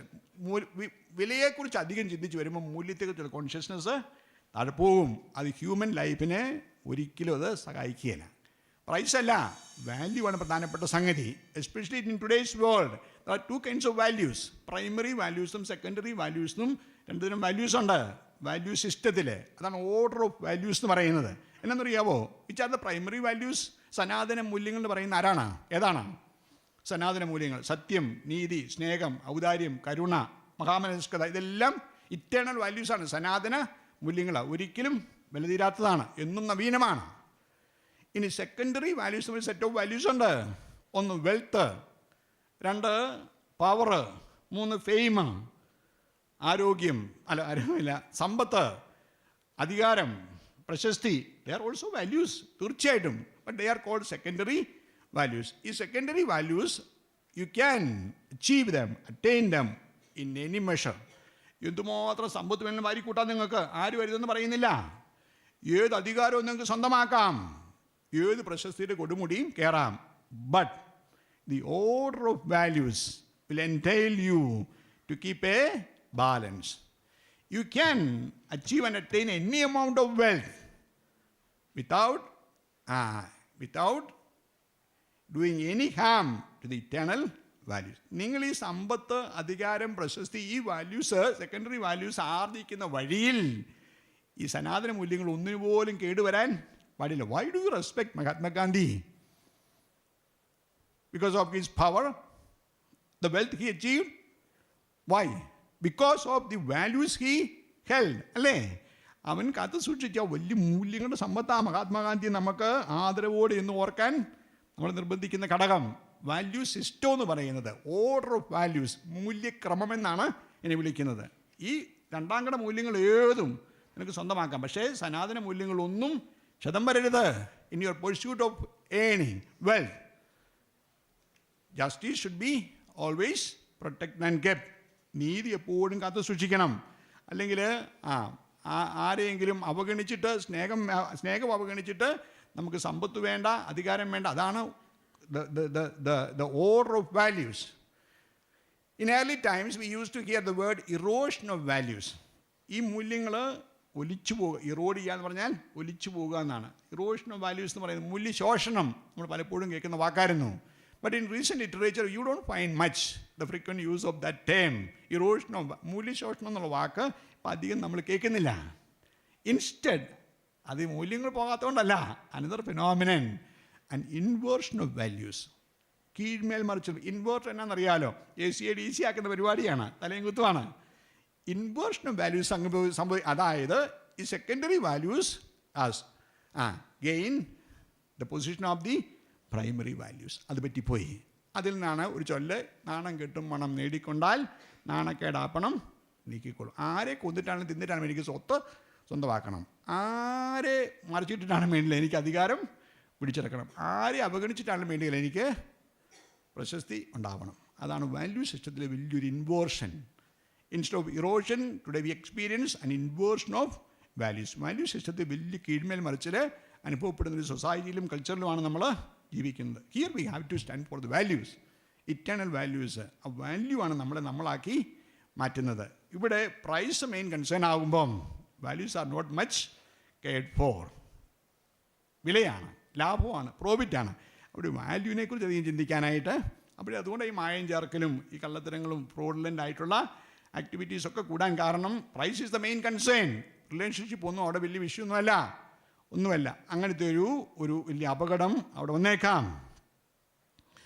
Any attempt to acquire the secondary values affect the primary values, one should refrain from gaining it. അതായിരുന്നു മൂല്യക്രമം. This is the order of values. But in a system where price and money are the main concern and concentration, nobody is going to care for this order of values. Instead, attempt to attain the secondary values even at the cost of the primary values and often trampling them brutally. അതൊക്കെ അവഗണിച്ച് അവർ ഈ വെൽത്തും ഫെയിമും പവറും എല്ലാം പിടിച്ചെടുക്കാൻ ശ്രമിക്കും. This new artificial intelligence tool will definitely accelerate the speed of the changes in the society, giving undue importance to price rather than to the eternal values. ഇത് main concern ചെയ്യുന്നത് പ്രൈസിനെ കുറിച്ചാണ്, വാല്യൂസിനെ കുറിച്ചല്ല. Now, something on mechanism and humanism. The application of this tool is a growth in technology and thereby brings forth mechanical advancement. ഒരു സംശയമില്ല. But the question whether it advances the human capabilities is a crucial question. All these developments are good for men unless there is no human being to enjoy these developments. The advancements, they are of no use. വലിയ വളർച്ചയൊക്കെ ഉണ്ട്. ഇത് enjoy ചെയ്യാൻ ഈ ഭൂലോകത്ത് മനുഷ്യനില്ലെങ്കിൽ ഈ advancement കൊണ്ട് വല്ല ഗുണമുണ്ടോ? ഒന്നുമില്ല. അതുകൊണ്ട് human is the primary value. മനുഷ്യനാണ് ഏറ്റവും വലിയ മൂല്യമെന്ന് പറയുന്നത്. Even the makers of this intellectual tool did not hesitate to manifest their alarming fear. ഈ മേക്കേഴ്സ് തന്നെ, ഈ സാം അൾട്ടിമേൻ തന്നെയും ഇതേക്കുറിച്ച് കൺസേൺസ് പറഞ്ഞിട്ടുണ്ട്. മാനുഷികതയ്ക്ക് മറികടക്കുന്ന അപകടം ഉണ്ടാവുക എന്നുള്ളത്. Here, will this machine override humans? We cannot lightly rule out such a contingency. Here the main question is, who is more valuable? Every mechanical development is not contributing to the human development. Instead, they sometimes end up in human destruction. Mechanical development എല്ലാം human ഡെവലപ്മെൻറ്റിന് helpful ആണെന്ന് ധരിക്കരുത്. ചിലപ്പോഴെങ്കിലും അത് human ഡെവലപ്മെൻറ്റിന് ഒരു വലിയ തടസ്സമായിട്ട് തന്നെ വന്നേക്കാം. Now, the promotion of individualism, one of the immediate anthropological after effects of today's culture, is a fast-growing individualism. Individualism. Do you know what is individualism? Selfishness നമ്മൾ കേട്ടിട്ടുണ്ട്. Are they same? No. Selfishness is a vice. അത് തിന്മയാണ്. But individualism is more fatal. കൂടുതൽ അപകടകരമായ സംഗതിയാണ് individualism. മറ്റേ സ്വാർത്ഥം നമുക്ക് എല്ലാവർക്കും to an extent we do have selfishness നമ്മളെല്ലാവരിലും ഉണ്ട്. തീർച്ചയായിട്ടും തമ്പുരാൻ തന്നിരിക്കുന്ന ഒരു വിധത്തിൽ പറഞ്ഞ ഗുണവും കൂടിയാണ്. അതുകൊണ്ടല്ലേ നമ്മൾ നമ്മളെ വൃത്തിയായിട്ട് സൂക്ഷിക്കുന്നതും പഠിക്കുന്നതും എടുക്കുന്നതാകുന്നതൊക്കെ we love ourselves. That's the reason Y.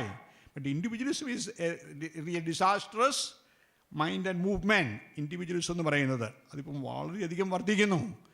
The main strategy and slogan of an individualist, I'm sufficient for myself. I don't care for anybody. മലയാളത്തിൽ പറയും തനിക്ക് താൻ പോരുമെന്ന ചിന്ത. I don't care. അപ്പനോ അമ്മയോ ഒന്നുമില്ല. അതുകൊണ്ടാണ് ഇപ്പം നമ്മൾ കേട്ടാൽ അറയ്ക്കുന്ന വാർത്തകൾ എത്രയോ സ്ഥലങ്ങളിലാണ് അല്ലേ. ഡ്രഗ് വാങ്ങിക്കാൻ പണം കൊടുത്തില്ലെങ്കിൽ അമ്മയ്ക്കിട്ട് കുത്തും, അപ്പനെ വിറക് കൊള്ളിക്ക് അടിച്ചു കൊല്ലും. ബ്രദറാണോ സിസ്റ്ററാണോ ഒന്നും നോക്കുകയില്ല. If anybody is hindrance to my freedom, I'm not going to tolerate them. Individualism അങ്ങോട്ട് എക്സ്ട്രീം ഫോമിലേക്ക് പോകുന്നതിന് ചില സിംറ്റംസാണ് നമ്മളിലൊക്കെ ഉണ്ട്. ഞാൻ ഓർക്കുന്നുണ്ട്, ഒരു 15 വർഷം മുമ്പ് നമുക്കൊരു ഫോട്ടോ എടുക്കണമെങ്കിൽ what was the main photographic trend of the time? 15 വർഷം മുമ്പ് നമുക്ക് ഇഷ്ടമുള്ള ആളിൻ്റെ, സീനറിയുടെ, വീടിൻ്റെ ഒക്കെ ഫോട്ടോ എടുക്കുവാണ്. What is the main photographic trend of today? എന്നാ മെയിൻ ഫോട്ടോഗ്രാഫിക് ട്രെൻഡ് ഇന്നത്തെ? സെൽഫി. എൻ്റെ പടമില്ലാത്തൊരു പടമൊന്നും സൂക്ഷിച്ച ജനങ്ങൾ സൗകര്യമില്ല, ഡിലീറ്റ് ചെയ്ത് ദൂരെ കളയും.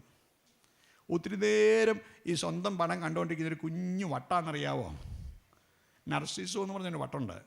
നർസിസം, നർച്ചിയൂസ് എന്ന് പറഞ്ഞ ഒരാളുടെ പേരിൽ അറിയപ്പെടുന്നു. അങ്ങനെ സ്വന്തം നിഴലിനെ പ്രേമിച്ച ആളാണ്. ഒത്തിരി നേരം കണ്ണാടിക്കകത്ത് നോക്കിക്കൊണ്ടിരിക്കുന്ന കുഞ്ഞു വട്ടിൻ്റെ തുടക്കമാണെന്ന് വിചാരിച്ചു. ഈ selfie culture has dominantly it is growing. Selfie culture അത് ഈ ഫോട്ടോഗ്രാഫി മാത്രമല്ല, ഇൻഡിവിജ്വലിസം എന്ന് പറയുന്നത് ഭയങ്കരമായിട്ട് വളരുന്നു. ഇൻഡിവിജ്വലിസത്തിൻ്റെ ആദ്യത്തെ ബൈ പ്രോഡക്റ്റ് എന്താണെന്നറിയാവോ? ഫ്രീഡത്തെക്കുറിച്ചുള്ള റോങ് കൺസെപ്റ്റാണ്. All of you complain at home is unknown. നിങ്ങളൊക്കെ വീട്ടിൽ പരാതിപ്പെടുന്ന, അയ്യോ ഞങ്ങളുടെ വീട്ടിൽ മാത്രം ഫ്രീഡം ഇല്ലേ, ബാക്കി എല്ലാ വീട്ടിലും ഭയങ്കര ഫ്രീഡമാണ്. ഈ മാറഗത്തിനോസ് കോളേജ് എന്നതോ ഇതോ എന്നോ കാണിച്ചാൽ ഉടനെ പുറകെ എന്നോ ഫ്രീഡം. പിള്ളേർ പൊതുവെ പരാതിപ്പെടുന്നു. സെമിനാർ ഞാൻ എപ്പോഴും കേൾക്കുന്ന, ഞങ്ങൾക്ക് 3 മെയിൻ സെമിനാറുള്ളത്. വടവാതിൽ ഒരെണ്ണമുണ്ട്, ആലുവായിലുണ്ട്, മലബാറിൽ ഒരെണ്ണമുണ്ട്. വടവാതിലുകാർ പറയും, അയ്യോ ഇതെന്നോ ഇതോ ജയിലാണോ? ആലുവായിലും മലബാറിലും എന്നോ ഫ്രീഡമാണോ? ആലുവക്കാർ പറയും ഇതെന്നെ കോൺസെൻട്രേഷൻ ക്യാമ്പാണോ? മലബാറിലും കോട്ടയത്ത് എന്നാ ഫ്രീഡമാണോ? പിന്നെ മലബാറുകാരനാ ഇത് നരകമാണോ ഇത്? അവിടെ ഇല്ല എന്നോ ഫ്രീഡമാണോ? നമ്മളൊക്കെ ഞാനും പരാതിപ്പെട്ടുണ്ട് ഫ്രീഡം ഇല്ലെന്ന്. When do you complain you are not given sufficient freedom? സ്വാതന്ത്ര്യം ഇല്ലെന്ന്, കിട്ടുന്നില്ലെന്ന് എപ്പോഴാണ് പരാതിപ്പെടുന്നത്? എപ്പോഴാണ്? ചുമ്മാ ചിന്തിച്ച് നോക്കിയേ. ഇവിടെ ആവശ്യം സ്വാതന്ത്ര്യം ഇല്ലല്ലോ എപ്പോഴാണ് പരാതിപ്പെടുന്നേ? എപ്പോഴാ? ഐസ്ക്രീമിൻ്റെ ഓഫർ ഇപ്പോഴും നിൽക്കുക കേട്ടോ. സ്വാതന്ത്ര്യം ഇല്ലെന്ന് എപ്പോഴാണ് പരാതിപ്പെടുന്നേ? നിങ്ങൾക്ക് ഇഷ്ടമുള്ളത് ഇഷ്ടമുള്ളപ്പം ഇഷ്ടമുള്ളപോലെ ചെയ്യാൻ പറ്റാത്തപ്പോഴാണ് അല്ലേ? എനിക്കിഷ്ടമുള്ളത് ഇഷ്ടമുള്ളപ്പം ഇഷ്ടമുള്ളത് ചെയ്യാൻ പറ്റാത്ത ഞാൻ പറയും എനിക്ക് സ്വാതന്ത്ര്യം ഇല്ലെന്ന് പറയുന്നത്. ഒന്ന് ചിന്തിച്ച് നോക്കിയേ. സത്യത്തിൽ എനിക്കിഷ്ടമുള്ളത് ഇഷ്ടമുള്ളപ്പം ഇഷ്ടമുള്ളത് ചെയ്യുന്നതിൻ്റെ പ്രോപ്പർ മലയാളം വാക്ക് എന്നാ? തോന്നിയാസനാ. നിങ്ങൾ ആരെങ്കിലും പറയാറുണ്ടോ നമ്മുടെ വീട്ടിൽ മാത്രം തോന്നിയാസം സമ്മതിക്കാത്ത ബാക്കി എല്ലാ വീട്ടിലും തോന്നിയാസം നടക്കാത്തവ നമ്മൾ എഴുതുന്ന ഓമന പേരാണ് freedom. Then what is real freedom? What do you mean by freedom? എന്നാ റിയൽ ഫ്രീഡം എന്ന് പറയുന്നത്? What is real freedom? You have a goal in life, a destination. നിങ്ങൾക്ക് ലക്ഷ്യമുണ്ട് ജീവിതത്തിൽ. അതുകൊണ്ട് എൻ്റെ മക്കൾ രാവിലെ ഏറ്റുപിടിച്ച് ഇവിടെ വന്ന് ഈ വൈകുന്നേരം വരുന്ന് പഠിച്ച് വീട്ടിൽ പോയി ഹോംവർക്കൊക്കെ ചെയ്ത് പിന്നെ പെട്ടെന്ന് അല്ലേ? You have a goal in life and all the favourable situations to achieve this goal, that's your freedom. നിങ്ങളുടെ ലക്ഷ്യത്തെ പ്രാപിക്കാൻ നിങ്ങൾക്കുള്ള എല്ലാ അനുകൂല സാഹചര്യങ്ങളുടെയും പേരാണ് നിങ്ങളുടെ freedom. Anything that hinders you from achieving this goal is called your bondage. നിങ്ങൾ അടിമത്തം എന്ന് പറയും. നിങ്ങളുടെ ലക്ഷ്യത്തിൽ നിന്ന് നിങ്ങളെ മാറ്റുന്നത് എന്തായാലും അത് ഇമോഷണലായിട്ടോ ഫിസിക്കലായിട്ടോ മെൻ്റലായിട്ടോ ഒക്കെ വളരെ ഡിയറായിരിക്കാം. Whatever it be, that is your fetters. നിങ്ങളുടെ അടിമത്തം എന്ന് പറയുന്ന അസ്വാതന്ത്ര്യം എന്ന് പറയുന്നത് നിങ്ങളുടെ ലക്ഷ്യത്തിൽ നിന്ന് നിങ്ങൾ പിന്മാറ്റുന്നത് എന്തും അത് നിങ്ങളെ സംബന്ധിച്ച് അസ്വാതന്ത്ര്യമാണെന്ന് തിരിച്ചറിയണം. There will be, but you should go forward. അങ്ങനെ അസ്വാതന്ത്ര്യത്തിൻ്റെ മേഖലകളൊക്കെ നമ്മൾ ചൂട് നിൽക്കുന്നുണ്ടാവാം. പണ്ട് സ്കൂളിൽ പഠിക്കുമ്പോൾ ഈ ഹഡിൽ റേസ് ഉണ്ട്, ഓട്ടപ്പന്തയം ഓർക്കുന്നുണ്ടോ? ഹഡിൽസ് ഓർക്കുന്നുണ്ടോ? പോകുന്ന ഓട്ടമാതെ, പക്ഷേ വഴിക്ക് വലിയ കമ്പും കുറ്റിയും കോലും കുഴിയും ഒക്കെ ഉണ്ട്. എല്ലാം ഓവർകം ചെയ്ത് അവിടെ ചെല്ലണം. The one who runs this race, where is his eyes fixed? അവൻ്റെ കണ്ണ് എവിടെയാണ് അവൻ ഫിക്സ് ചെയ്തിരിക്കുന്നത്? എവിടെയാ? ഫിനിഷിംഗ് പോയിന്റ് എവിടെയാ? അപ്പോൾ അവൻ ഇതൊക്കെ ഓവർകം ചാടി മറിഞ്ഞ് ഓടി അവിടെ ചെല്ലും. എപ്പോഴെങ്കിലും he happens to take off his eyes from this finishing point, അവൻ ചുറ്റുപാടും കാണുന്നതിൻ്റെ എല്ലാം പേര് തടസ്സമെന്നാണ്. അതവൻ അറയ്ക്കും അല്ലേ? ഫിനിഷിംഗ് പോയിന്റിൽ നിന്ന് കണ്ണെടുത്താൽ ചുറ്റുപാടും കാണുന്ന എല്ലാം തടസ്സമാണ്, മുമ്പോട്ട് പോകുകയില്ല. നമ്മെ സംബന്ധിച്ചും this is true in our day to day life. You have a goal in life, fix your eyes there. നിങ്ങളുടെ ഫിനിഷിംഗ് പോയിന്റ് ഡെസ്റ്റിനേഷനിൽ നിങ്ങൾ കണ്ണു നട്ടാൽ you will overcome any barriers and reach there. അതുകൊണ്ടാണ് ഇംഗ്ലീഷിൽ പറയുന്നത് where there is a will there is a way. True ആണത്. അതുകൊണ്ട് എപ്പോഴും നല്ല യു ഹാവ് ടു ഡ്രീം. അതാണ് അബ്ദുൽ കലാമിൻ്റെ ഭാഷ. You have to dream. എന്നിട്ട് ഡ്രീം എന്ന് അദ്ദേഹം പറയുന്നുണ്ട്. രാത്രി കിടക്കുമ്പോൾ കാണുന്ന സൂത്രത്തിൻ്റെ എൻ്റെ ഉറക്കത്തിൽ കാണുന്ന സൂത്രത്തിൻ്റെ പേരല്ല സ്വപ്നം. എൻ്റെ ഉറക്കം കെടുത്തുന്ന സൂത്രമാവണം. Do you have anything in your life that disturbs your sleep? നിങ്ങൾ ഉറക്കത്തെ കെടുത്തുന്നുണ്ടെങ്കിൽ that is called your goal in life. അതാണ് നിങ്ങളുടെ ഡ്രീം ഓഫ് ലൈഫ്. അതെപ്പോഴും കേറ്റർ ചെയ്യാൻ, എപ്പോഴും അത് കണ്ണു നാലായിട്ട് സൂക്ഷിക്കണം. ഇൻഡിവിജ്വലിസത്തിലെ വലിയൊരു അപകടം ഈ ഫ്രീഡത്തെക്കുറിച്ചുള്ള അൺഡ്യൂ ആയിട്ടുള്ള ആവശ്യമാണ്. അത് വലിയ അപകടം വരുത്തും. ഇൻഡിവിജ്വലിസത്തെ വളർത്തുന്നതാണ് ഈ ആർട്ടിഫിഷ്യൽ. എന്നിലേക്ക് തന്നെ ചുരുങ്ങുവാണ്. ഞാൻ സെൽഫ് സഫിഷ്യൻ്റ് ആയിട്ട് മാറുവാണ്. But this is against the very human existence itself. Why? Man is essentially a human social being. അതുകൊണ്ടാണ് മോളെ രാവിലെ ഏറ്റവും നല്ല മിടുക്കിയായിട്ട് ഈ മുടിയൊക്കെ ചെയ്യുന്ന കളർഫുൾ ആയിട്ടുള്ള ചുരിദാറോ എന്നാണ് അതൊക്കെ ഇട്ടുകൊണ്ട് വരാൻ കാരണം എന്നാ? എന്തുകൊണ്ടാണ്? ഇവിടെ വേറെ സാറന്മാരും സ്റ്റുഡൻസും ഉള്ളതുകൊണ്ടല്ലേ. ഈ പഞ്ചായത്ത് വേറെ ആരും ഇല്ലായിരുന്നെങ്കിൽ ആ ഇട്ട നൈറ്റിയും കൊണ്ടെങ്കിൽ പോരുകയില്ലാഞ്ഞോ? ഈ മുടി ചെയ്യാനോ പല്ല് തേക്കാനോ മെനക്കെടുവായിരുന്നോ? ഒന്നുമില്ലല്ലോ. ഇപ്പം നിങ്ങൾ ആർക്കെങ്കിലുമൊക്കെ ഒന്ന് ചുമ്മാ ഒന്ന് കൂവിയാൽ കൊള്ളാൻ തോന്നുന്നുണ്ട്. എന്നാ കൂവാത്തേ? എന്നെ കൂവാത്തേ? വേറെ ആൾക്കാർ ഇവിടെ ഉണ്ടല്ലേ.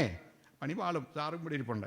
അതുകൊണ്ടാണ് പണി പാളുമെന്ന് മാത്രമല്ല മുമ്പോട്ട് അധികം നാൾ ഇവിടെ പഠിക്കുകയില്ല. അതുകൊണ്ടാണ്. പിന്നെ അല്ലെങ്കിൽ നമ്മുടെ മറ്റേ പുള്ളിയെ പോലെ സർട്ടിഫിക്കറ്റിന് എവിടെ നിന്ന് കലിങ്കയെന്ന് ഉണ്ടാക്കേണ്ടി വരും. അതുകൊണ്ടാണ് അല്ലേ. നമ്മൾ വലുതും വേണ്ടതൊക്കെ we are in a society എന്നുള്ള ഒരു ബോധ്യമാണ്. നമുക്ക് ഇഷ്ടമുള്ള പലതും വേണ്ടാന്ന് വെക്കുന്നത്, ഇഷ്ടമില്ലാത്ത പലതും വേണമെന്ന് വെക്കുന്നത്. അതുകൊണ്ടാണ്. So this individualism is anti human I call, because man is basically a social being.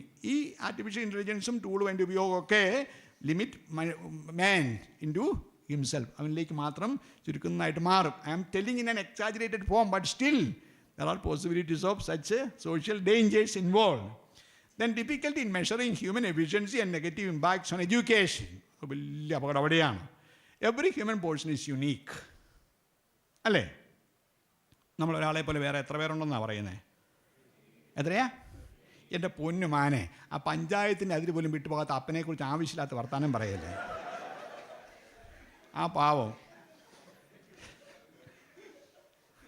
ഏഴില്ല, നമ്മളെപ്പോലെ നമ്മൾ മാത്രമേ ഉള്ളൂ. അച്ഛാ ഇൻസ്റ്റാൾമെൻറ്റിൻ്റെ പരിപാടിയൊന്നും ഇല്ലായിരുന്നല്ലോ, പിന്നെ എങ്ങനെ 7 പേരുണ്ടാകുന്നത്? അപ്പം ഇനി ഇൻസ്റ്റാൾമെൻറ്റ് പിരിക്കുന്ന പരിപാടി ഉണ്ടായിരുന്നെങ്കിൽ ഞാൻ സമ്മതിച്ചേനെ. നമ്മളെപ്പോലെ വേറെ 6 പേരും കൂടെ ഉണ്ടെന്ന് ഒന്നുമില്ലല്ലോ. നമ്മളെപ്പോലെ നമ്മൾ മാത്രമേ ഉള്ളൂ. Every human person is no. ഈ ഐഡൻറ്റിക്കൽ ട്വിൻസിനെ കണ്ടിട്ടില്ലേ? ഒരുപോലെ ഇരിക്കുന്ന പിള്ളേരാണ്, എസ്പെഷ്യലി ഇൻ ദിയർ ബോയ്ഹുഡ്. ഒരുപോലെ ഇരിക്കുന്ന ഐഡൻറ്റിക്കൽ ട്വിൻസ് കാണാൻ നല്ല ശേലാണ്. പണ്ടൊരു ചേട്ടനെ ഈ പിള്ളേരിങ്ങനെ വഴിയെ പോകുക, ഒരേ ഷർട്ട് ഇട്ട് ഒരുപോലെ മുടിച്ച് ഇരിക്കുന്ന പറഞ്ഞു പോകും. അപ്പോൾ നമുക്ക് ആർക്ക് കണ്ടാലും ഇഷ്ടമാണ്, നല്ല രസമാണ്. അപ്പോൾ ഒരു ചേട്ടന് കണ്ടപ്പോൾ ഭയങ്കര കൗതുക. ഇങ്ങോട്ട് വന്നേ, ഇങ്ങോട്ട് വന്നേ, നിങ്ങൾ ഇരട്ട പെറ്റതാണോ എന്ന് ചോദിച്ചു. അല്ല, അമ്മ പെറ്റതാണെന്ന് പറഞ്ഞു. അവരുടെ പേരൻസിനോട് ചോദിച്ചു, നമുക്ക് രണ്ടും ഒരുപോലെ. പേരൻസിനോട് ചോദിക്കുക എന്തുമാത്രം വ്യത്യാസം ഉണ്ടെന്നുള്ളത്. ഐഡൻറ്റിക്കൽ ട്വിൻസ് സ്വഭാവത്തിൽ, പെരുമാറ്റത്തിൽ, ചിന്തയിൽ, ഭാവനയിലൊക്കെ വ്യത്യാസമുണ്ട്. Every human person is unique. അത് മനസ്സിലാക്കിയോ? നമുക്ക് ഓരോരുത്തർക്കും നമ്മുടേതായ യൂണീക്നെസ് ഉണ്ട്. One differs from the other in manifold ways. They vary from each other in their talents and capabilities. These varieties really enhance the beauty of human life. നമ്മുടെ എല്ലാവരുടെയും വെറൈറ്റികൾ ചേരുമ്പോഴാണ് human ലൈഫിൻ്റെ variety that really is beautiful. അതുകൊണ്ടാണ്. Now, in the diffusive and extensive use of this artificial intelligence tool, it becomes difficult and sometimes impossible to measure the human efficiency and capability. അത് അളക്കാൻ പറ്റാതെ വരാം. കാരണം ഇതല്ലേ എല്ലാവരും ഉപയോഗിക്കുന്നത്. അങ്ങനെ ഒരു ഉദാഹരണമായിട്ട് പറഞ്ഞാൽ, you are asked to prepare an essay on a specific topic. ഒരു അസൈൻമെൻറ്റ് തന്നു വിട്ടു. ചാറ്റ് ജിപിറ്റിയോട് പറഞ്ഞു, എനിക്ക് താമൂരം കോളേജിലാണ് പഠിക്കുന്നത്, എനിക്ക് ഇന്നതിനെക്കുറിച്ച് എസ്സേ ഉണ്ടാക്കി തരണേ. നല്ല സുന്ദരം എസ്സേ ഉണ്ടാക്കി തരും. ഞാനിത് പ്രിപ്പയർ ചെയ്തപ്പം ചുമ്മാ ചാറ്റ് ജിപിറ്റിയോട് എൻ്റെ ബർത്ത് പ്ലേസിനെ കുറിച്ച് ഒരു കവിത എഴുതി തരണം. എന്നാ സുന്ദരം കവിതയെന്നറിയാവോ? ഉണ്ടാക്കി തന്നാ മനോഹരമായിട്ട് അതൊരു കവിത ഉണ്ടാക്കി തന്നു. തരും ഒക്കെ സാധിക്കും. അപ്പോൾ എങ്ങനെ ഹ്യൂമൻ എഫിഷ്യൻസി? എനിക്ക് അതിനകത്ത് മനസ്സാ വാച കർമ്മണ അതിനകത്ത് എനിക്ക് പങ്കില്ല. ഞാൻ എൻ്റെ ഉണ്ടാക്കി തരാമോ എന്ന് ചോദിച്ചത് മാത്രമേ ഉള്ളൂ. Human efficiency can not be measured in the overuse of this artificial intelligence tool. The education industry has also seen significant benefits from the Chat GPT. By analyzing data from students, Chat GPT can generate personalized learning plans that cater to individual needs. This has resulted in improved student engagement, higher retention rates, and improved academic performance. Nevertheless, this artificial intelligence tool can bring very probable adverse effects on education. The originality and capability of the students of any grade will be made stagnant because he or she requires only an efficient operating skill of this tool to secure grades and marks. The researchers become tireless but will become totally ineffective. ഗവേഷണങ്ങളൊക്കെ എളുപ്പത്തിലാണ്, പക്ഷേ അതൊന്നും ഫലപ്രദമല്ലാത്തതായിട്ട് മാറിപ്പോകാം. Now, intellectual frozenness. Any organ of the human body develops by its proper and constant use. നമ്മൾ അനാറ്റമിയൊക്കെ പഠിച്ചിട്ടുണ്ട്. അവയവങ്ങളുടെ ഉപയോഗം കൊണ്ടാണ് കൂടുതൽ develop ചെയ്യുന്നത്. അപ്പൻഡിസൈറ്റിന് സൂത്രം ഇല്ലേ നമുക്ക്? എടുത്ത് കളഞ്ഞാൽ ഒന്നും പേടിക്കണ്ട. അതിൻ്റെ ഡിസ്യൂസ് നമുക്ക് ആവശ്യമില്ല. നമ്മൾ കൊയേഴ്സ് ഫുഡ് കഴിക്കുന്നില്ലാത്തതുകൊണ്ടാണ്. നമ്മൾ സെലക്റ്റീവായിട്ടുള്ള ഫുഡാണ് കഴിക്കുക. അതുകൊണ്ട് നമുക്ക് വേണ്ടാത്തേ അത് ഉപയോഗിച്ചാൽ വീർത്തിരുന്നേനെ. അല്ലെ മൊയിലിൻ്റെ സീക്കം യു ഹാവ് ലേൺഡ് ഇല്ലേ? It's very enrich. മൊയിലിൻ്റെ സീക്കമാണ് ഏറ്റവും പരിപൂർഷം. അതുകൊണ്ട് മൊയിൽ എപ്പോഴും തിന്നുകൊണ്ടിരിക്കാൻ കാരണം അന്നേരം അവൻ ദഹിച്ചു പൊക്കോളും. അതാണ് മൊയിലിൻ്റെ പ്രത്യേകത. മൊയിൽ സർവ്വതരം തിന്നുകൊണ്ടിരിക്കുകയാണല്ലോ. അത് ഏറ്റവും റിച്ചായിട്ട് എൻറിച്ച്ഡ് ആയിട്ടുള്ള സീക്കമുള്ളത് മൊയിലാണ്. ഒരു ഓർഗൻ്റെ ഉപയോഗം കൊണ്ടാണ് കൂടുതൽ അത് ഡെവലപ്പ് ചെയ്ത് അഡ്വാൻസ് ചെയ്യാൻ കാരണം. The disuse of any organ will eventually make it inactive. ഉപയോഗിക്കാതിരുന്നാൽ അത് ഇനാക്റ്റീവായിട്ട് മാറിപ്പോകാം. This is all the more true of the human intellect. The new findings and inventions are the result of the tireless work of the human intellect. അത് കണ്ടുപിടുത്തങ്ങളെല്ലാം മനുഷ്യബുദ്ധിയുടെ വലിയ ശ്രമങ്ങളാണ്. If the activity is destined and designed for the human intellect is replaced by a machine, it will end up in the less development of the human intellect. This will definitely lead to a kind of intellectual frozenness, leaving very dangerous impacts on the social development. അതൊരു വലിയ അപകടമാണ്. മനുഷ്യബുദ്ധിയുടെ ത്വരിതഗതിയിലുള്ള ക്രമീകൃതമായിട്ടുള്ള വികാസവും കോൺട്രിബ്യൂഷൻസും സാവധാനം ഇല്ലാതായിട്ട് മാറും. Now, diffusion of the mechanical errors. Chat GPT നിങ്ങളൊക്കെ download ചെയ്ത് ഉപയോഗിച്ച് തുടങ്ങി കാണണം. അവൻ ചില ചുമ്മാ ബ്ലണ്ടേഴ്സ് പറയും ചിലപ്പം. നമ്മളതിൽ നേരാന്ന് ഓർക്കല്ലേ.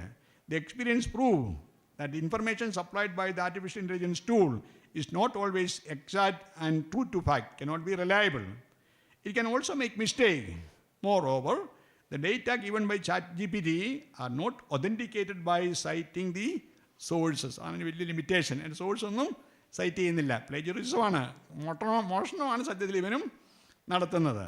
The assumptions, conclusions and decisions on the basis of the information supplied by this tool are prone to be wrong. Hence, total dependence and reliability on them will end by in reaching the wrong dispositions, leaving very dangerous social impacts. Chat GPT അത് തന്നെ പറയുന്നതാണ് അതേക്കുറിച്ച്. Chat GPT തന്നെ ഇങ്ങോട്ട് നമ്മോട് പറയുന്നതാണ്. It is important to note that the quality of the generated content may not always be constant. Language models are trained on vast amounts of text data and can generate content that is grammatically correct and semantically coherent, but may lack the creativity and originality of human written content. Additionally, language models may not always capture the tone or voice that a business or individuals is looking for in their content. അതുകൊണ്ട് എപ്പോഴും reliable ആണോ എന്ന് ചോദിച്ചാൽ പലപ്പോഴും അപകടങ്ങൾക്ക് സാധ്യതയുണ്ട് എന്നാണ് നമ്മുടെ ചാറ്റ് ജി പി ടി തന്നെ നമ്മോട് ഇങ്ങോട്ട് പറയുന്നത്. Now, the replacement of human resources and increase of unemployment ഒരു വേറൊരു ചലഞ്ചിങ് ആയിട്ടുള്ളൊരു അപകടമാണ്. With the AI becoming more advanced, it can automate tasks that are previously done by humans, resulting in significant cost savings for business. ചിലവൊക്കെ കുറയ്ക്കാം. This has implications for workers in various industries who will need to adapt to a new job requirements of risk losing their jobs. തൊഴിൽ നഷ്ടപ്പെടാൻ സാധ്യത. However, artificial intelligence can also create new job opportunities, particularly in industries that rely heavily on automation and data analysis. Workers who have skills in areas such as data analysis, programming, and machine learning will be in high demand. Okay, സമ്മതിക്കുന്നു. The application of this tool will replace the human efforts. Human resources will no more be inevitable. This will create wide unemployment. This can affect the serene and balanced leading of individual as well as family life. The unemployment and the resultant lack of means of livelihood may retract one from making a family, and even those who already have a family may struggle to make their ends meet. This may even end up the breaking of the families and thereby create big chaos in the society and human life. Artificial intelligence will replace many humans who don't use artificial intelligence. അത് വലിയ അപകടമാണ്. അത് അൺഎംപ്ലോയ്മെൻറ്റും അല്ലെങ്കിൽ under എംപ്ലോയ്മെൻറ്റും ഒക്കെ create ചെയ്യാവുന്ന, സമൂഹത്തിൽ create ചെയ്യാവുന്ന ബുദ്ധിമുട്ടുകൾ എത്ര വലുതാണെന്നുള്ളത് we face it even today. നമുക്കറിയാം. Accelerated by the introduction and wide use of this artificial intelligence tool. എന്നാന്നറിയോ ഹെഡനിസോ എന്ന് പറഞ്ഞാൽ, ഹെഡോൺ എന്ന് പറഞ്ഞാൽ ആരാന്നറിയോ? എന്നാന്നറിയോ? ഹെഡോൺ പ്ലഷർ എന്നാണ് അതിൻ്റെ അർത്ഥം. ഹെഡനിസം എന്ന് പറഞ്ഞാൽ പ്ലഷർ സീക്കിങ്. അതാണ്. അത് ഈ ഇപ്പോഴത്തെ ഈ കാലഘട്ടത്തിൻ്റെ ഒരു വലിയ ആന്ത്രോപോളജിക്കൽ ആഫ്റ്റർ ഇഫക്റ്റ്, മനുഷ്യ ജീവിതത്തെ ബാധിക്കുന്ന 3 അപകടങ്ങളായിട്ട് പൊതുവേ പറയുന്ന ഒരു ആന്ത്രോപോളജിസ്റ്റ് പറയുന്ന, ഒന്ന് ഇൻഡിവിജ്വലിസം, 2 ഹെഡനിസം, 3 മിനിമലിസം. ഹെഡനിസം പറഞ്ഞാൽ എനിക്ക് എല്ലാം എൻജോയ് ചെയ്യണം, എപ്പോഴും എൻജോയ് ചെയ്യണം. എനിക്ക് എൻജോയ്മെൻറ്റ് കിട്ടാത്ത എല്ലാത്തിനെയും ഞാൻ എന്നാ വിളിക്കും? ബോറിങ്. നിങ്ങൾ വീട്ടിൽ പലപ്പോഴും പറയുന്ന വാക്കായി ബോറായി. അച്ഛൻ്റെ ക്ലാസ് ബോറാണ്. ചുമ്മാ ഇരുന്ന്, അതിൽ പണ്ടൊരു പയ്യൻ പറഞ്ഞതാണ്, ചുമ്മാ വീട്ടിൽ നിന്ന് ബോറടിച്ചപ്പോഴാണ് ചിറ്റപ്പൻ അങ്ങോട്ട് മരിച്ചു, പിന്നെ 2 ദിവസത്തേക്ക് പോക്കായി വരവായി പ്രോഗ്രാമായെന്ന്. എന്നെങ്കിലും ചെയ്തുകൊണ്ടിരിക്കണം. അത് മരിച്ചവർക്കാണെങ്കിലും വേണ്ടുകയില്ല, ഞാനും വേണ്ടുകയില്ല. ബോറിങ് സമ്മതിക്കുകയില്ല. അതുകൊണ്ടാണല്ലോ എപ്പോഴും ഈ ചെവിയിൽ ഈ ബട്ടൺസൊക്കെ വെച്ചുകൊണ്ട് എപ്പോഴും പാട്ടുമൊക്കെ ആയിട്ട് ഇങ്ങനെ നടക്കുവാണ്.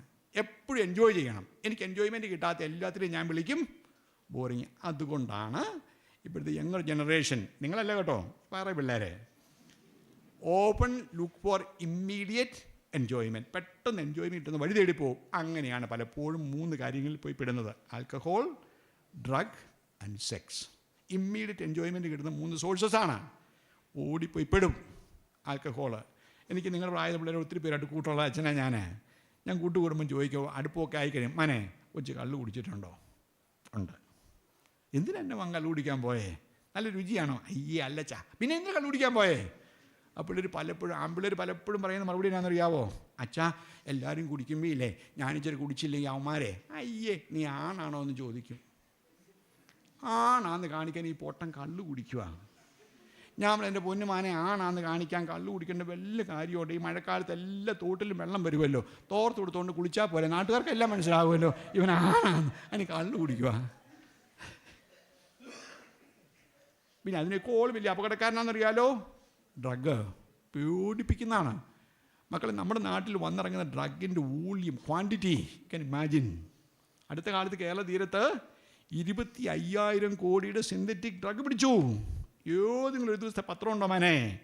ഡ്രഗ് വിറ്റോരെ പിടിച്ച വാർത്തയില്ലാത്ത ഒരു ദിവസത്തെ പത്രം ഉണ്ടോ? നിങ്ങളുടെ പ്രായത്തിലുള്ള കൊച്ചുങ്ങളെ കണ്ടുകൊണ്ടാന്ന് ഓർത്തോണം. അതിൽ മെജോറിറ്റി സ്കൂളിൻ്റെയും കോളേജിൻ്റെയും മിറ്റത്തല്ലേ. ഇവിടെ കൊണ്ടുവന്ന് ഇറക്കുന്നത് ഈ 100-ൽ 1 പോലും പിടിക്കപ്പെടുന്നുണ്ടോ? ഇവിടെ കൊണ്ടുവന്ന് ഇറക്കുന്നത് ഇവിടെ ബാക്ക് ചെയ്ത് ദുബായിക്ക് അയക്കാൻ വേണ്ടിയാണോ?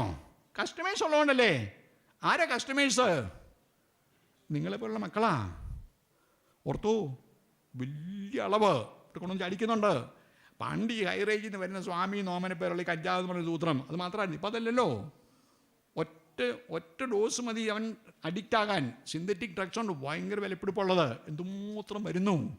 ഒത്തിരി കൊച്ചുങ്ങൾ അതിനകത്ത് ക്യൂരിയോസിറ്റി കൊണ്ടൊക്കെ ആയിരിക്കും പോയി പെടും. ഇവന് തിരിച്ചും കൊണ്ട് കയറ്റമില്ലല്ലോ. ഇത് രണ്ടും പുറമേ നിന്ന് വരുന്നതാ. പോലീസിനെ കൊണ്ട് നിയമം കൊണ്ടൊക്കെ ഒരു പരിധി നിയന്ത്രിക്കാം. മൂന്നാമത്തെ അതിലും വലിയ ഗതികേടാ സെക്സ്. ഇതുമാത്രം പിള്ളേർ അബ്യൂസ് ചെയ്യപ്പെടുന്നു, എന്തേരെ പേര് അബ്യൂസ് ചെയ്യുന്നു. മറ്റു രണ്ട് പുറമേ നിന്നുള്ളതാ. പക്ഷെ ഇത് ഇന്നരൻ്റാണ്, ഉള്ളിൽ നിന്ന് വരുന്നതാണ്. സെക്സ് നടത്തിയ പിന്നെ ഒരാഴ്ചത്തേക്ക് കണ്ണിനകത്ത് കുരുമുളക് പോയ പോലെ നീറ്റിലായിരുന്നു വലിയ രീതിയിൽ പോകുമായിരുന്നോ? ഇല്ല, അതിനകത്തൊരു ഇന്നരൻ്റ് എൻജോയ്മെൻ്റ് ഉണ്ട്. അതുകൊണ്ടാണ് നിങ്ങൾ നല്ല നിറമുള്ള പൂക്കളെ കണ്ടിട്ടുണ്ടോ? വെരി കളർഫുൾ ആയിട്ടുള്ള ഫ്ലവേഴ്സ് ഉണ്ട് ഇല്ലേ? ചില പൂക്കൾ നല്ല ഫ്രേഗ്രൻ്റ് ആയിട്ടുള്ള പൂക്കളുണ്ട്. വേറെ ചിലതിൻ്റെ കുഴൽ പോലുള്ള പൂവിനെ മൂട്ടിക്കൊണ്ട് ഒരു ഇതിൽ ഹണി വെച്ചിട്ടുണ്ട്. എന്തിനാ ഈ ഹണി? എന്തിനാ ഈ ഫ്രേഗ്രൻസ്? എന്തിനാ ഈ നിറം? എന്തിനാ? To attract the flies. ഷഡ്പദങ്ങളെ ആകർഷിക്കാനാണ്. ഷഡ്പദങ്ങൾക്ക് നിറം ഇഷ്ടമുള്ളതുകൊണ്ട്, മണം ഇഷ്ടമുള്ളതുകൊണ്ട്, തേൻ ഇഷ്ടമുള്ളത് അത് വരും. അതുപോലെ ഈ തേൻ നുകരുമ്പം, മണം നുകരുമ്പം, നിറം ആസ്വദിക്കുമ്പോൾ അതിൻ്റെ കാലയിലെല്ലാം പൂമ്പൊടി, പോളൻ പറ്റും. അതുകൊണ്ട് വേറൊരു പൂവെ പോയിരിക്കുമ്പോൾ പോളിനേഷൻ. അത് പ്രകൃതിയുടെ ഒരു ക്രമമാണ്. പരാഗണം പണ്ടൊരു ചേട്ടൻ സെമിനാറിന് പോയ കഥ അറിയാവോ? ചില ചേട്ടന്മാരിൽ എല്ലാ പരിപാടിക്കും പോകുമല്ലോ. കൃഷി ഓഫീസർ വന്ന് എൻ്റെ സെമിനാർ വെച്ചു. ഒരു ചേട്ടൻ ഇത് കേൾക്കാൻ വേണ്ടി പോയി. അപ്പോൾ അന്ന് ഈ റബ്ബറിന് തീരെ വില കുറഞ്ഞ് വരിക, മനുഷ്യൻ വിഷമിക്കുക. അപ്പോൾ ഈ കൃഷി ഓഫീസർ പുതിയൊരു കൃഷി വന്നിട്ടുണ്ട്, എന്നാന്ന് ചോദിച്ചു. 13,000 രൂപ കിലോയ്ക്ക്. എന്നാന്ന് ചോദിച്ചു. വാനില. ഓ നമുക്കറിയാവോ, നമുക്കറിയാൻ മേലാത്ത പുതിയ കൃഷിയാണ്. അപ്പോൾ ആ ചേട്ടത്തി പറഞ്ഞു, ഒരു വിഷമവും ഇല്ല, ഇതിൻ്റെ ഒരു തല കൊണ്ടുപോയി കുഴിച്ചിട്ടാൽ മതി, ഒരു ചീമക്കൊന്നര കമ്പ് നാട്ടി കൊടുത്താൽ മതി, പിന്നെ പിണ്ണാക്കോ ചാണകമോ വെള്ളമൊക്കെ ഒഴിച്ചാൽ മതി. പിന്നെ ആകെ ഒരു ബുദ്ധിമുട്ടുള്ളത് ഇതിൻ്റെ പരാഗണം തന്നെ നടക്കുകയില്ല, ഒന്ന് സഹായിച്ചു കൊടുക്കണം. വീട്ടിൽ വാനിലുണ്ടായിരുന്നവർക്ക് അറിയാൻ രാവിലെ ഏറ്റാൽ ഈർക്കിളി കൊണ്ട് അതിൻ്റെ പൂമ്പൊടി അടിച്ചടിക്കണം. പരാഗണം തന്നെ നടക്കുക, ഒന്ന് സഹായിക്കണം. ചേട്ടൻ 3 രാവിലെ ഏൽക്കുന്ന, പിന്നെ 1 മണിക്കൂർ പരാഗണം നടത്താൻ വിഷമമൊന്നുമില്ല. ചേട്ടൻ ഇത് കേട്ടുവെച്ച് വന്നു. പഴയ കാരണന്മാർ അവരുടെ വിജ്ഞാനമെല്ലാം വിളമ്പുന്നത് എവിടെയാണ്? ചായക്കടയിലാണ്. ചേട്ടൻ രാവിലെ പോയി, പക്ഷേ പതിവുള്ള കസ്റ്റമേഴ്സ് എല്ലാം വന്നില്ല. ചേട്ടൻ പത്രമൊക്കെ വായിച്ചുകൊണ്ട് എല്ലാവരും വന്ന് ചേട്ടൻ ഈ ബ്രേക്കിംഗ് ന്യൂസ് വിട്ടു. എടോ, കിലോയ്ക്ക് 3,000 രൂപ കിട്ടുന്ന കൃഷി. അപ്പോൾ എല്ലാവരും പത്രം താഴെ ഇട്ടു. അതെന്നാന്ന് ചോദിച്ചു. 3,000 രൂപ കിലോയ്ക്ക് ഇടും. വാനില. ഓ നമുക്കറിയാവുന്ന, പിന്നെയും പത്രം എടുത്തു. ഒരു വിഷമമില്ലടോ, അതിൻ്റെ തല കുഴിച്ചിട്ടാൽ മതി, ചീമക്കൊന്ന് നാട്ടിയാൽ മതി, വെള്ളവും പിണ്ണാക്കൊക്കെ ഒഴിച്ചാൽ മതി. അയ്യോ, പിന്നെ ഒരു വിഷമം അവർ പറഞ്ഞായിരുന്നു. അത് അയ്യോ, ഓ ഇതിൻ്റെ പരാക്രമം തന്നെ നടക്കുകയില്ല, നമ്മളോട് സഹായിക്കണമെന്ന് പറഞ്ഞു. ഈ പൂവിൻ്റെ മണവും നിറവും തേനും ഒക്കെ ഈ പരാക്രമം നടത്തിക്കാൻ വേണ്ടിയിട്ടാണ്, പോളിനേഷന് വേണ്ടിയിട്ടാണ്. നാട്ടിൽ കൂടെ പോകുന്ന എല്ലാ ഈച്ചയ്ക്കും ഇത് ആസ്വദിക്കാൻ പറ്റുമോ? ഈ റെസ്പോൺസിബിലിറ്റി നിർവഹിക്കുന്ന ഫ്ലൈസിന് മാത്രം പ്രകൃതി, സൃഷ്ടാവ്, ദൈവം കൊടുക്കുന്ന റിട്ടേൺ ആണ്, ഒരു പ്രതിഫലവാ. ആ മണവും ആ നിറവും ആ തേനും. In the same way in the human sex also there is an inherent enjoyment, not for all, എല്ലാവർക്കും അല്ല. ഇതിൻ്റെ പ്രകൃതിക്ക്, സൃഷ്ടാവിന്, കർത്താവിന് വ്യക്തമായ ഒരു ലക്ഷ്യമുണ്ട്. What is it for? എന്തിനു വേണ്ടിയിട്ടാണ് അത് കൊടുത്തിരിക്കുക? എൻജോയ്മെൻറ്റ്, ആസ്വദിക്കാൻ അവകാശം ഈ സെക്ഷന് ഉദ്ദേശമുണ്ട്. For the good of the spouses. and the procreation and upbringing of children. രണ്ട് കാര്യത്തിലാണ്. ദമ്പതികളുടെ നന്മ ഉറപ്പുവരുത്താൻ, കുഞ്ഞുങ്ങളെ ജനിപ്പിക്കാനും അവരെ വളർത്താനും. ഈ രണ്ട് റെസ്പോൺസിബിലിറ്റി ഏറ്റെടുക്കുന്നവർക്ക് പ്രകൃതി കൊടുക്കുന്ന, സൃഷ്ടാവ് കൊടുക്കുന്ന, ദൈവം കൊടുക്കുന്ന ഒരു റിട്ടേണാണ്, റിവാർഡാണ്. ഇത് ഈ ഉത്തരവാദിത്തം എടുക്കാൻ കഴിയില്ല. ഇതിൻ്റെ റിട്ടേൺ മേടിക്കാൻ എല്ലാവർക്കും താല്പര്യമാണ്. ഒരു ഇന്നറൻ്റ് എൻജോയ്മെൻ്റ് ഉണ്ട്. എൻ്റെ പൊന്നു മക്കളുടെ അച്ഛന് പറയാനുള്ളത്, ഞാൻ ഈ പ്രായം കടന്നു പോകുന്നതാണ്, എനിക്കറിയാം how much it is active and your stimulant also ഒക്കെ ഉണ്ടാവാം. പക്ഷേ ആവശ്യമില്ലാത്ത വല്ലയിടത്തും പോയി ജീവിതം മുഴുവൻ താറുമാറാക്കി കളയരുത്. ഒറ്റ കാര്യം, don't be exploited and don't exploit anybody. അതെനിക്ക് പറയാനുള്ളൂ. Don't be exploited, don't exploit anybody. അതെപ്പോഴും ഓർത്തോണം. അബദ്ധങ്ങൾ പറ്റാതെ സൂക്ഷിക്കണം. നമുക്കുണ്ട് ചിന്തകളും ആഗ്രഹവും ഒക്കെ വരും.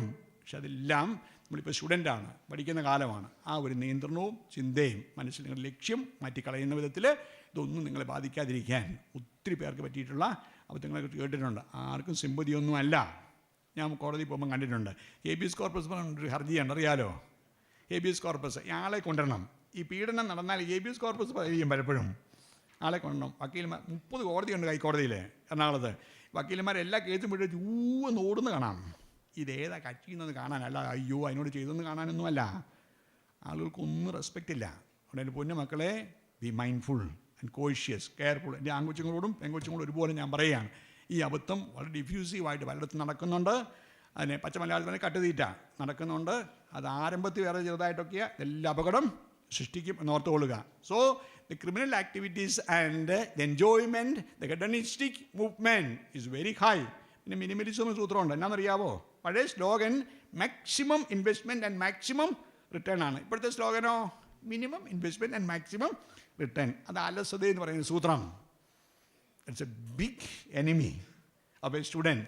അലസത എന്ന് പറയും. നല്ല ഡിലിജൻ്റ് ആയിരിക്കണം, എപ്പോഴും കൃത്യത വേണം, പഠിക്കണം. ഇതതിൻ്റെ സമയമാണ്, നിങ്ങൾക്ക് ആർജിക്കാനുള്ള സമയമാണ്. ഞാൻ എന്തെങ്കിലും ചെയ്യാൻ പറയും, ഇത് മാക്സിമം പരമാവധി അറിവ് സമ്പാദിക്കേ. നിങ്ങളുടെ വിഷയത്തിൽ മാത്രമല്ല, ഈ ലോകത്ത് എന്തോരം അറിവുണ്ട്. നമ്മളെ എന്നാ തലയും കുത്തി നിന്നാൽ ഈ അറിവിൻ്റെ ഇതിൻ്റെ അറ്റത്തിൻ്റെ അറ്റം പോലും നമുക്ക് കിട്ടുകയില്ല. അപ്പോൾ അലസലൂടെ ആയിട്ടിരുന്നാലോ. So work hard and amass the amount of knowledge. എന്തോരം അറിവുണ്ട്, അതൊക്കെ സമ്പാദിക്കണം. അതിനുള്ള സമയമാണ്. Now this may increase the antisocial and criminal activities. Men remaining idle owing to the lack of proper employment or owing to the availability of excessive leisure time are often driven to engage in antisocial or even criminal activities. One of the most significant concerns associated with the artificial intelligence-powered chatbots is their potential for misuse in scams and fraud. Criminal activities ആണ്. Criminals can be chatbots to impersonate people or organizations, tricking people into giving out sensitive information or making payments. Several incidents have been reported in which scammers use chatbots to trick people into giving away their money. Another potential misuse of artificial intelligence-powered chatbots is cyberbullying. Chatbots can be programmed to harass individuals online, spreading hate speech or offensive messages. This is a serious issue as it can cause mental health problems, especially for vulnerable individuals such as children and teenagers. AI-powered chatbots like Chat GPT can also be used for psychological profiling by analyzing the language patterns and responses of users. This raises concerns about privacy and data protection, as well as the potential for chatbots to be used for targeted advertising or political manipulation. Men, instead of contributing to the social development, will tend to be a threat to them. ഇത് വളരെ ഗൗരവത്തോടെ കാണേണ്ട ഒരു criminal ആക്ടിവിറ്റീസും anti social ആക്ടിവിറ്റീസും കൂടാൻ തീർച്ചയായിട്ടും ഇതിൻ്റെ കൂടുതലായ ഉപയോഗങ്ങൾ കാരണമാക്കിയേക്കാം. The last threat to the human existence ആണ്. We cannot brush off possibility of this artificial intelligence overriding the human control. In such a situation, it will definitely become a threat to the very human existence itself. This is the most disturbing social implication of this particular tool. At the introduction of this artificial intelligence tool, even the inventors of it alarmed the world of this impending disaster. Geoffrey Hinton, announced his resignation from Google, he stated to the New York Times that he regrets over the work he has done. In an interview to the BBC, he pointed out some of the dangers of artificial intelligence chatbots. He qualified them as quite scary. He continued, right now they are not more intelligent than us, as far as I can tell, but I think they soon may be more intelligent than human intellect and human beings. Than ഏറ്റവും വലിയ threat. To conclude, here comes the crucial question. Is the introduction of this artificial intelligence tool a blessing or a curse? ഇത് അനുഗ്രഹമാണോ ശാപമാണോ? The answer is both yes and no. You can definitely benefit from this tool. For example, if you are a content creator, think of it as a great tool that can supplement your content creation efforts and save you time, but not entirely replace human input. ഇപ്പം പലരും കോ-ഓതറായിട്ട് chat GPT വെക്കുന്നുണ്ട്, കോ-ഓതറായിട്ട്. ഞാനും chat GPT കൂടെ കൂടി എഴുതിയ പുസ്തകമാണ്, അങ്ങനെ ഉപയോഗിക്കാം. I liken it to a calculator as it saves you much time and effort. Calculator ഉപയോഗിച്ചാൽ അതിന് വലിയ ദോഷമുണ്ട്.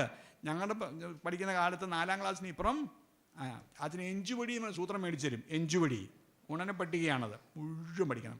ഓരോന്നൊന്ന്, ഒരു 2, ഒരു 3, ഒരു 4 പഠിക്കണം. അത് 12 എണ്ണത്തിന് നിർബന്ധമായിട്ട് പഠിപ്പിക്കും. അത് നല്ല നമ്മുടെ മെമ്മറിയെ വളർത്താനായിട്ട് ഭയങ്കരമായിട്ട് ഉപയോഗിക്കുമായിരുന്നു. അതുകൊണ്ട് അന്ന് ബന്ധമുള്ള എല്ലാ വീട്ടിലെയും ഫോൺ നമ്പർ നമ്മൾ കാണാൻ പറയില്ലാഞ്ഞോ, എത്ര പേരെ കൊണ്ട് പറ്റും? ഞങ്ങളുടെ വീട്ടിലെ ഫോൺ ഡയറക്ടറി ബന്ധമുള്ള എല്ലാ വീട്ടിലെയും ഫോൺ നമ്പർ ഞാൻ പറയാമായിരുന്നു. ഇപ്പം എന്നെ കൊണ്ട് പോലും ഓർത്തിരിക്കാൻ പറ്റിയല്ല. എൻ്റെ സ്വന്തം ഫോൺ നമ്പർ ഓർത്തിരിക്കാൻ പറ്റില്ല. അന്നേരം ആ ബന്ധമുള്ള വീട്ടിലെ നമ്മുടെ മെമ്മറി പവർ ഡിമിനിഷ് ചെയ്ത് പോകും. ആരും ഇതിന് മെനക്കെടുകയില്ല. നിങ്ങൾ വിശ്വസിക്കുമോ, ഞാൻ 10ാം ക്ലാസ്സിൽ പഠിച്ച ഇംഗ്ലീഷ് പാഠം എനിക്ക് കാണാതറിയാം. ഞാൻ 42 വർഷം മുമ്പാണ് പഠിച്ചത്. 81 ബാച്ചാണ് ഞാൻ. ഒന്നാമത്തെ പാഠം നിങ്ങൾ ആരും ഇത് പഠിച്ചവർ കാണുകയില്ല. ഒന്നാമത്തെ പാഠം എന്താണെന്നറിയോ? സാറ് പോലും പഠിച്ച് കാണുകയില്ല. ഒന്നാമത്തെ പാഠം ഏബ്രഹാം ലിങ്കണ്ണാണ്. ഏബ്രഹാം ലിങ്കൺ. എൻ്റെ ഒന്നാമത്തെ സെൻറ്റൻസ് കേൾക്കണോ? Have you ever heard of Abraham Lincoln, the famous president of USA who put an end to slavery and brought freedom to millions of slaves? ഒന്നാമത്തെ വാചകം. രണ്ടാമത്തെ പാഠം God sees the truth but waits എന്ന് പറഞ്ഞതാണ്. മൂന്നാമത്തത് selfish giant എന്ന് പറഞ്ഞ പാഠമാണ്. നാലാമത്തത് ട്രീസ് എന്ന പാഠമാണ്. ഒന്നാമത്തെ പാട്ട് ദ ഡൈവർ എന്നാണ്. I would like to dive down in the still pool where the rocks and the bottom are safely deep എന്ന് പറഞ്ഞൊരു പാട്ടാണ്. രണ്ടാമത്തെ പാട്ട് swift things are beautiful swallows and deer എന്ന് പറഞ്ഞൊരു പാട്ടാണ്. അതിങ്ങനെ മെമ്മറൈസ് ചെയ്യുമായിരുന്നു. ഇപ്പോൾ അത് നമുക്ക് അതിന് ആവശ്യമില്ല. ഉത്തരം അടിച്ചിട്ട് തൈ വരുമല്ലോ. നമ്മുടെ ഹ്യൂമൻ ഇൻ്റലക്റ്റ് എന്തുമാത്രം കഴിവ് കുറഞ്ഞതായി പോകുമെന്നുള്ളത് വലിയൊരു ചലഞ്ചാണ്. So you can make use of it, never replace it with the human intellect. It does not mean that it is not without any challenges and dangerous impacts. AI-powered chatbots have the potential to revolutionize the way we interact with the technology, but their potential for misuse is a significant concern. It is crucial that we recognize and address these issues to prevent them from causing harm to society.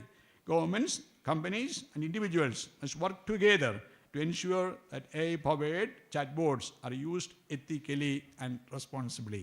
Thank you very much for your patient attention. Now it is your turn. If you want to raise questions, you can ask me. ടെക്നിക്കലായിട്ട് ഒന്നും പറയാൻ എനിക്ക് അറിയാൻ പാടില്ല. ഞാൻ പറഞ്ഞതുമായിട്ട് ബന്ധപ്പെട്ട ചോദ്യങ്ങൾ ചോദിച്ചാൽ തീർച്ചയായിട്ടും I will try to answer them.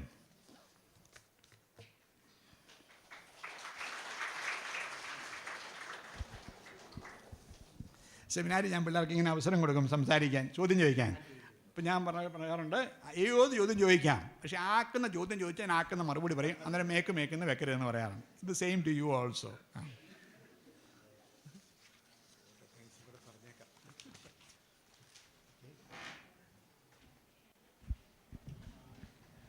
Thank you, Father.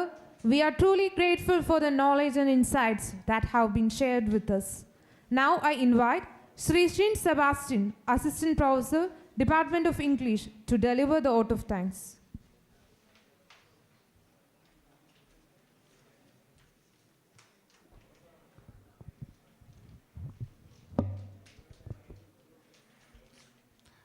Good afternoon, esteemed resource persons, Reverend Dr. Roy, respected Principal Dr. Joy Jacob, participants and students. I have a deep sense of appreciation and honor as I stand before you today. We have just completed an absolutely amazing presentation on social implications of Chat GPT and its general traits by our esteemed resource person, Very Reverend Dr. Roy Joseph Kadipal. On behalf of Mar Augustinus College, Ramapuram, I extend my sincere gratitude and in-depthness for the insightful presentation. Reverend Dr. Roy, you inspired us with your depth of knowledge, a level of professionalism in the area have really increased our comprehension of the topics like human existence, false ego, and the potential dangers of younger generation through the drug abuse and illicit relationship, etc. I thank you, Father, for your igniting thoughts. Next, I thank to all our distinguished participants for being here. Your steadfast support and presence have significantly increased the importance of this event. We are all appreciative for your insightful advice and the time taking to participate. Additionally, I want to thank our event committee and organizers of Mar Augustinus College, Ramapuram, from the bottom of my heart. Your never-ending labor, careful preparation, and attention to detail have to make this possible. Thank you very much. Thank you so much. We don't have an official valedictory session, but before that, I would like some of the participants to come forward and give a feedback of this 2-day seminar. There are some 40 participants who participated from yesterday onwards. If you are willing, you can come here and give a feedback. See, this has been an enlightening session from yesterday onwards. We have been traveling through different dimensions of Chat GPT, its uses, misuses, and other things. I would like to conclude with Descartes' words. Whatever be the innovations, whatever be the technology, Descartes tells, cogito ergo sum. I think, therefore I am. That's the basis of everything. We should think, we should work, and we should create. Of course, all these modern tools came out of the thinking power of someone, and we are just using it. But you should be able to create more tools. That's important. ഇപ്പോൾ ഈ chat G P ടിയെ വെല്ലുന്ന ടൂളുകൾ നമ്മുടെ ഈ സൊസൈറ്റിയിൽ നിന്ന് തന്നെ ഉണ്ടാകണം. ഇത് വിദേശത്തു നിന്ന് വരുന്നൊരു സാധനമായി മാറരുത്. Why can we think about inventing some new modern techniques? അപ്പോൾ നമ്മളെല്ലാവരും ഈ വാട്സാപ്പ് യൂണിവേഴ്സിറ്റിയുടെ സ്റ്റുഡൻസ് ആണല്ലോ അല്ലേ? അതിലപ്പുറം നമുക്കൊന്നും നോളജും ഇല്ല. അതുകൊണ്ട് തന്നെയാണ് അച്ഛൻ പറഞ്ഞ കാര്യങ്ങൾ, ഈ സാമൂഹിക പ്രതിബദ്ധതയും ഇംപ്ലിക്കേഷൻസും വളരെ ഇമ്പോർട്ടൻ്റ് ആണ്. അച്ഛൻ ഫ്രീഡത്തിൻ്റെ കാര്യം പറഞ്ഞു. ഇത് പലപ്പോഴും പ്രിൻസിപ്പൾമാരെ എക്സ്പീരിയൻസ് ചെയ്യുന്നൊരു ക്വസ്റ്റ്യനാണ്, അതൊരു പ്രോബ്ലമാണ്. അവിടെ ഫ്രീഡം ഉണ്ട്, ഇവിടെ ഫ്രീഡം ഇല്ല. അവിടെ നിന്ന് വരുമ്പോൾ അച്ഛൻ പറഞ്ഞ പോലെ അത് നരകമാണ്, ഇത് സ്വർഗമാണ്. അപ്പോൾ എൻ്റെ മുന്നിൽ ഇതുപോലെയുള്ള എക്സാമ്പിൾസൊക്കെ ഒത്തിരിയുണ്ട്. കഴിഞ്ഞ ദിവസം അഡ്മിഷൻ എടുക്കാൻ 2 കുട്ടികൾ, ഒരു അമ്മ ഉൾപ്പെടെ ഓഫീസിലേക്ക് കയറി വന്നു. ഒരാളുടെ തലമുടി ഇത്രയുണ്ട്, ആൺകുട്ടിയാണോ പെൺകുട്ടിയല്ലോ കേട്ടോ, കൂട്ടത്തിലൊരു പയ്യനും കൂടിയുണ്ട്. അപ്പോൾ ഞാൻ ഓർത്തു ഈ പയ്യൻ അനിയനെ ചേർക്കാൻ വന്നതാണ്. അപ്പോൾ അവിടെ ചെന്നപ്പോൾ എന്തിനാണ് വന്നതെന്ന് ചോദിച്ചു. ഞാൻ അഡ്മിഷൻ എടുക്കാൻ വന്നതെന്ന് പറഞ്ഞു. അപ്പോൾ ഞാൻ അഡ്മിഷൻ എടുക്കാമെന്ന് പറഞ്ഞാണ് ഈ കോലത്തിൽ ഈ തലമുടി വെച്ചുകൊണ്ട് ഈ കോളേജിൽ അഡ്മിഷൻ ഇല്ല, ഇവിടെയുള്ള പിള്ളേർക്കറിയാം. അതെന്നാ തലമുടി നീട്ടിയാൽ എന്നാ കുഴപ്പം? ഞാൻ തലമുടിയൊന്നും വെട്ടാൻ പോകുന്നില്ല. സാറ് എന്നെ തലമുടി വെട്ടിക്കുക, സാറിനെ വിളിച്ചോളൂ, തനിക്ക് എന്നാ സൂക്കേടെന്ന് ചോദിച്ചില്ല കേട്ടോ ഭാഗ്യത്തിന്. ചിലർ അതാണ് ചോദിച്ചാണ്. ഞാൻ പറഞ്ഞു അത് തറക്കുകയല്ല, ഇവിടെ ഒരു സിസ്റ്റമുണ്ട്, ഒരു കോഡ് ഓഫ് കോണ്ടക്റ്റ് ഉണ്ട്, അത് തലമുടി വെട്ടണം. ഞാൻ തന്നെ ഒന്നും ചെയ്യാനും പോകുന്നില്ല, ഇവിടെ അഡ്മിഷൻ തരാൻ പറ്റത്തില്ലെന്ന് മാത്രം. അപ്പം കൂടുതൽ നിന്ന അമ്മ, അവിടെയാണ് സർപ്രൈസിങ്. സാറേ ഇത് കെട്ടിക്കൊണ്ട് വന്നാൽ വല്ല കുഴപ്പമുണ്ടോ? കെട്ടിയാൽ മതിയോ? ഞാൻ അമ്മയോട് ഇതേ മറുപടി പറഞ്ഞുള്ളൂ. ഒരു കാര്യം ചെയ്തോ, വളരെ എളുപ്പമുണ്ട്, ഒരു ചുരിദാറും കൂടെ മേടിച്ച് കൊടുത്തേക്കാൻ പറഞ്ഞു. എന്നാൽ ഓക്കെ ആണല്ലോ, ഞാൻ പറഞ്ഞിട്ടുള്ളതാണ്. അപ്പോൾ നിങ്ങളറിയണം, ഈ കഴിഞ്ഞ വെള്ളിയാഴ്ചയോ എങ്ങനെ നടന്നതാണ്. ഈ ഒരു 2 ദിവസം സെമിനാർ വളരെ ഫ്രൂട്ട്ഫുള്ളായിട്ട് നടന്നു. But we were handicapped by 2 public holidays. ഈ പബ്ലിക് ഹോളിഡേയ്സിൻ്റെ ഇടയ്ക്ക് കഴിഞ്ഞ ബുധനാഴ്ച മുതൽ അടുത്ത ചൊവ്വാഴ്ച വരെ മിക്കവാറും എല്ലാവർക്കും അവധിയാണ്. അപ്പോൾ അതിൻ്റെ ഇടയ്ക്ക് ടീച്ചേഴ്സും സ്റ്റുഡൻസും ഒക്കെ വരുന്നത് വളരെ എക്സ്ട്രാ എഫർട്ട് എടുത്തിട്ടാണ്. ബുധനാഴ്ചയും വ്യാഴാഴ്ചയും അവധിയായിരുന്നു, ഇന്നൊരു വർക്കിംഗ് ഡേ ആണ്. Most of the students absented themselves. കാരണം Saturday, Sunday and Monday Christian സ്ഥാപനങ്ങളിലൊക്കെ മൺഡേയും കൂടെ അവധിയാണ്. ജൂലൈ 3 സെൻറ്റ് തോമസ് ഡേ ആണ്. എന്നിട്ടും ആ ഓവർകം ചെയ്തുകൊണ്ട് ഒത്തിരി ബുദ്ധിമുട്ട് സഹിച്ച് ഇവിടെ വന്ന ഒത്തിരി പേരുണ്ട്. അവർക്ക് എല്ലാവർക്കും എൻ്റെയും മാർ അഗസ്റ്റിനോസ് കോളേജിൻ്റെ പേരിൽ ഒത്തിരിയധികം നന്ദി അറിയിക്കുകയാണ്. ഈ പ്രോഗ്രാമിൻ്റെ ഒറിജിനേറ്റർ സത്യത്തിൽ ഫാദർ ജോബ് കോഴാന്തരമാണ്. ഫാദർ ജോബ് കോഴാന്തരവുമായിട്ട് എനിക്ക് ദേവമാതാ കോളേജ് മുതലുള്ള പരിചയമാണ്. അന്നും ഞാൻ ഈ സയൻസ് ആൻഡ് റിലിജിയൻ്റെ സെമിനാർ വർഷം തോറും അവിടെ നടത്തുമായിരുന്നു. പിന്നെ I lost contact with him. Accidentally, I met him here for a program and I asked him, are you still with the science and religion? He said, yes. So, don't you allow us to conduct a program? He said, okay. And his initiative and his inspiration that prompted me to conduct such a seminar here. ഇന്നലെ വന്ന് class എടുക്കാൻ വന്ന Siju sir പറഞ്ഞു, ഒരുപക്ഷെ കേരളത്തിലെ ആദ്യമായിട്ട് chat GPT പറ്റി ഒരു ഇൻ്റർ കോളേജിൽ സെമിനാർ നടത്തിയത് നമ്മുടെ കോളേജാണ്, മാർ അഗസ്റ്റിനോസ് കോളേജാണ്. കാരണം ഒരു കോളേജിൽ നടത്തിയിട്ടില്ല. കാരണം ഇതൊരു ഡെവലപ്പിംഗ് ടോപ്പിക്കാണ്. I expected more participants. ഞാൻ പറഞ്ഞല്ലോ, ഈ ഒരു ഹോളിഡേയ്സിൻ്റെ പ്രശ്നം കൊണ്ടാണ് പലപ്പോഴും വരാതിരുന്നത്. എന്നിരുന്നാലും I think it was useful to the participants and to the students of Mar Agustinus College. Now I wish someone of, ഞാനിവിടെ നിന്ന് പ്രസംഗിച്ചിട്ട് കാര്യമില്ല, ആരെങ്കിലും ഒരു 2 പേര്, നമുക്ക് അധിക സമയമില്ല, 3:30 ഒരു 5 മിനിറ്റ് കൊണ്ട് നമുക്ക് വൈൻഡപ്പ് ചെയ്യാം, ഒരു ഈ ഹോൾ സെമിനാറിനെ പറ്റി ഒരു അവലോകനം നടത്തുന്നത് നല്ലതായിരിക്കും. Can you? You are ready, I think. Yes, please. Yeah, please come. Or sir?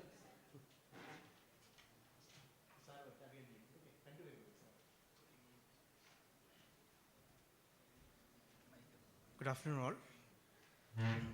Shall I speak in Malayalam? Yeah. Okay. സത്യത്തിൽ ഞാൻ ഇവിടെ വന്നത് ബേസിക്കലി ചാറ്റ് GPT പറ്റി പഠിക്കാൻ വേണ്ടിയിട്ടല്ലായിരുന്നു. I am an alumni of this college and I was one among the second batch electronics students from this college. അപ്പോൾ എപ്പോൾ എവിടെ ഒരു ചാൻസ് കിട്ടിയാലും ഞാൻ ഈ കോളേജിൽ വരാൻ കിട്ടുന്നൊരു ചാൻസ് ഒരിക്കലും കളയാറില്ലായിരുന്നു. അപ്പം എൻ്റെ വൈഫ് ഇവിടെ എക്സ്റ്റേണൽ എക്സാമിനായിട്ട് വരുമ്പോഴും ആണെങ്കിൽ പോലും അവരുടെ കൂടെ വരണം, കുറച്ച് സമയം ഇവിടെ സ്പെൻഡ് ചെയ്യാനും എല്ലാം ഞാൻ ഉപയോഗിക്കാറുണ്ടായിരുന്നു. ഇപ്പം അങ്ങനെ ഒരു പ്രതീക്ഷയിൽ തന്നെയാണ് ഞാൻ വന്നത്.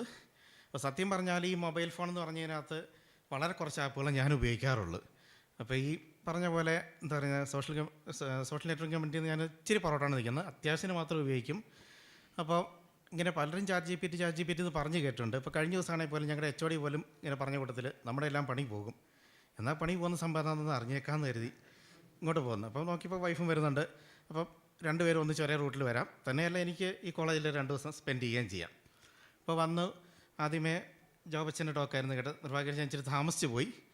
അപ്പോൾ ശരിക്കും പറഞ്ഞാൽ എനിക്ക് ആ ടോക്കിനേക്കാളും ഉപരി അവിടെ അച്ഛൻ അവസാനം പറഞ്ഞ അച്ഛൻ്റെ ഏജും ആ ഒരു എനർജിയും എല്ലാം കൂടെ വന്നപ്പോൾ ആക്ച്വലി തുടക്കത്തിൽ സ്ലൈഡ് കണ്ടപ്പോൾ ഇച്ചിരി കൺജസ്റ്റഡായിട്ട് തോന്നിയെങ്കിലും അച്ഛൻ്റെ ആ ഒരു ഡൈനമിക് പെർഫോമൻസ് എല്ലാം കണ്ടപ്പോഴത്തേനും പിന്നെ ഓരോ വേർഡ്സ് ഞാൻ ശ്രദ്ധിച്ചിരുന്നു. എന്ന് വെച്ചാൽ actually he gave an overall idea about what is it. അത് കഴിഞ്ഞ് നിർഭാഗ്യം വെച്ചാൽ ഉച്ച കഴിഞ്ഞൊരു ചെറിയ ഹോസ്പിറ്റൽ എമർജൻസി വന്ന് ഞങ്ങൾക്ക് 2 പേർക്കും പോകേണ്ടി വന്നു. അപ്പോൾ ഇന്ന് രാവിലെ ആണെങ്കിലും ഒരു സബ്ജക്റ്റിൻ്റെ വാല്യുവേഷൻ ഞാൻ ചീഫായിരുന്നു, അപ്പോൾ അതിൻ്റെ തുടങ്ങി വയ്ക്കേണ്ടത്. അപ്പം ഫസ്റ്റ് രാവിലെ ഉണ്ടായിരുന്ന ബാബു സാറിൻ്റെ ടോക്കിൻ്റെ ഒരു മജോറിറ്റി എനിക്ക് മിസ്സായി. ഉച്ച കഴിഞ്ഞ് അച്ഛൻ്റെ ടോക്കിൽ വന്നപ്പോഴും അത് ഞാൻ നോക്കിയപ്പോൾ ഒരു ഒരു വേർഡ് ഡോക്യുമെൻ്റ് ഇങ്ങനെ കാണും. അപ്പോൾ തുടക്കത്തിൽ തന്നെ സ്വാഭാവികമായിട്ടും ഐ ഫീൽ സംതിങ് സത്യമായിട്ട് പറയുകയാണ്. പക്ഷേ തുടങ്ങിക്കഴിഞ്ഞൊരു സത്യം പറയണൊരു 2 മിനിറ്റ് ഞാനൊന്ന് ഉറങ്ങിപ്പോയി. പക്ഷേ അച്ഛൻ്റെ സൗണ്ട് വന്നു കഴിഞ്ഞപ്പോൾ പിന്നെ ഉറക്കമെന്ന് പറഞ്ഞൊരു സംഭവം വന്നില്ല. എന്ന് വെച്ചാൽ അച്ഛൻ പറഞ്ഞ പോലെ തന്നെ വാട്ട്സ് ചാറ്റ് GPT എന്നല്ല, ശരിക്കും what's this impact on society, അതിനെപ്പറ്റി അച്ഛൻ നല്ലൊരു ശരിക്കും നമ്മളൊരു ഇൻട്രാക്റ്റീവ് സെക്ഷൻ എന്താണ് അതുപോലൊരു കവറേജാണ് അച്ഛൻ ഇവിടെ തന്നത്. പിന്നെ ഇതിനിടയ്ക്ക് കിട്ടിയ സമയത്ത് ഞാൻ എൻ്റെ ഉച്ചയ്ക്ക് 5 ബ്രേക്കിന് എൻ്റെ പഴയ ക്ലാസ് റൂമിൽ പോയി ഒരു 5 മിനിറ്റ് എടുക്കുകയും വൈഫിന് 2 ഫോട്ടോ എടുപ്പിക്കുകയും ചെയ്തു. Anyway it's really a very great experience for me. Thank you all.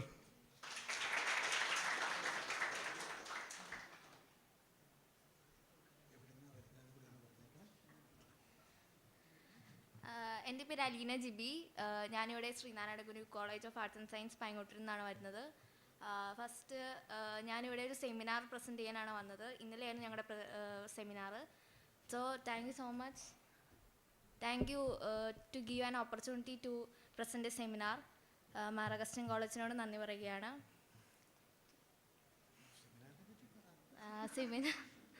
ഞാനിവിടെ എയർ ഇൻ എഡ്യൂക്കേഷനാണ് ചെയ്തത്. എൻ്റെ കൂടെ എൻ്റെ ടീച്ചേഴ്സും പിന്നെ എൻ്റെ കൊളീഗ്സും ഒക്കെ ഉണ്ട്, എൻ്റെ കൂട്ടുകാരും ഉണ്ട്. അപ്പോൾ ഒരുപാട് നന്ദിയുണ്ട്. ആർക്കെങ്കിലും പറയാനുണ്ടോ?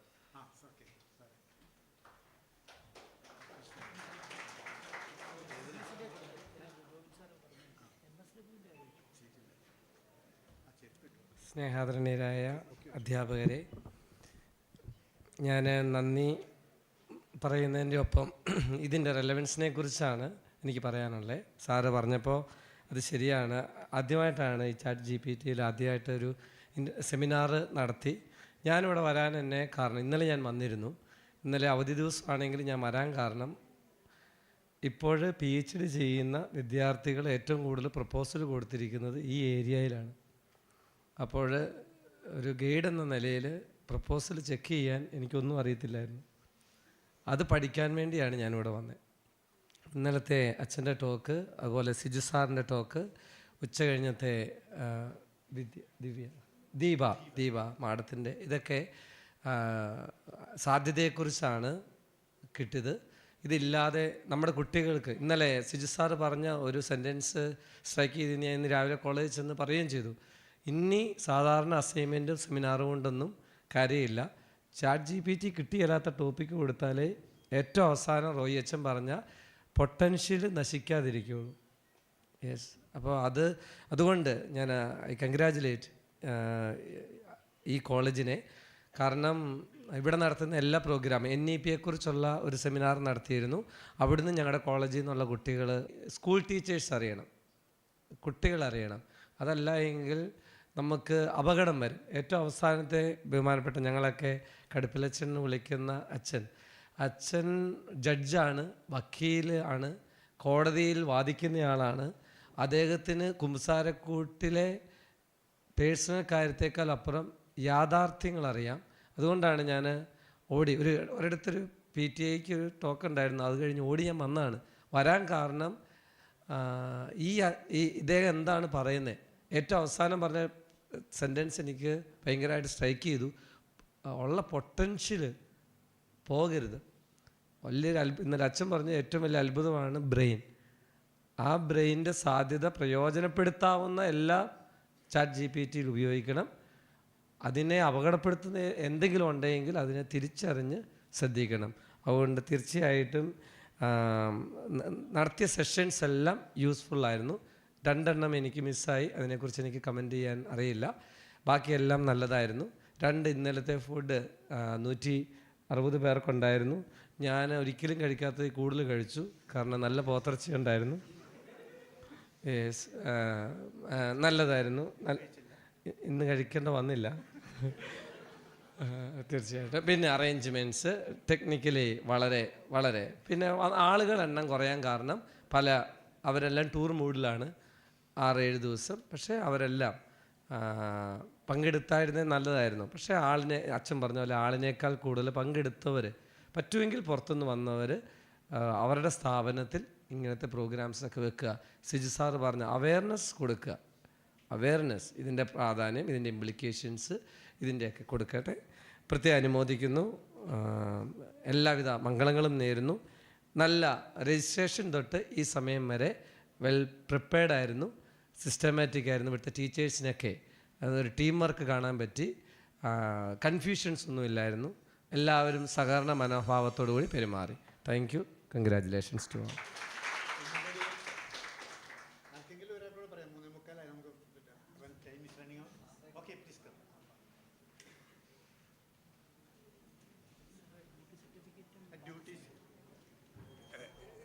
ഡ്യൂട്ടി സർട്ടിഫിക്കറ്റും ഔട്ട്സൈഡ് ഉണ്ട്. അത് വാങ്ങിച്ചുകൊണ്ട് പോവുക. കാപ്പിയുണ്ട്, അത് കുടിക്കാതെ പോകരുതെല്ലാം മിച്ചം വരും.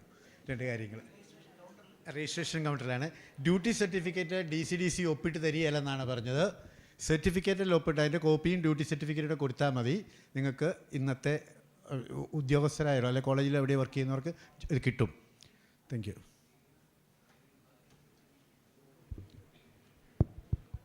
Good evening all.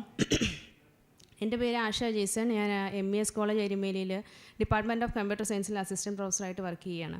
അപ്പോൾ ഞാൻ ഏതാണ്ട് ഒരു 14 വർഷക്കാലത്തോളമായിട്ട് I'm not a stranger to this college അതിനോ ഒരു 14 വർഷക്കാലമായിട്ട് ഞാൻ എല്ലാ വർഷവും എന്നുള്ള രീതിയിൽ ഇവിടെ എക്സ്റ്റേണൽ എക്സാമിനായിട്ട് വരാറുണ്ട്. അപ്പോൾ വരുന്നതിനൊപ്പം തന്നെ എന്തെങ്കിലും കാര്യം കണ്ടെത്തി ആദ്യം സംസാരിച്ച വ്യക്തി എന്നോടൊപ്പം കൂടാറുണ്ട്. Because he is an alumni of this college. അപ്പോൾ somehow he'll manage to come over here and met his friends like എന്തായിരുന്നു കഴിഞ്ഞാലും ഇപ്രാവശ്യവും അതുപോലെ തന്നെയാണ്. പുള്ളി തുടങ്ങിയതുപോലെ തന്നെ ചാറ്റ് GPT യെക്കുറിച്ച് വലിയ അറിവൊന്നും ഉണ്ടായിട്ട് വന്നതൊന്നുമല്ല. പക്ഷേ ഞങ്ങളുടെ മകൾ ചാറ്റ് GPT എല്ലാ കാര്യങ്ങളും പറഞ്ഞു തരും. പുള്ളിക്കാരി വളരെ ഇൻട്രസ്റ്റഡ് ആണ് റോബോട്ടിക്സിലൊക്കെ. അപ്പം 10th സ്റ്റാൻഡേർഡിലാണ് പഠിക്കുന്നത്. അപ്പോൾ കുറേ കാര്യങ്ങൾ വളരെ കൃത്യതയോട് പറഞ്ഞു തന്നപ്പോഴേക്കും ഞാൻ കമ്പ്യൂട്ടർ സയൻസ് ഫീൽഡിലുള്ള ആളാണെങ്കിലും ജസ്റ്റ് ഇങ്ങനെ CSUGയിൽ പാലാ സോണിൽ ഇങ്ങനെ ഒരു മെസ്സേജ് വന്നു, Ramapuram college is conducting seminar on chat GPT. Chat GPTയെക്കുറിച്ച് സെമിനാറോ, അതെന്താണ്? അപ്പം എന്താ നമുക്കറിയാം it is going to dear നമ്മളെ തന്നെ വിഴുങ്ങാനിരിക്കുന്ന കാര്യങ്ങളാണെന്നൊക്കെ അറിയാം. അപ്പോൾ ഇനി സെമിനാർ അവരെന്തിനായിരിക്കും കണ്ടക്ട് ചെയ്യണമെന്ന് എനിക്ക് ആ ടോപ്പിക്ക് കിട്ടിയില്ലായിരുന്നു. അത് കഴിഞ്ഞിട്ടാണ് ഞാൻ ഇതിൻ്റെ ഷെഡ്യൂൾ കാണുന്നത്. സെഷൻസ് കണ്ടു കഴിഞ്ഞപ്പം അതിൻ്റെ ഹെഡിങ്സ് കണ്ടു കഴിഞ്ഞപ്പം 2 അച്ഛന്മാരാണ്. And this is the first time I hearing speech of fathers. അപ്പോൾ എനിക്ക് മനസ്സിലായി ശരിക്കും എന്താ ബാക്കിയുള്ളവർ സംസാരിക്കുന്നതിനേക്കാളും വളരെ വൈബ്രൻ്റ് ആയിട്ട് at the age of 78 sir Job ഫാദറിൻ്റെ ടോക്ക് സഹിക്കാൻ പറ്റത്തില്ല, അതുപോലെയായിരുന്നു. അപ്പോൾ ഞാൻ വിചാരിച്ചു അത് ഓവറായി. Today too. Unfortunately, we missed 2 sessions because of some medical emergency. We missed 2 sessions.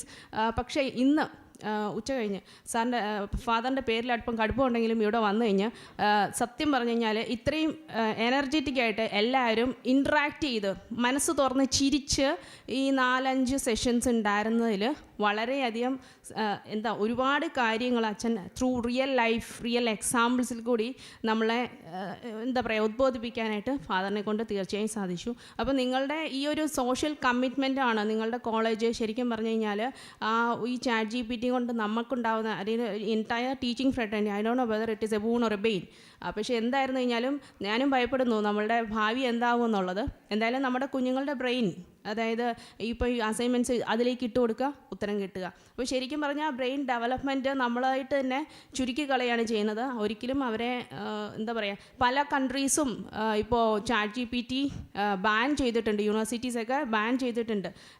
ഇപ്പോൾ ഈ സാർ പറഞ്ഞ പോലെ എങ്ങനെയാണ് എൻ്റെ പ്രപ്പോസൽസ് തന്നത് ഞാനിപ്പോൾ ചാറ്റ് GPTയിൽ നോക്കുകയാണെന്ന് സാറ് പറഞ്ഞു. ശരിയാണ്, എന്ത് സാധനം ചോദിച്ചു കഴിഞ്ഞാലും കിട്ടും. അതുപോലെ തന്നെയാണ് ഇപ്പോൾ ആർട്ടിസ്റ്റുകളുടെ കേസിൽ ഐ എം ആൻ ആർട്ടിസ്റ്റ്. അപ്പം അതുപോലെ തന്നെയാണ് എന്ത് സാധനം ഒരു സീനറി വരയ്ക്കണം എന്നുണ്ടെങ്കിൽ ഒരു വീഡിയോ എഡിറ്റ് ചെയ്യണമെങ്കിൽ കഴിഞ്ഞ ദിവസത്തെ തന്നെ സ്കാനിൽ നമുക്കറിയാം മമ്മൂട്ടി മോഹൻലാലെ വെച്ച് കഴിഞ്ഞു. അപ്പോൾ ഒത്തിരി കാര്യങ്ങളുണ്ട് ഇതിൻ്റെ അകത്ത് പറയാനായിട്ട്. അപ്പോൾ എന്തായിരുന്നു കഴിഞ്ഞാലും ഇതുപോലെ ഒരു ഓപ്പർച്യൂണിറ്റി ഞങ്ങൾക്ക് എല്ലാവർക്കും തന്ന MA കോളേജ് രാമപുരത്തിൻ്റെ മാനേജ്മെൻറ്റിന് വലിയൊരു നന്ദി അർപ്പിക്കുന്നു. ഒപ്പം തന്നെ ഞാൻ പറയുന്ന വേറൊരു കാര്യം എന്ന് വെച്ച് കഴിഞ്ഞാൽ നിങ്ങൾ നാക്കിന് പോവുകയാണ്. അപ്പം നിങ്ങളുടെ ഇവിടെയുള്ള സപ്പോർട്ട് കണ്ടിട്ട് സത്യം പറഞ്ഞാൽ ഐ ഫീൽ ജലസി. നിങ്ങളുടെ മാനേജ്മെൻറ്റ് തരുന്ന സപ്പോർട്ട്, നിങ്ങളുടെ സ്റ്റുഡൻസ് തരുന്ന support, I feel jealousy and wish you all good success to get a very good accreditation grade towards your NAC. Thank you. Those who have missed the sessions, don't worry. It's uploaded in Maragastino School YouTube. So you can, you got it. So you can go and watch the YouTube and get the sessions. Now I invite Father Job Kodandaram for the concluding remarks.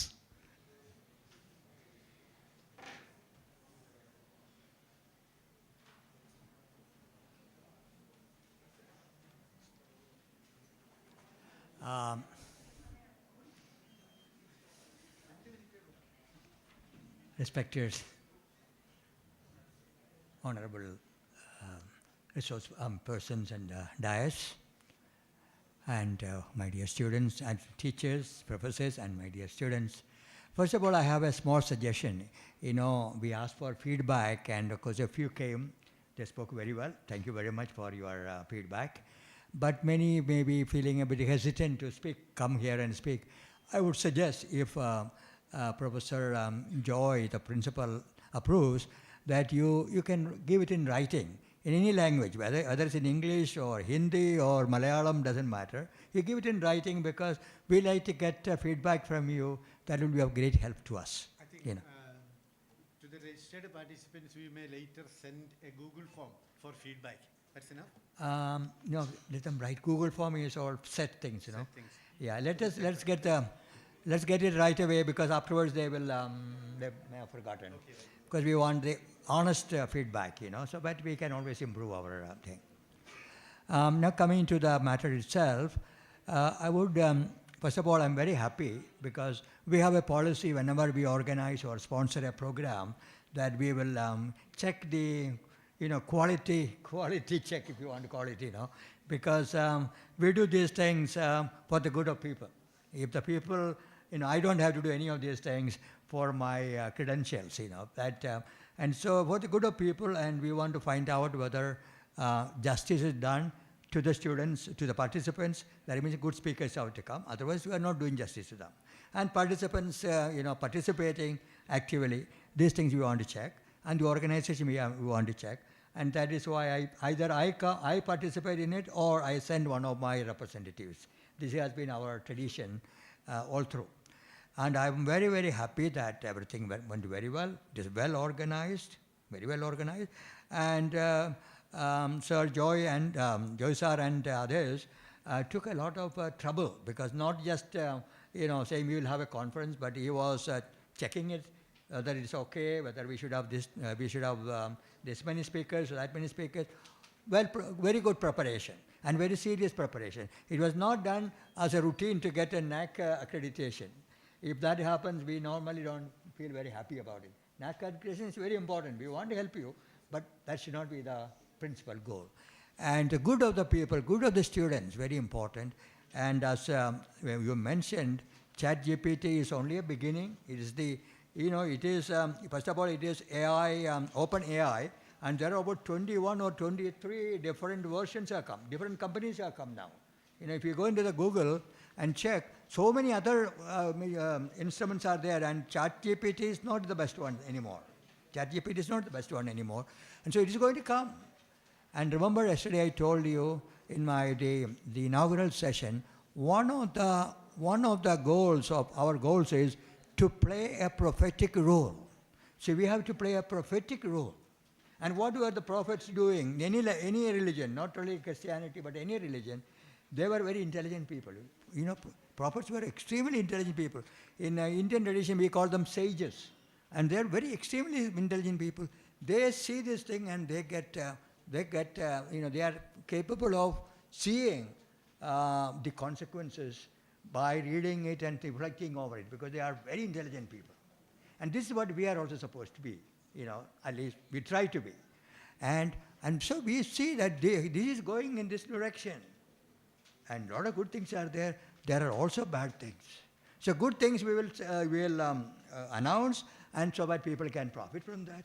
And the bad things or not so good things, we will also warn people about. For instance, now Father was mentioning about unemployment.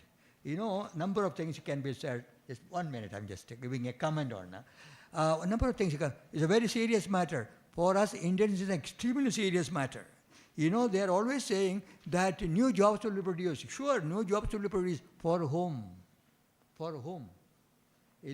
That when these things come, new jobs will be produced for people who are already computer savvy, or people who are already well educated. What about the poor people? 400 million Indians are below poverty line. And they will not get a chance to come and study in the Augustino's College or any of these places. They won't even get a chance to study in the primary school. They also have to be taken along with us, you see. And they are going to lose a lot of jobs. They will not get any jobs, because all these jobs which can be done mechanically, lifting a mud, this and that, all will be taken over by AI. AI will be guiding it, and then, by machineries. And they all will go out of business. Let me give one simple example. Not so much here. You go to a town, cities now, lots and lots of people are employed as security guards.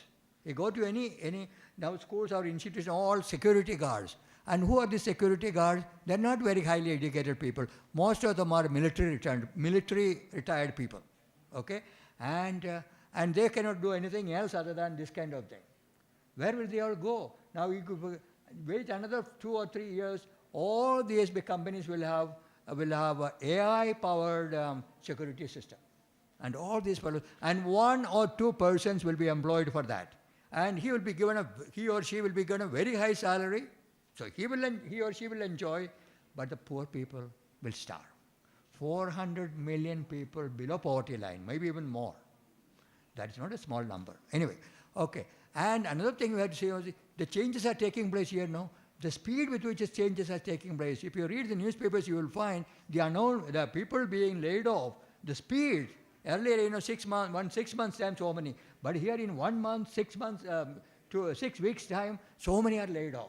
The speed with which this is all changing is very high. So all these things have to be taken into account. So what is going to happen is the rich will go richer and richer because they will get very good jobs, and the poor will go down and down.